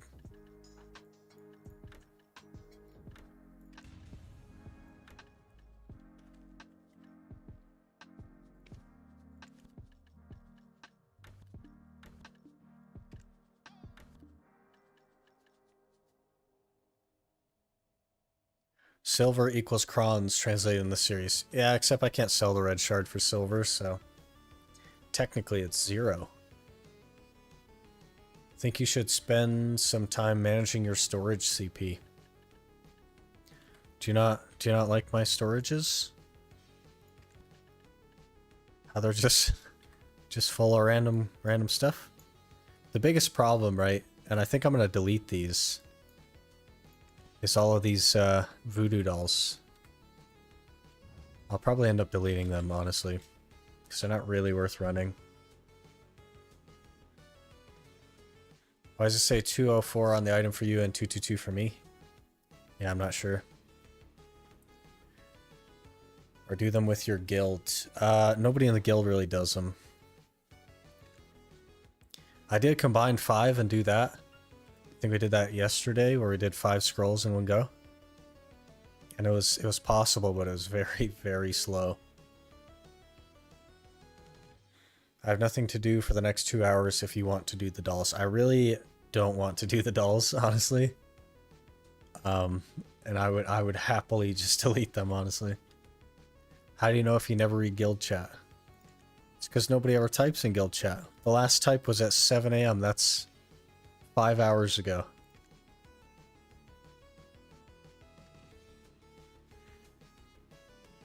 Dolls are good money. Guild points, nice.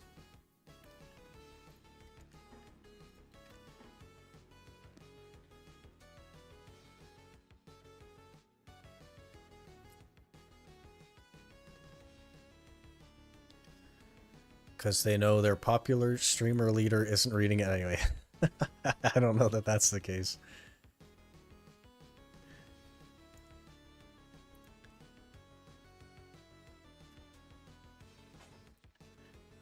Did I... Wait, let's... I guess we'll get that one first, and then this one.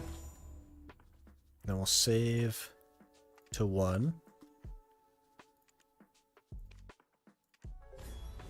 Then we'll reset to succession.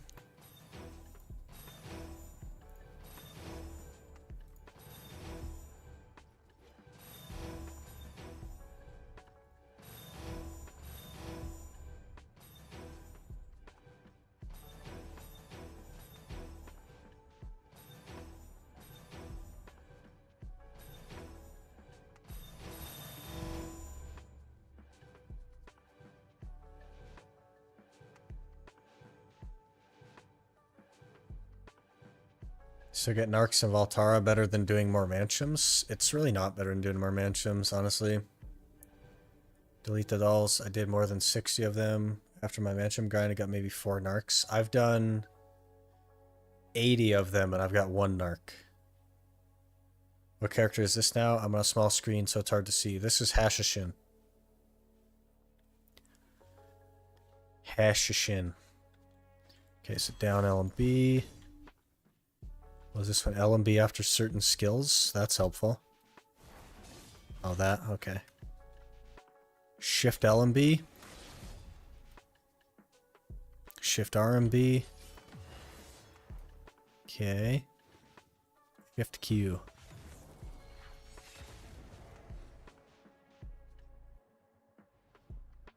Can be added to a quick slot. Oh. Hello, tornado. Okay. Shift E, that's okay, I know which one this is. And you can mouse move this one. Nope, not anymore. Okay, Shift C, that's a weird combo. Down C. And quick slot.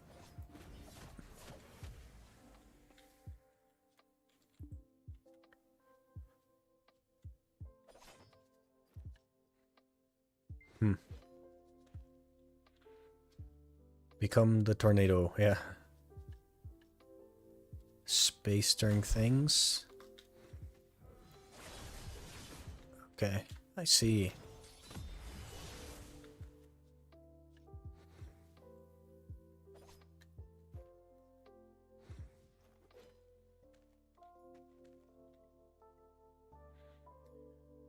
Time to bind a soundboard sound of Darude Sandstorm playing every time you turn into a tornado.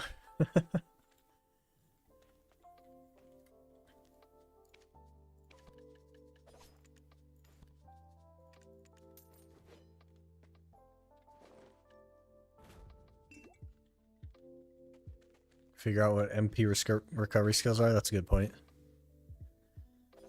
Nothing? Nothing? Nothing? Nothing? That one's HP. Nothing? That one recovers 15 per hit. Shift E.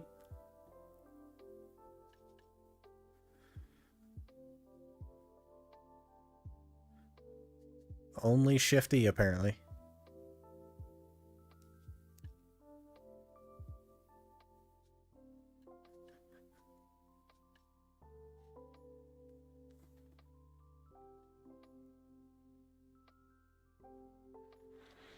Just put MP recovery on a bunch, should be done.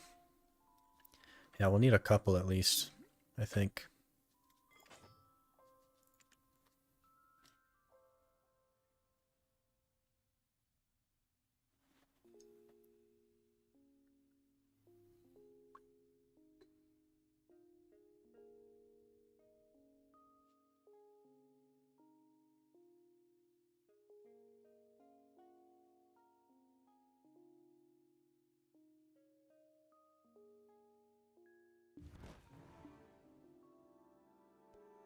Oh, geez. That outfit. Look at this guy, though.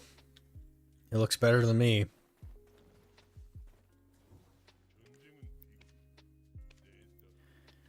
Alright. Which ones were what?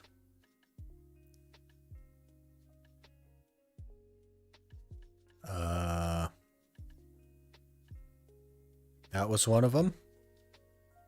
May as well throw that on there.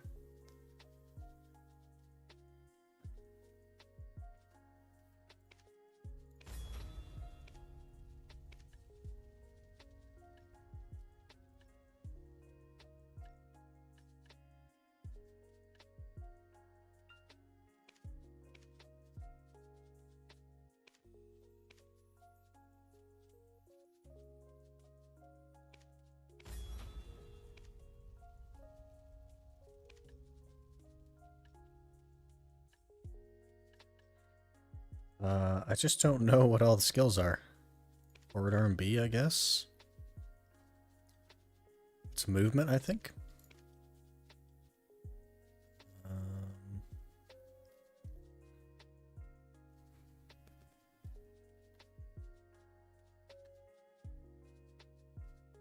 Weird. Do they not have crit rate on here?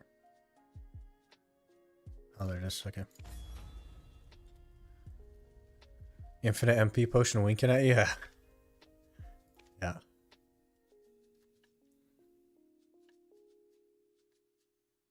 One day. Shift R&B, that was one of them.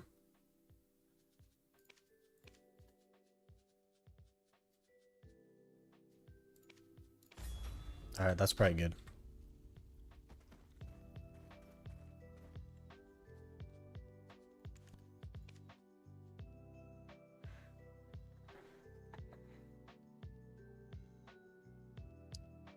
Put an add-on on Hourglass of Death, tier 3. We're not doing like serious add-ons, we're just doing MP recovery.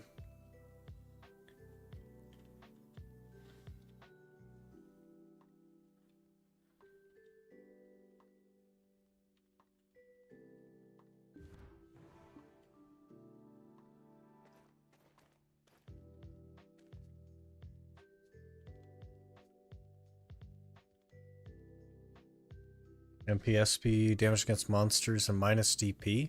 If you feel fancy, attack speed. I did some attack speed and some monster damage and stuff, but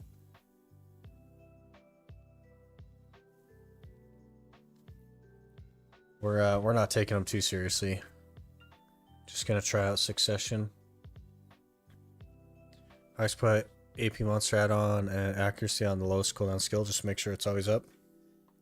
Sometimes the lowest cooldown skill is a tier 1 though, so it doesn't like refresh that good, but... And then none of those add-ons will matter in the near future, yeah. Like basically after this hour, because we might decide to play Awakening. But I think I need to grab a snack. So I'm probably going to do that really quick. So maybe we'll do some horse training content for a couple of minutes while I grab something to eat. Also a good idea for you guys to get up and stretch. Do some walking around a little bit. Think about our health and stuff.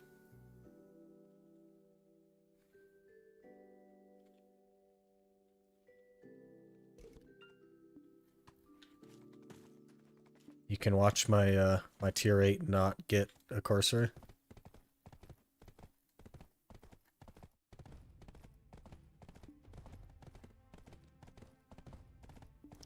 It'll probably only be like 3 or 4 minutes because I have some food that I can just heat up, but getting pretty hungry, so I'm also gonna try and walk around a little bit. But this is the horse for now. 24 skills, or level 24, 13 skills. Not even close to a Courser. But I'm gonna run and heat that up and I will be right back.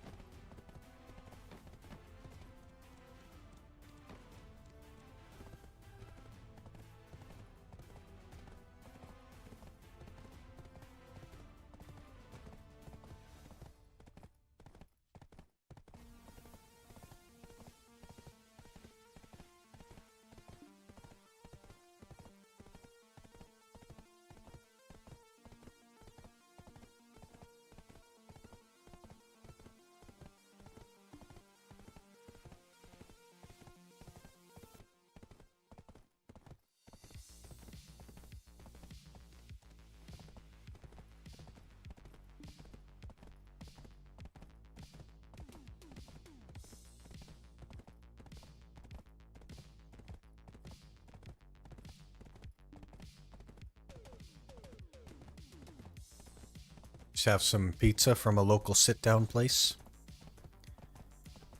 Pretty good stuff.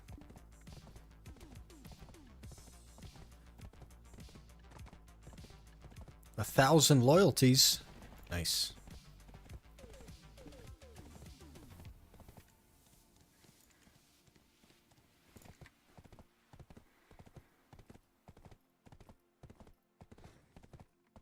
Joke's on you, Sick. You told us to stand up, but I'm already using a standing desk right now. I too have a standing desk, but it remains in the seated position. Now you're making me hungry. You want me to tell you what kind of pizza it is? Because it's a little bit controversial. The problem with my desk is I have so many monitors that they're like too tall to stand it up without like lifting my PC up. So pineapples, yeah. Nailed it. It's barbecue pineapple.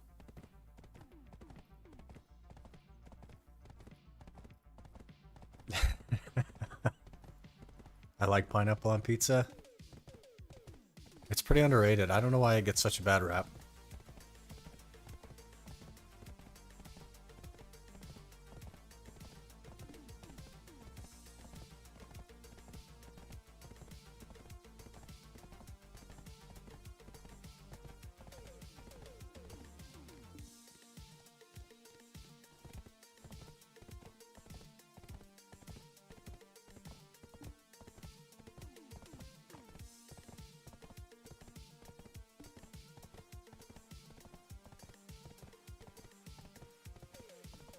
So normal in Germany, pineapple on pizza is amazing. It's not controversial there. Actually, not a proper pizza place if it doesn't have any with pineapples. That's really interesting. This is why you're a guild leader. Only a crazy person could do it, just like your taste in food.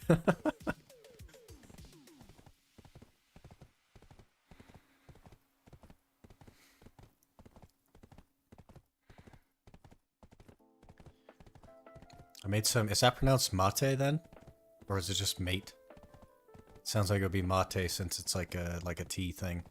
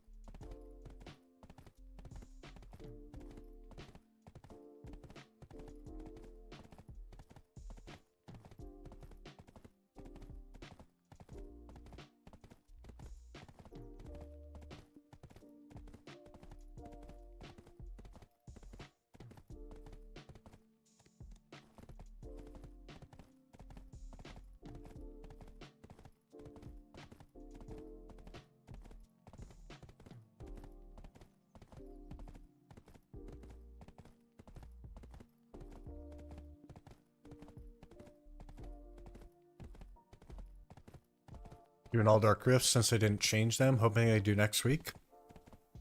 Maybe. I thought they would have already. But probably a good idea to run them. Hi, Dark Knight. No, we got Hashishin. For this week, or for this month. So, we've done an hour on Awakening so far, and it's felt pretty good, but we're going to try out Succession here in a minute.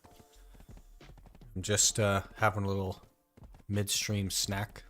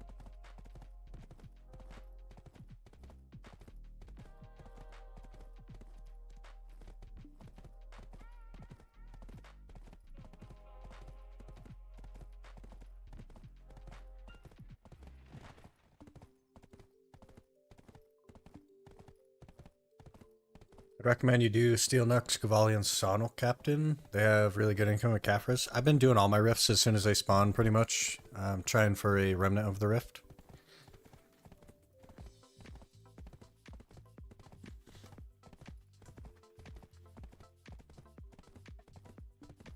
We have blinders for our windows that you roll up or down that make the room completely dark. Apparently that's not very common in America. You have to, like, buy those aftermarket. And usually they're not ones that roll up and down. Usually they're like ones that you kind of like clip up if you want them up, and they just hang down. They're not perfect though, and they're usually made out of like paper. It's very expensive to get the fancy ones.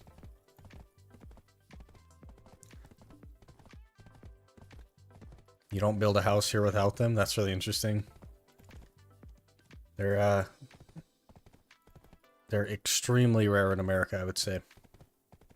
You have to go out and purchase them specifically as a homeowner.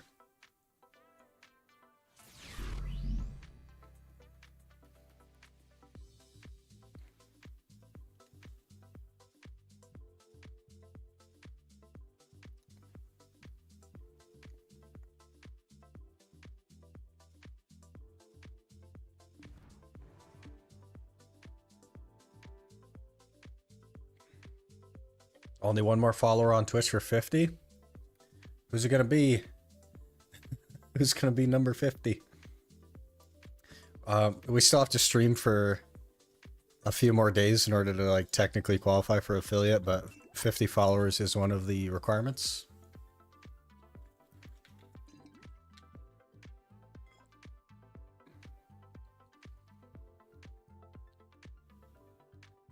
If you don't have them here, people are like, how can you not? How do you sleep? So I worked nights for like 5 years, and I had to custom buy like blackout blinds basically that you hang over your windows.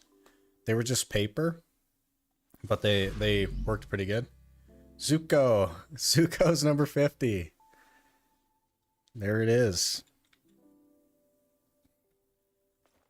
Appreciate you. We've had quite a lot of followers today. Appreciate you guys for following.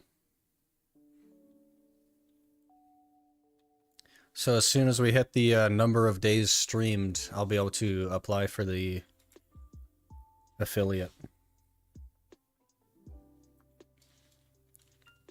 I think you need 7 days, and this is day 4, so the middle of next week probably I'll be able to do it.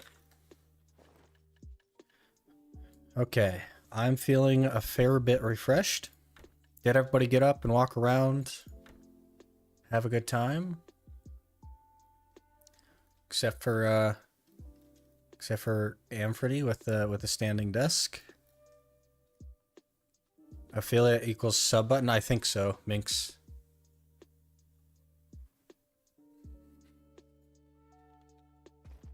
And also, I think I'll start getting like ad revenue or something. I'm not sure how it all works. It doesn't actually tell you until you do it, so. Yeah, and then I'll be able to see what the partner requirements are, which I think are quite a lot steeper.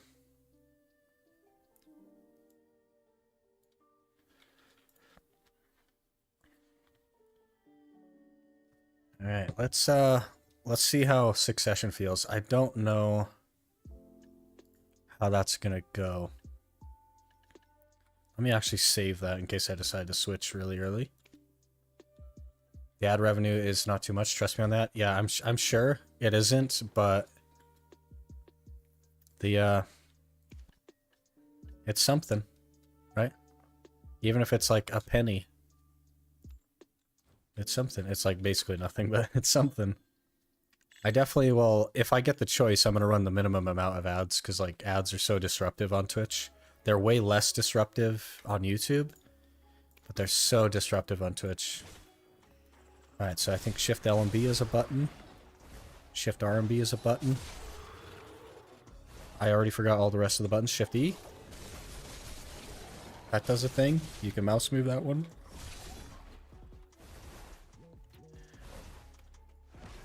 That's a button. That's a button, kind of. This one does something.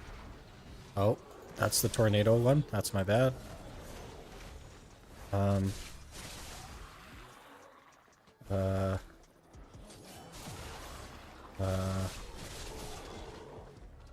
you could choose when they go out. Did they remove that?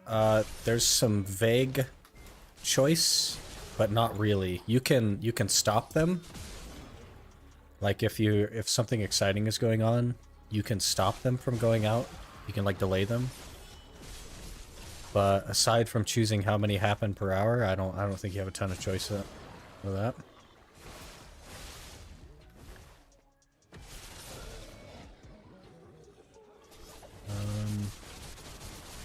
I like that skill. I like that you mouse move that. That's really nice. That one does like no damage. Makes sense. Can if you do it before the auto one. Yeah, so but you have to be on top of it, right? You can't just like go into your settings and set, hey, do them every X minutes or whatever.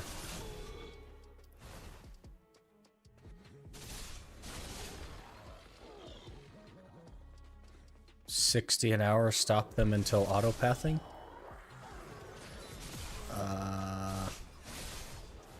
Yeah, you lost me there, Colin.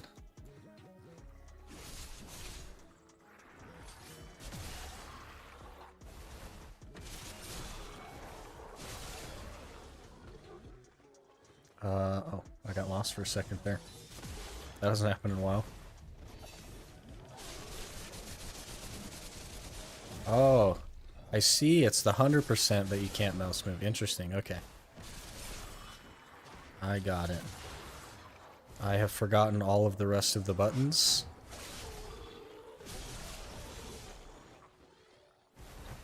Jeez.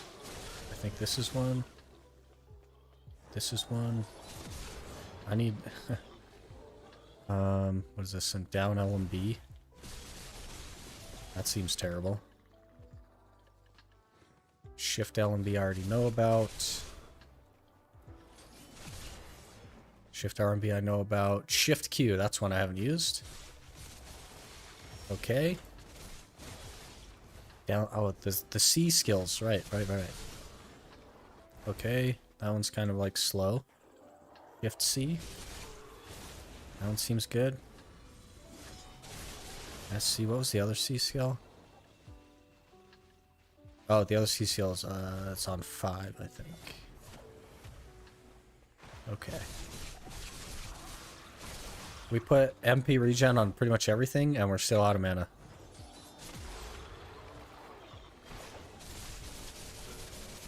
Oh, there we go. That's a good mana regen skill.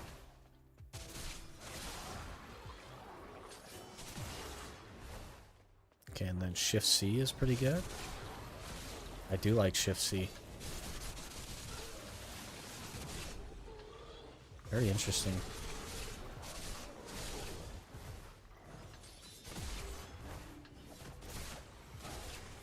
Those just kind of go everywhere, those tornadoes. Didn't even know mouse move skills existed in this game. I played Awakening Zerker for 7 years. You mouse move like everything. Or you die. Basically.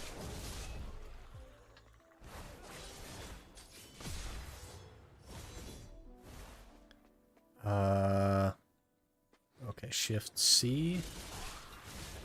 Forwards. Was it back C for the other one? Yep.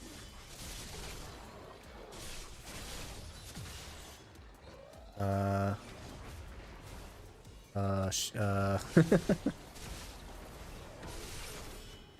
saying a lot because I don't know what buttons.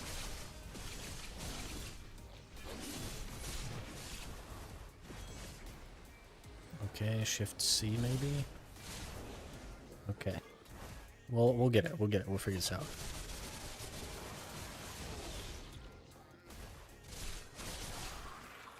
It does good damage, I think, like relative to...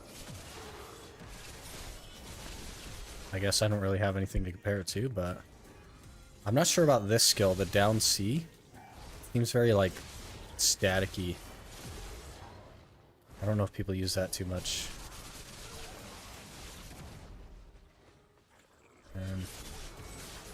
Was that just R&B that did that? Isn't that an AP buff as well? No.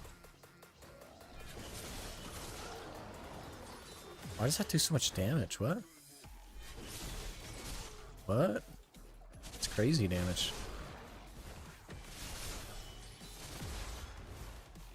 Okay, throw that over there, then move it over here. Double whammy.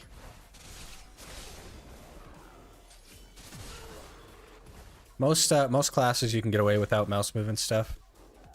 But there are some where it's like absolutely mandatory, like Zerker. Zerker has the most mouse movement in the game.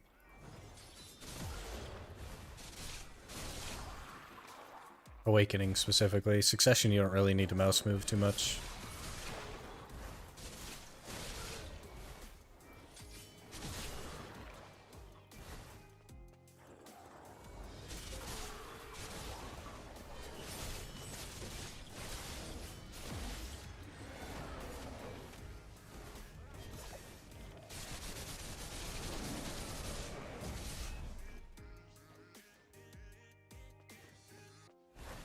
I wonder if any classes I've played could have used it.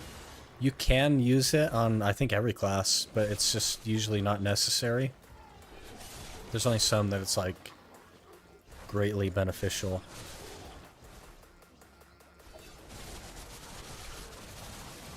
Like that, for example. That one skill killed both packs because I mouse moved it.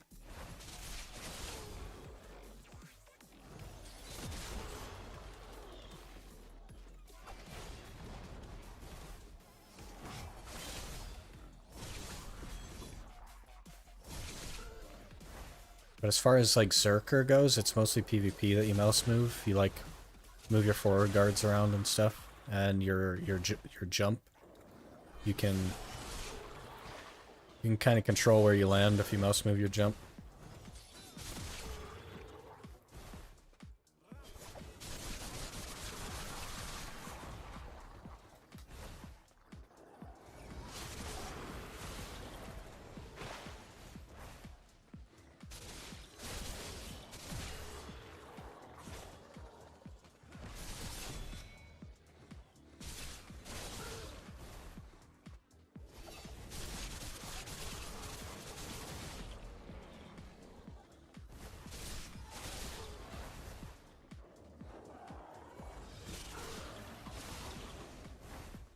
Interesting. Do we know which of the Rabam skills that Ashishin uses? Not that I'm necessarily ready for Rabams, but I don't know if anybody here like even plays Ash, to be honest. It's kind of like a niche thing.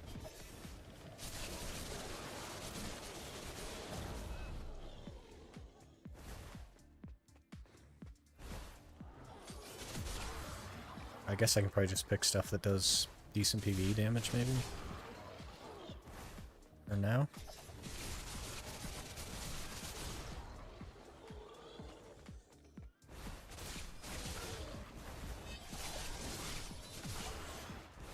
Nighttime.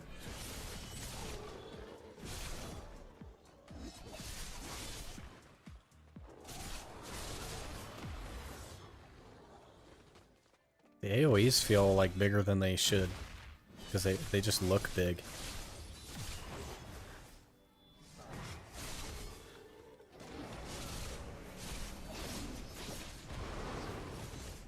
Oh, maybe it's that's the AP buff I was thinking of.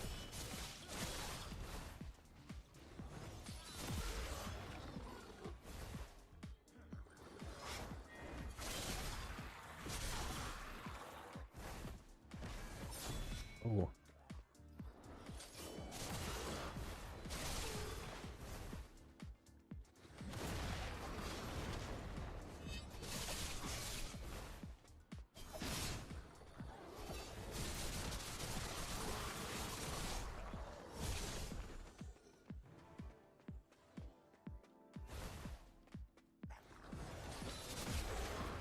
It actually feels kind of nice. I like the dash.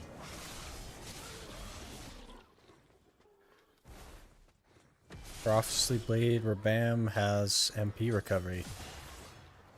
Interesting. I think we're actually okay on MP recovery because all the skills. I think mana's fine now. Whoa. Double dash, move too far. Also plus DP. That might be handy. Oh, that was cool. What does this one do? Shift X.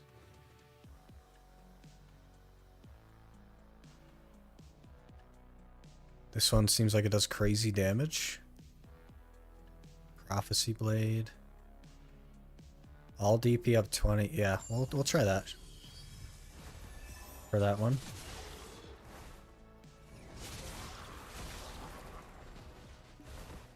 Shift X. Is it not Shift X? Whoop. We don't want to do that. I could have sworn it said Shift X. Oh, I backed out of it too fast. Okay. Huh. It seems kind of fast. Then we do down RMB for the AP buff, which is 20 AP. Dang.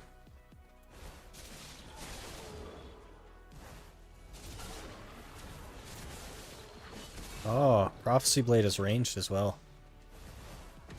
That's really interesting.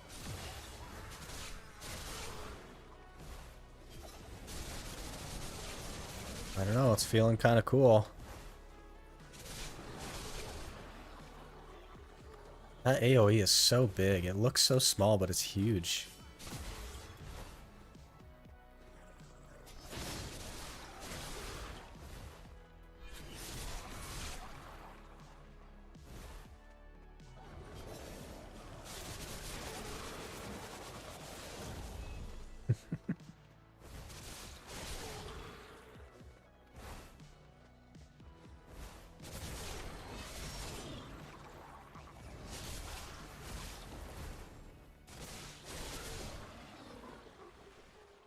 Shift Z bomb. I'm thinking Mirage Assault has a knockdown.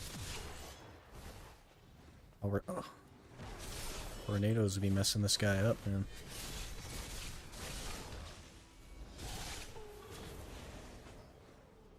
Mirage Assault, decent damage, 100% crit rate, forward guard, SA, knockdown.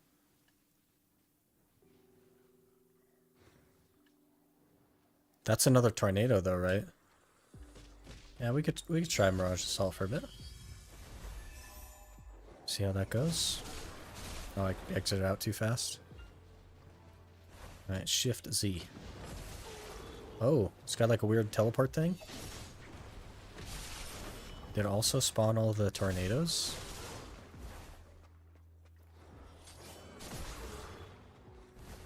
Shadow Slicer for last one. Right.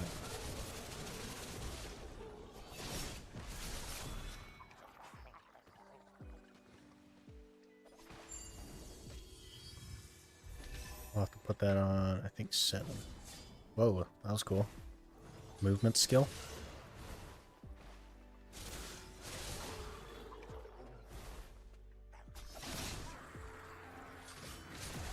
Yeah, let's try it right here. Pretty far.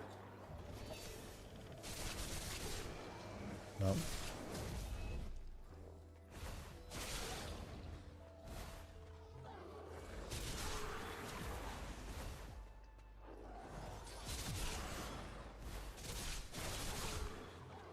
That's further than I expected. It's pretty good.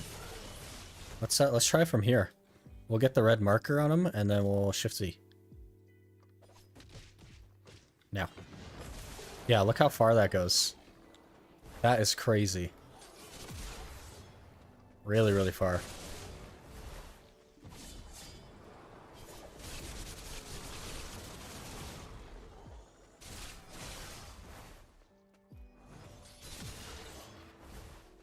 Has a fairly long cooldown, but honestly, like, really good.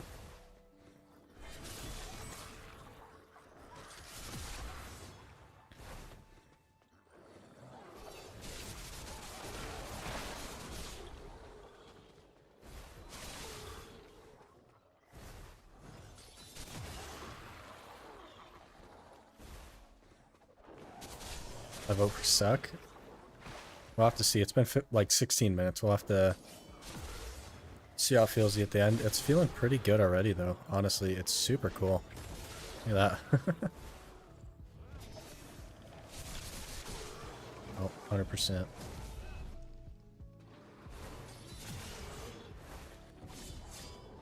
Oh, which one did I put that other one on? I don't even know. Does 4 have something? Oh, yeah.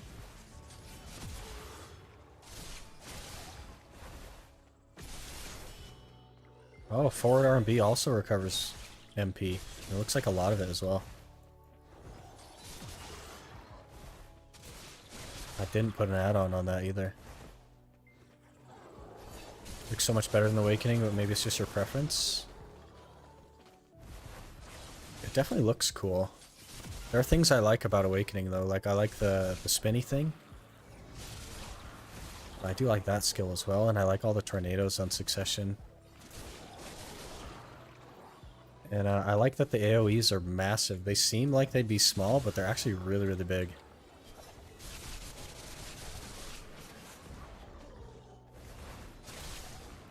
Like, it killed that whole pack and I was over there.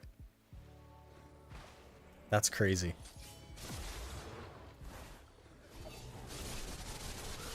And the movement feels really good as well.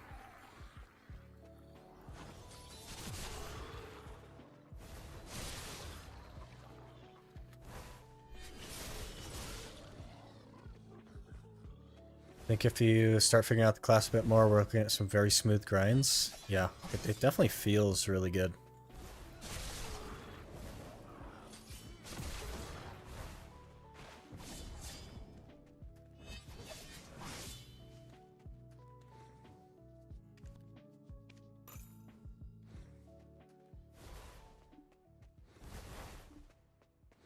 Also rip Sork?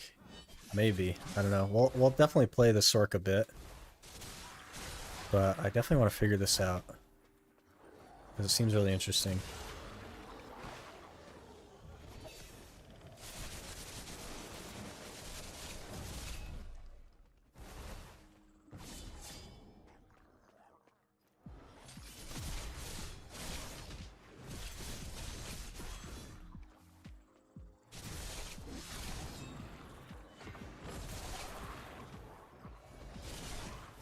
It's pretty cool. Oops, I need to lock that. Let me go lock rage transfer.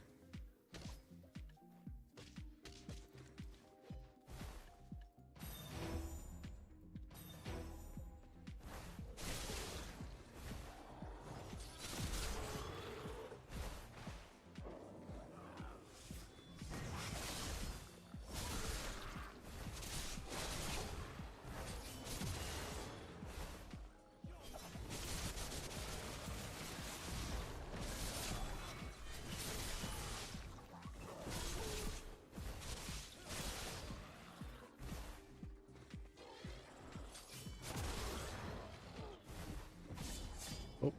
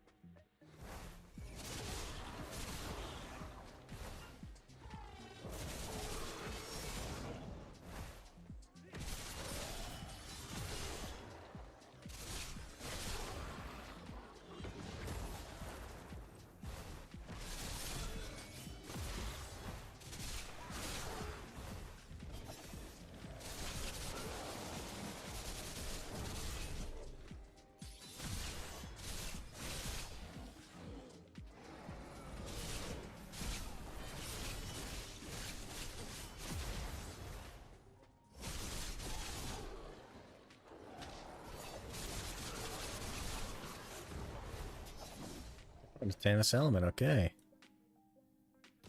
Nice.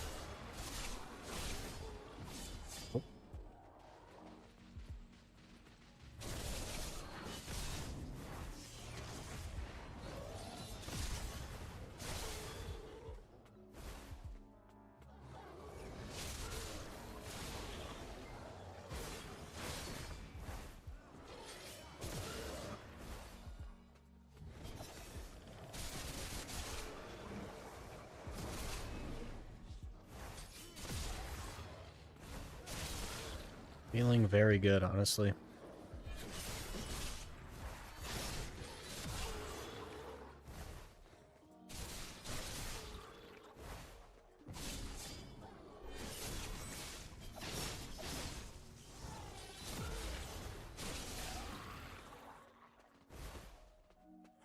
Bit of a shame I didn't try it earlier in my BDO career. I maybe would have liked it, like long term.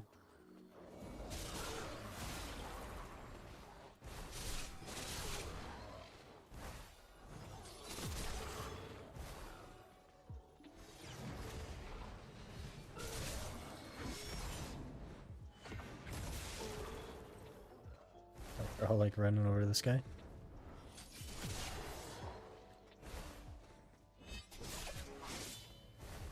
Got to try it now at least, yeah. That's one of the cool things about the series as well.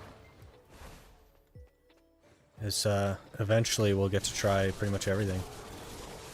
I've tried most classes already, but there's some gaps and stuff. This kind of like forces me to go out of my comfort zone and learn more classes.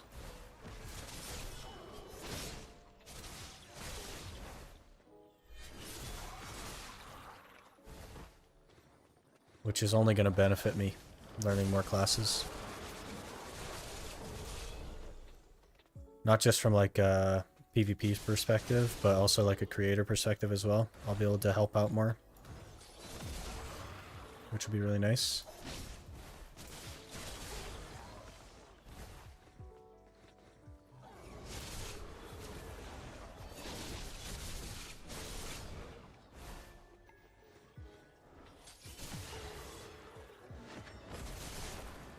It's really cool. I really like that skill.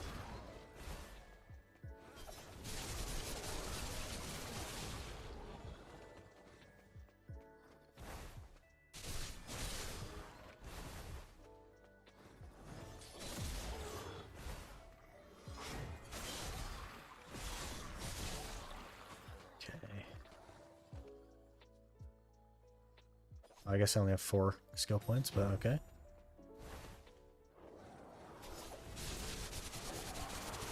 Oh, I didn't use XP buff stuff. That's why I only have 4 skill points. I was wondering.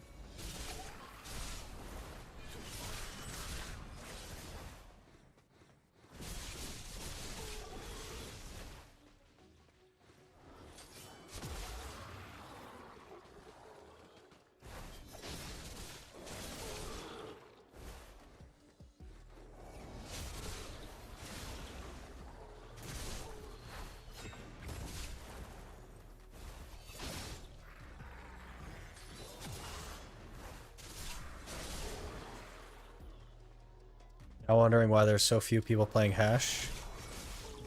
Maybe someone can enlighten me on that. Because it's not in the top 5.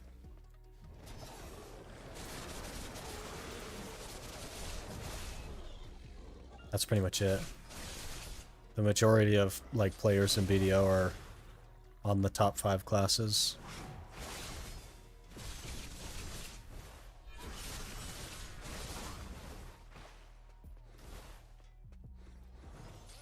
Ghost female would be very popular? Probably. Definitely more popular than it is.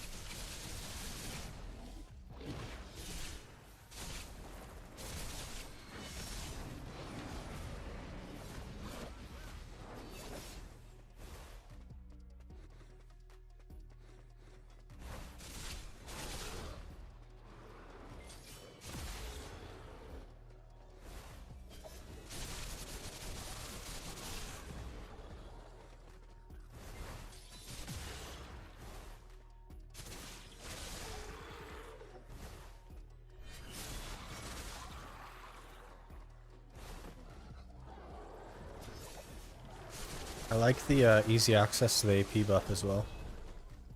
It's really fast, just down RMB and it's out.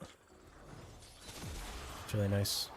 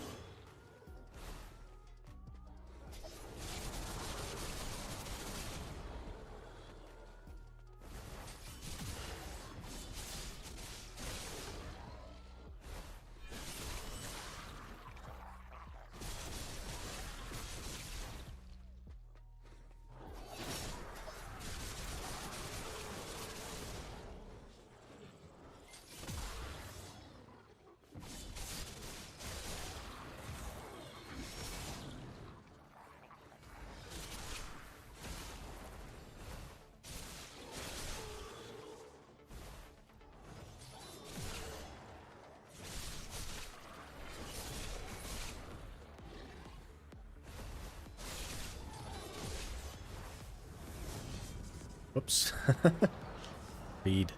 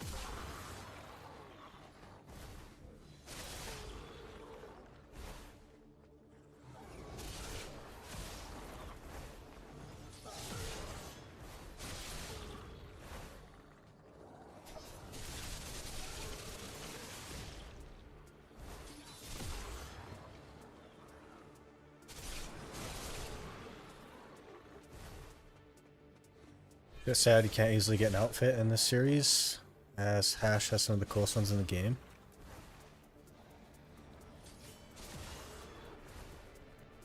Be what it do, man. Be what it do.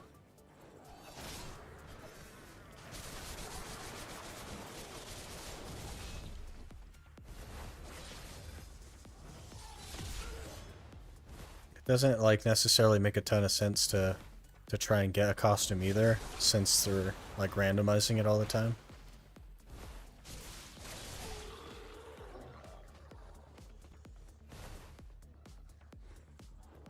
Garmoth just spawned and you're in Prodi. Yeah.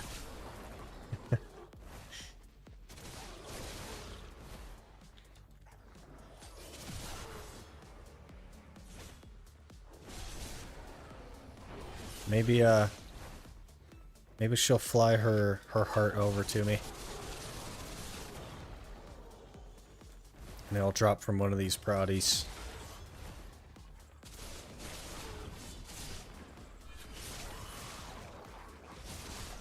Full on weight again.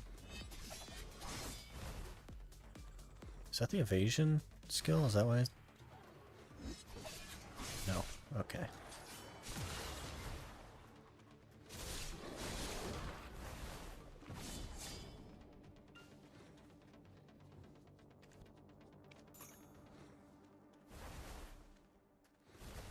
We're not having like exceptional luck so far in Prodis, but we're out here. I'll probably go to Shiricon after this, because I think we'll be just fine at Shiricon on the Hash. Like to get that weekly done. Anyone know on average how many Valtara belts it takes to make a pen? It kind of depends on if you're using crons or not. And where you're starting, like if you're starting at base or not at base. But it's quite a few if you're not using crons.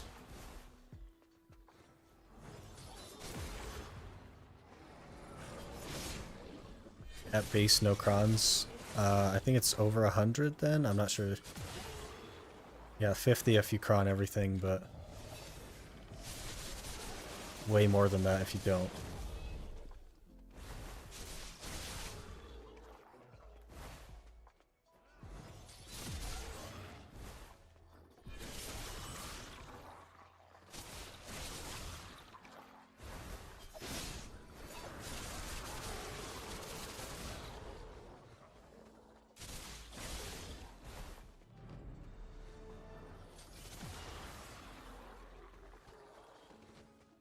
Better off buying it then? Generally speaking, yes. There's only a couple accessories that are worth making. The rest of them you're better off buying.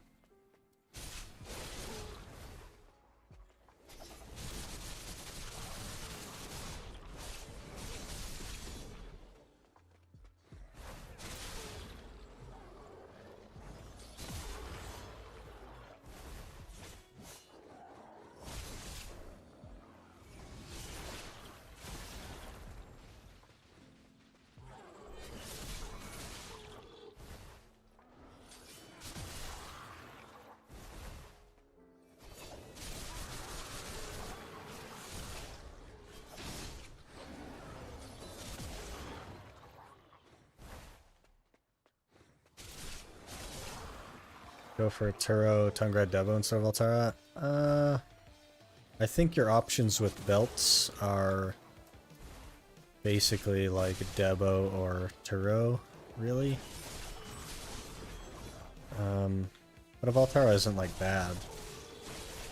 I think most people don't need the Tungrad though. It's just too much AP. It's like wasted. How's it going, Logan? We tagged Hash today. The wheel has chosen Hash.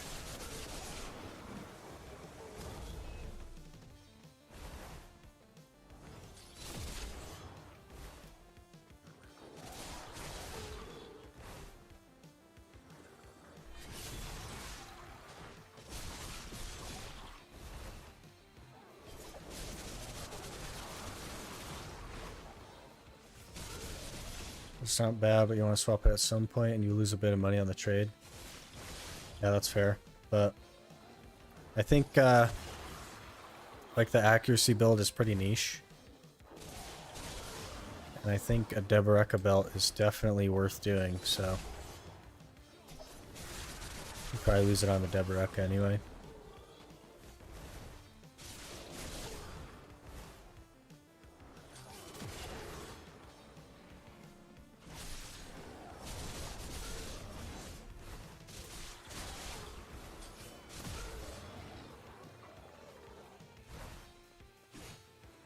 Better to go for something better directly. Maybe. It's hard to say though, right? Because like not everybody is like hardcore grinding and stuff. But I would say that the Tungrad is almost never necessary. But it's definitely worth like looking into what you want your build to be and figuring out what you would need to make it fit. If you want to do an accuracy build, then a Turo is probably the way to go, but other than that, I would anticipate a Deboreka.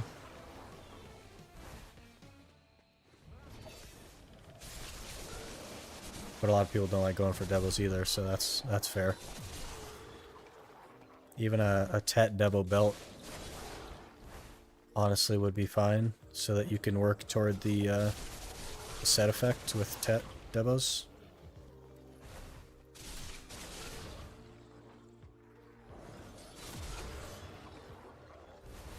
You go to Knife Ender yet? I think the Hash is the only one that actually has energy right now.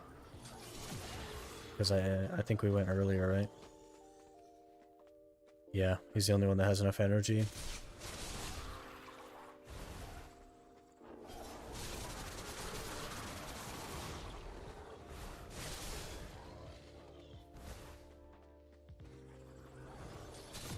The cheaper option lets you make progress more quickly. It usually turns out to be worth losing the tax. Except, like, the issue is that pen accessories, the tax is so much that it takes, like, thousands of hours to make up the difference. Because of how little of a gain it actually is.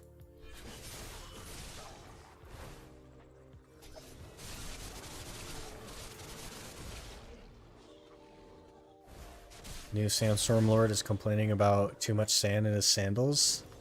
He's gonna roll Oregon's first try. Maybe. I'd have to cut my hours short though.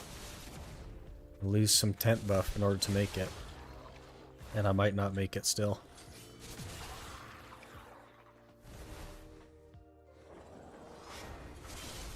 Do we cut the hour short and go do 3 rolls at Nightbender?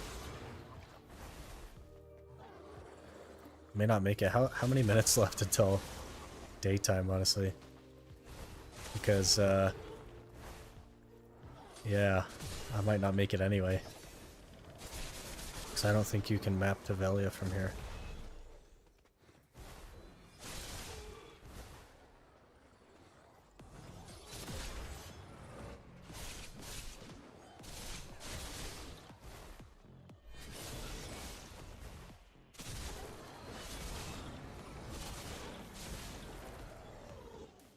I think what the game needs is a Nightbender event.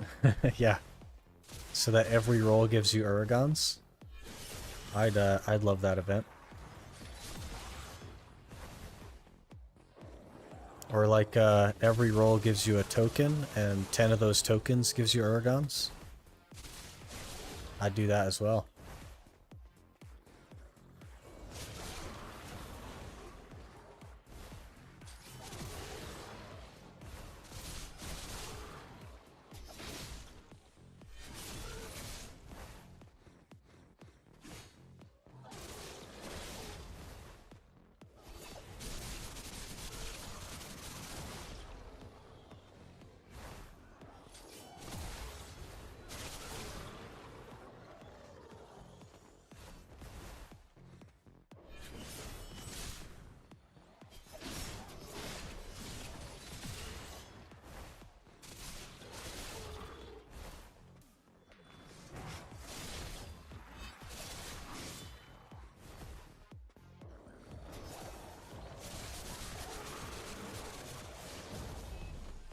Wet dream for us, nightmare for PA.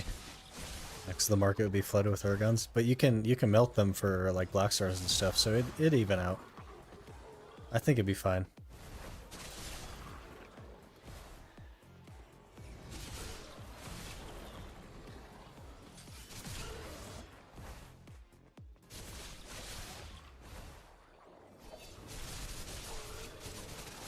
See the changes they're making to add-ons on Global Lab? I don't even look at the Global Lab.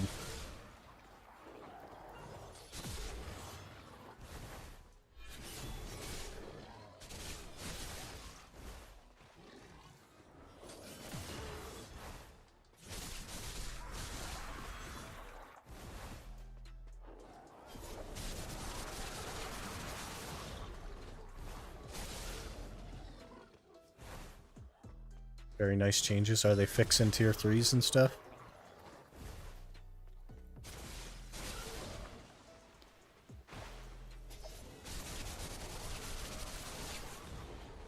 Because there are some classes that have spammable tier 3s and some classes that don't really have access to tier 3s.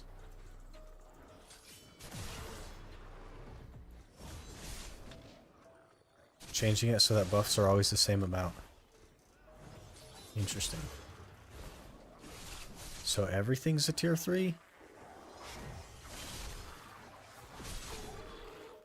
Or a tier 2 maybe?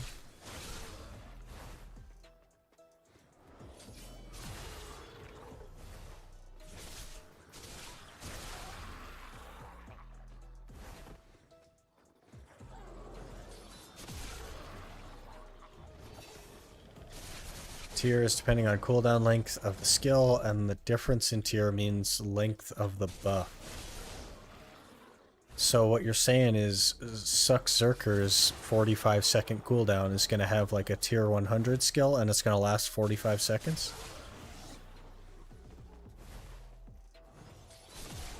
Or are they not thinking about Zerker?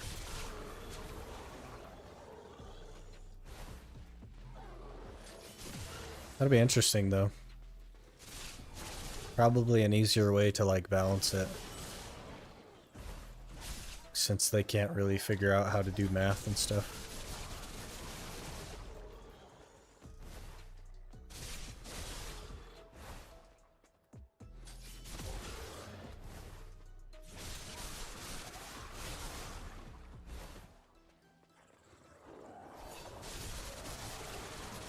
Don't really matter because you'll most likely be able to keep up the important buffs permanently. Yeah, it'll be interesting to see.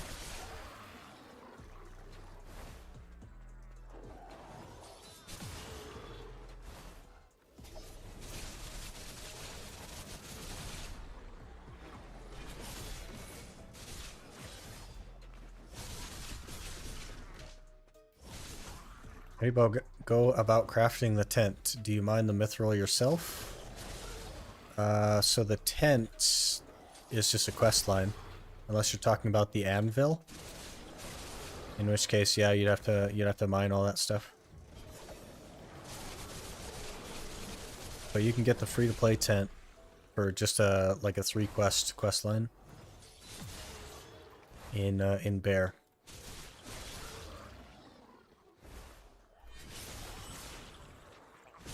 Mithril is now easier.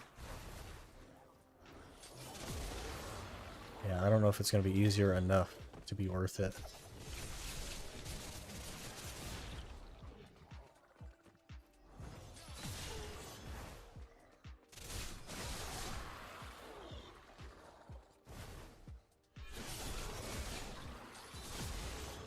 Yeah, you meant the anvil. They're adding mithril nodes. Yeah.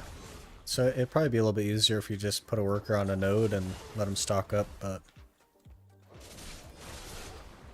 having the anvil expire every 24 hours is really terrible, honestly.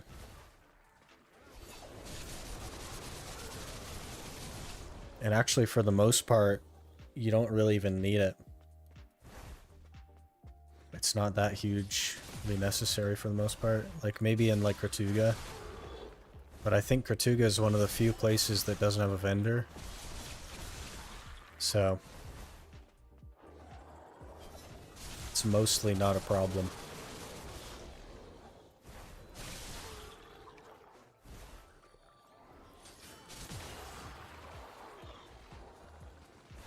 They removed the trash from trace nodes and swapped for mithril, plat, opal, and gold ores. Interesting. The opal will be nice as well.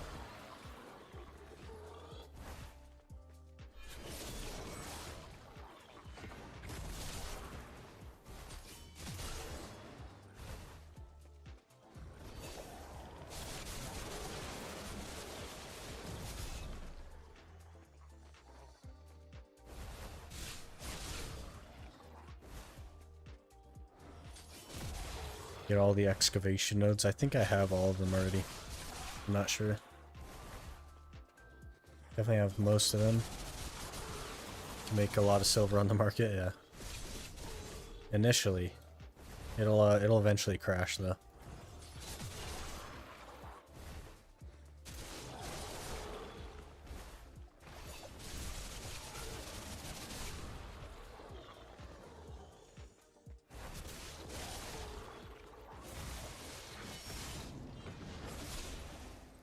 That was weird. If it's only for Katuga, I usually do an hour with Megu without breaking. Yeah, but it's so that you could stay in without coming out, you know what I mean?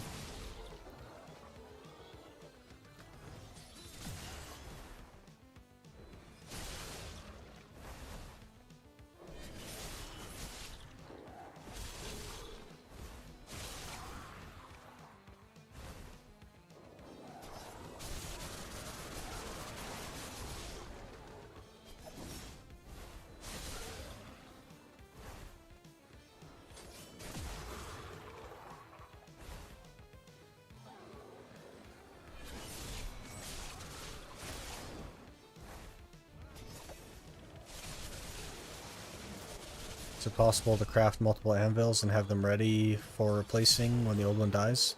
It is possible, but the amount of time it takes to like actually prepare an anvil is like more than it's worth to do, honestly. Especially considering like the repairing isn't the only bottleneck to continue grinding. You also run out of inventory slots really fast.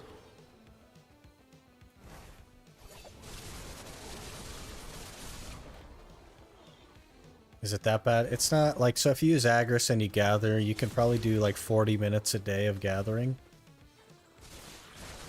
But 40 minutes is like way longer than all of the time I would just run back to town. So, I don't know. Just leave them in the market, yeah. Saw a thing you can do with tagging a sage that goes in for free. Is it legit? So the sage has a skill where it gets into Kratuga and Sakraya for free, and you can go to the doors, like the node guys on History and Ackman, and choose where to go in there too. So it's a sage skill. You have to be, I think, 60 or 61 on them though.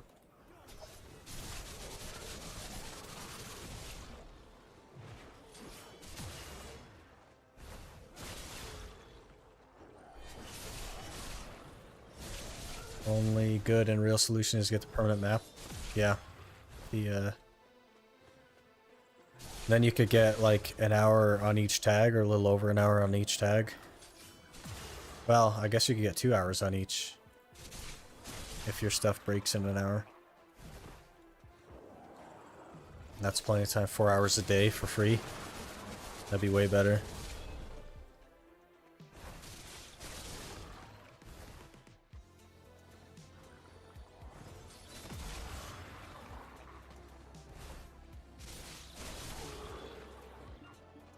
Oh, we're heavy, that's why. I was like, why am I moving so slow? It's because we're full.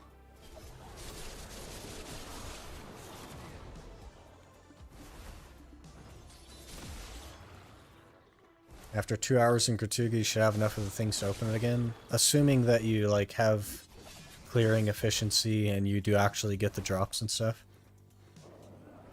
What about that one time that you don't, and then you can't get back in? Now you have to go to like Gaha's or something and grind for a claw.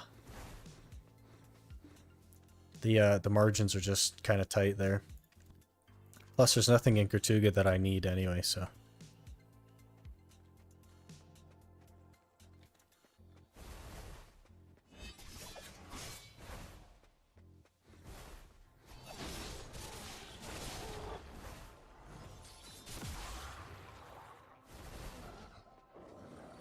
If you're an Ironman, yes. Yeah. If you're not an Ironman, then like you run very quickly into the situation where maybe you should just buy a tent. But it's hard to say. There are definitely other places that are easier to grind though. You don't need to do Gratuga. Especially if you're not an Ironman. Because you can make money anywhere.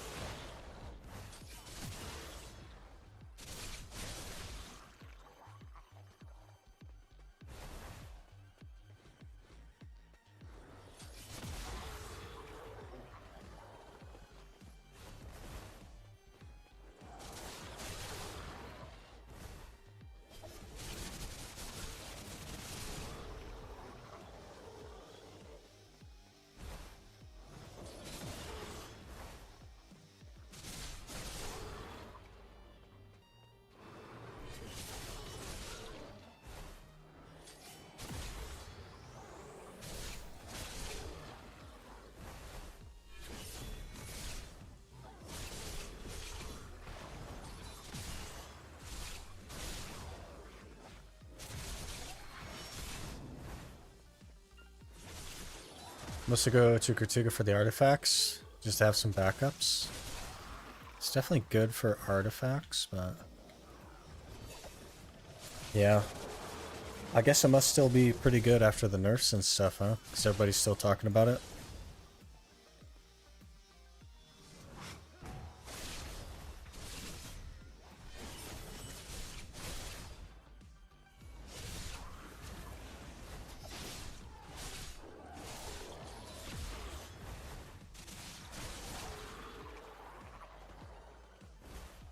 It's only the Marnie realm that got nerfed. I thought all of it was getting nerfed.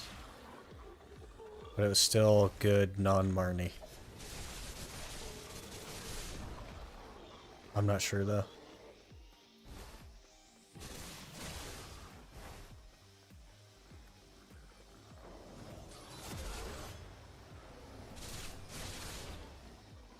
Only Marnie got nerfed.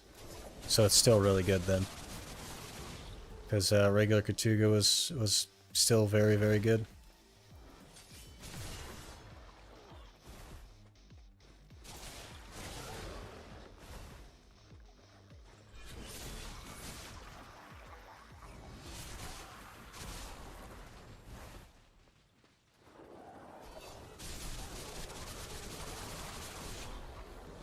What are you doing at this dead spot? Gratuga, or Prodi Cave is like sleeper OP, man.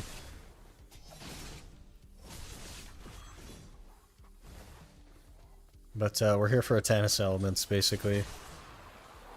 It's usually been really, really good for Atanus for me.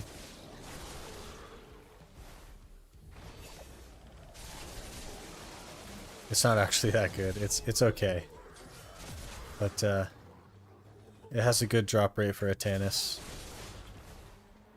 And I needed some levels, so it's pretty good for XP as well. Oh, speak of the devil. There's an Atanus right there. I think my average is like between 3 and 4 an hour.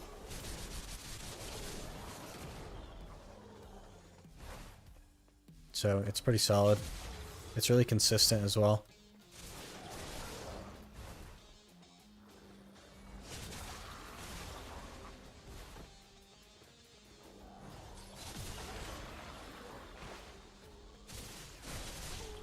Polly's Forest should be more efficient. Polly's Forest has less Atanus.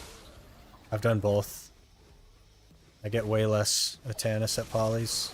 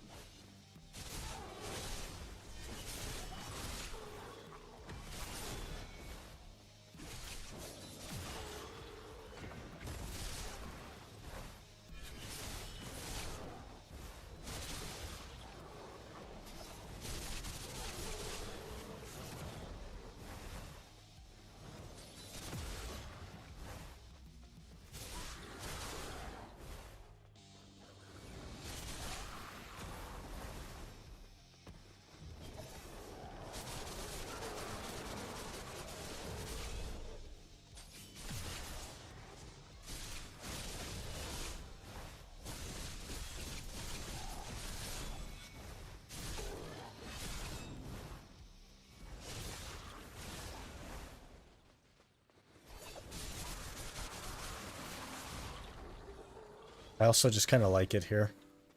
It's like out of the way and the aesthetic is nice.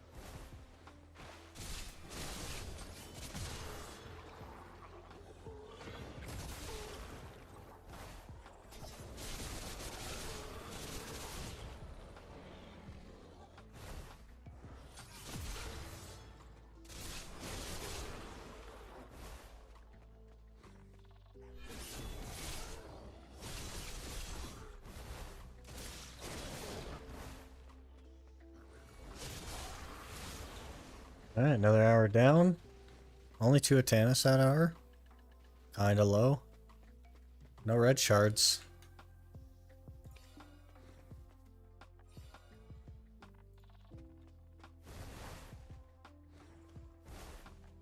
Didn't expect that Hash would have such AoE attacks. Yeah, me either, honestly. Going smooth. It is going pretty good. It feels way better than Corsair, which I know isn't saying much, but really not too bad. I'm not sure if I prefer Succession or Awakening, but I think Succession is really cool, so maybe we'll run with that for a while. And see how that goes.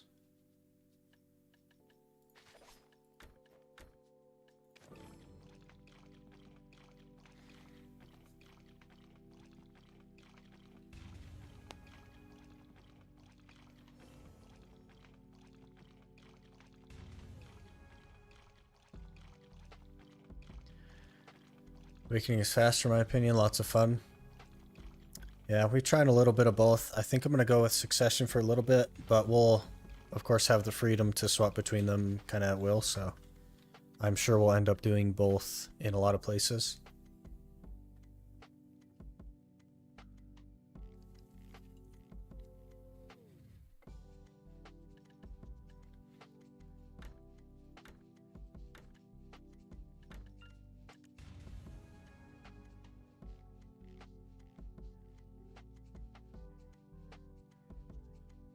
Seems easy for the eyes too, not much visual effects. Megu burns my eyes. You gotta turn your opacity down. Think we're counting Hash as a solid win? Yeah, definitely not a bad roll there. Not too bad. I'm not mad at it or anything, so.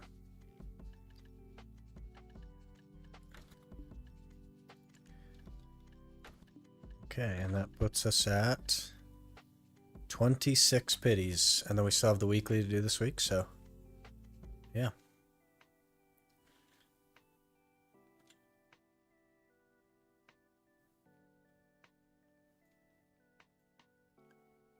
Anyway, I think that's it for me, guys. My voice is starting to hurt and stuff, so I'm gonna call it there before it gets too much worse.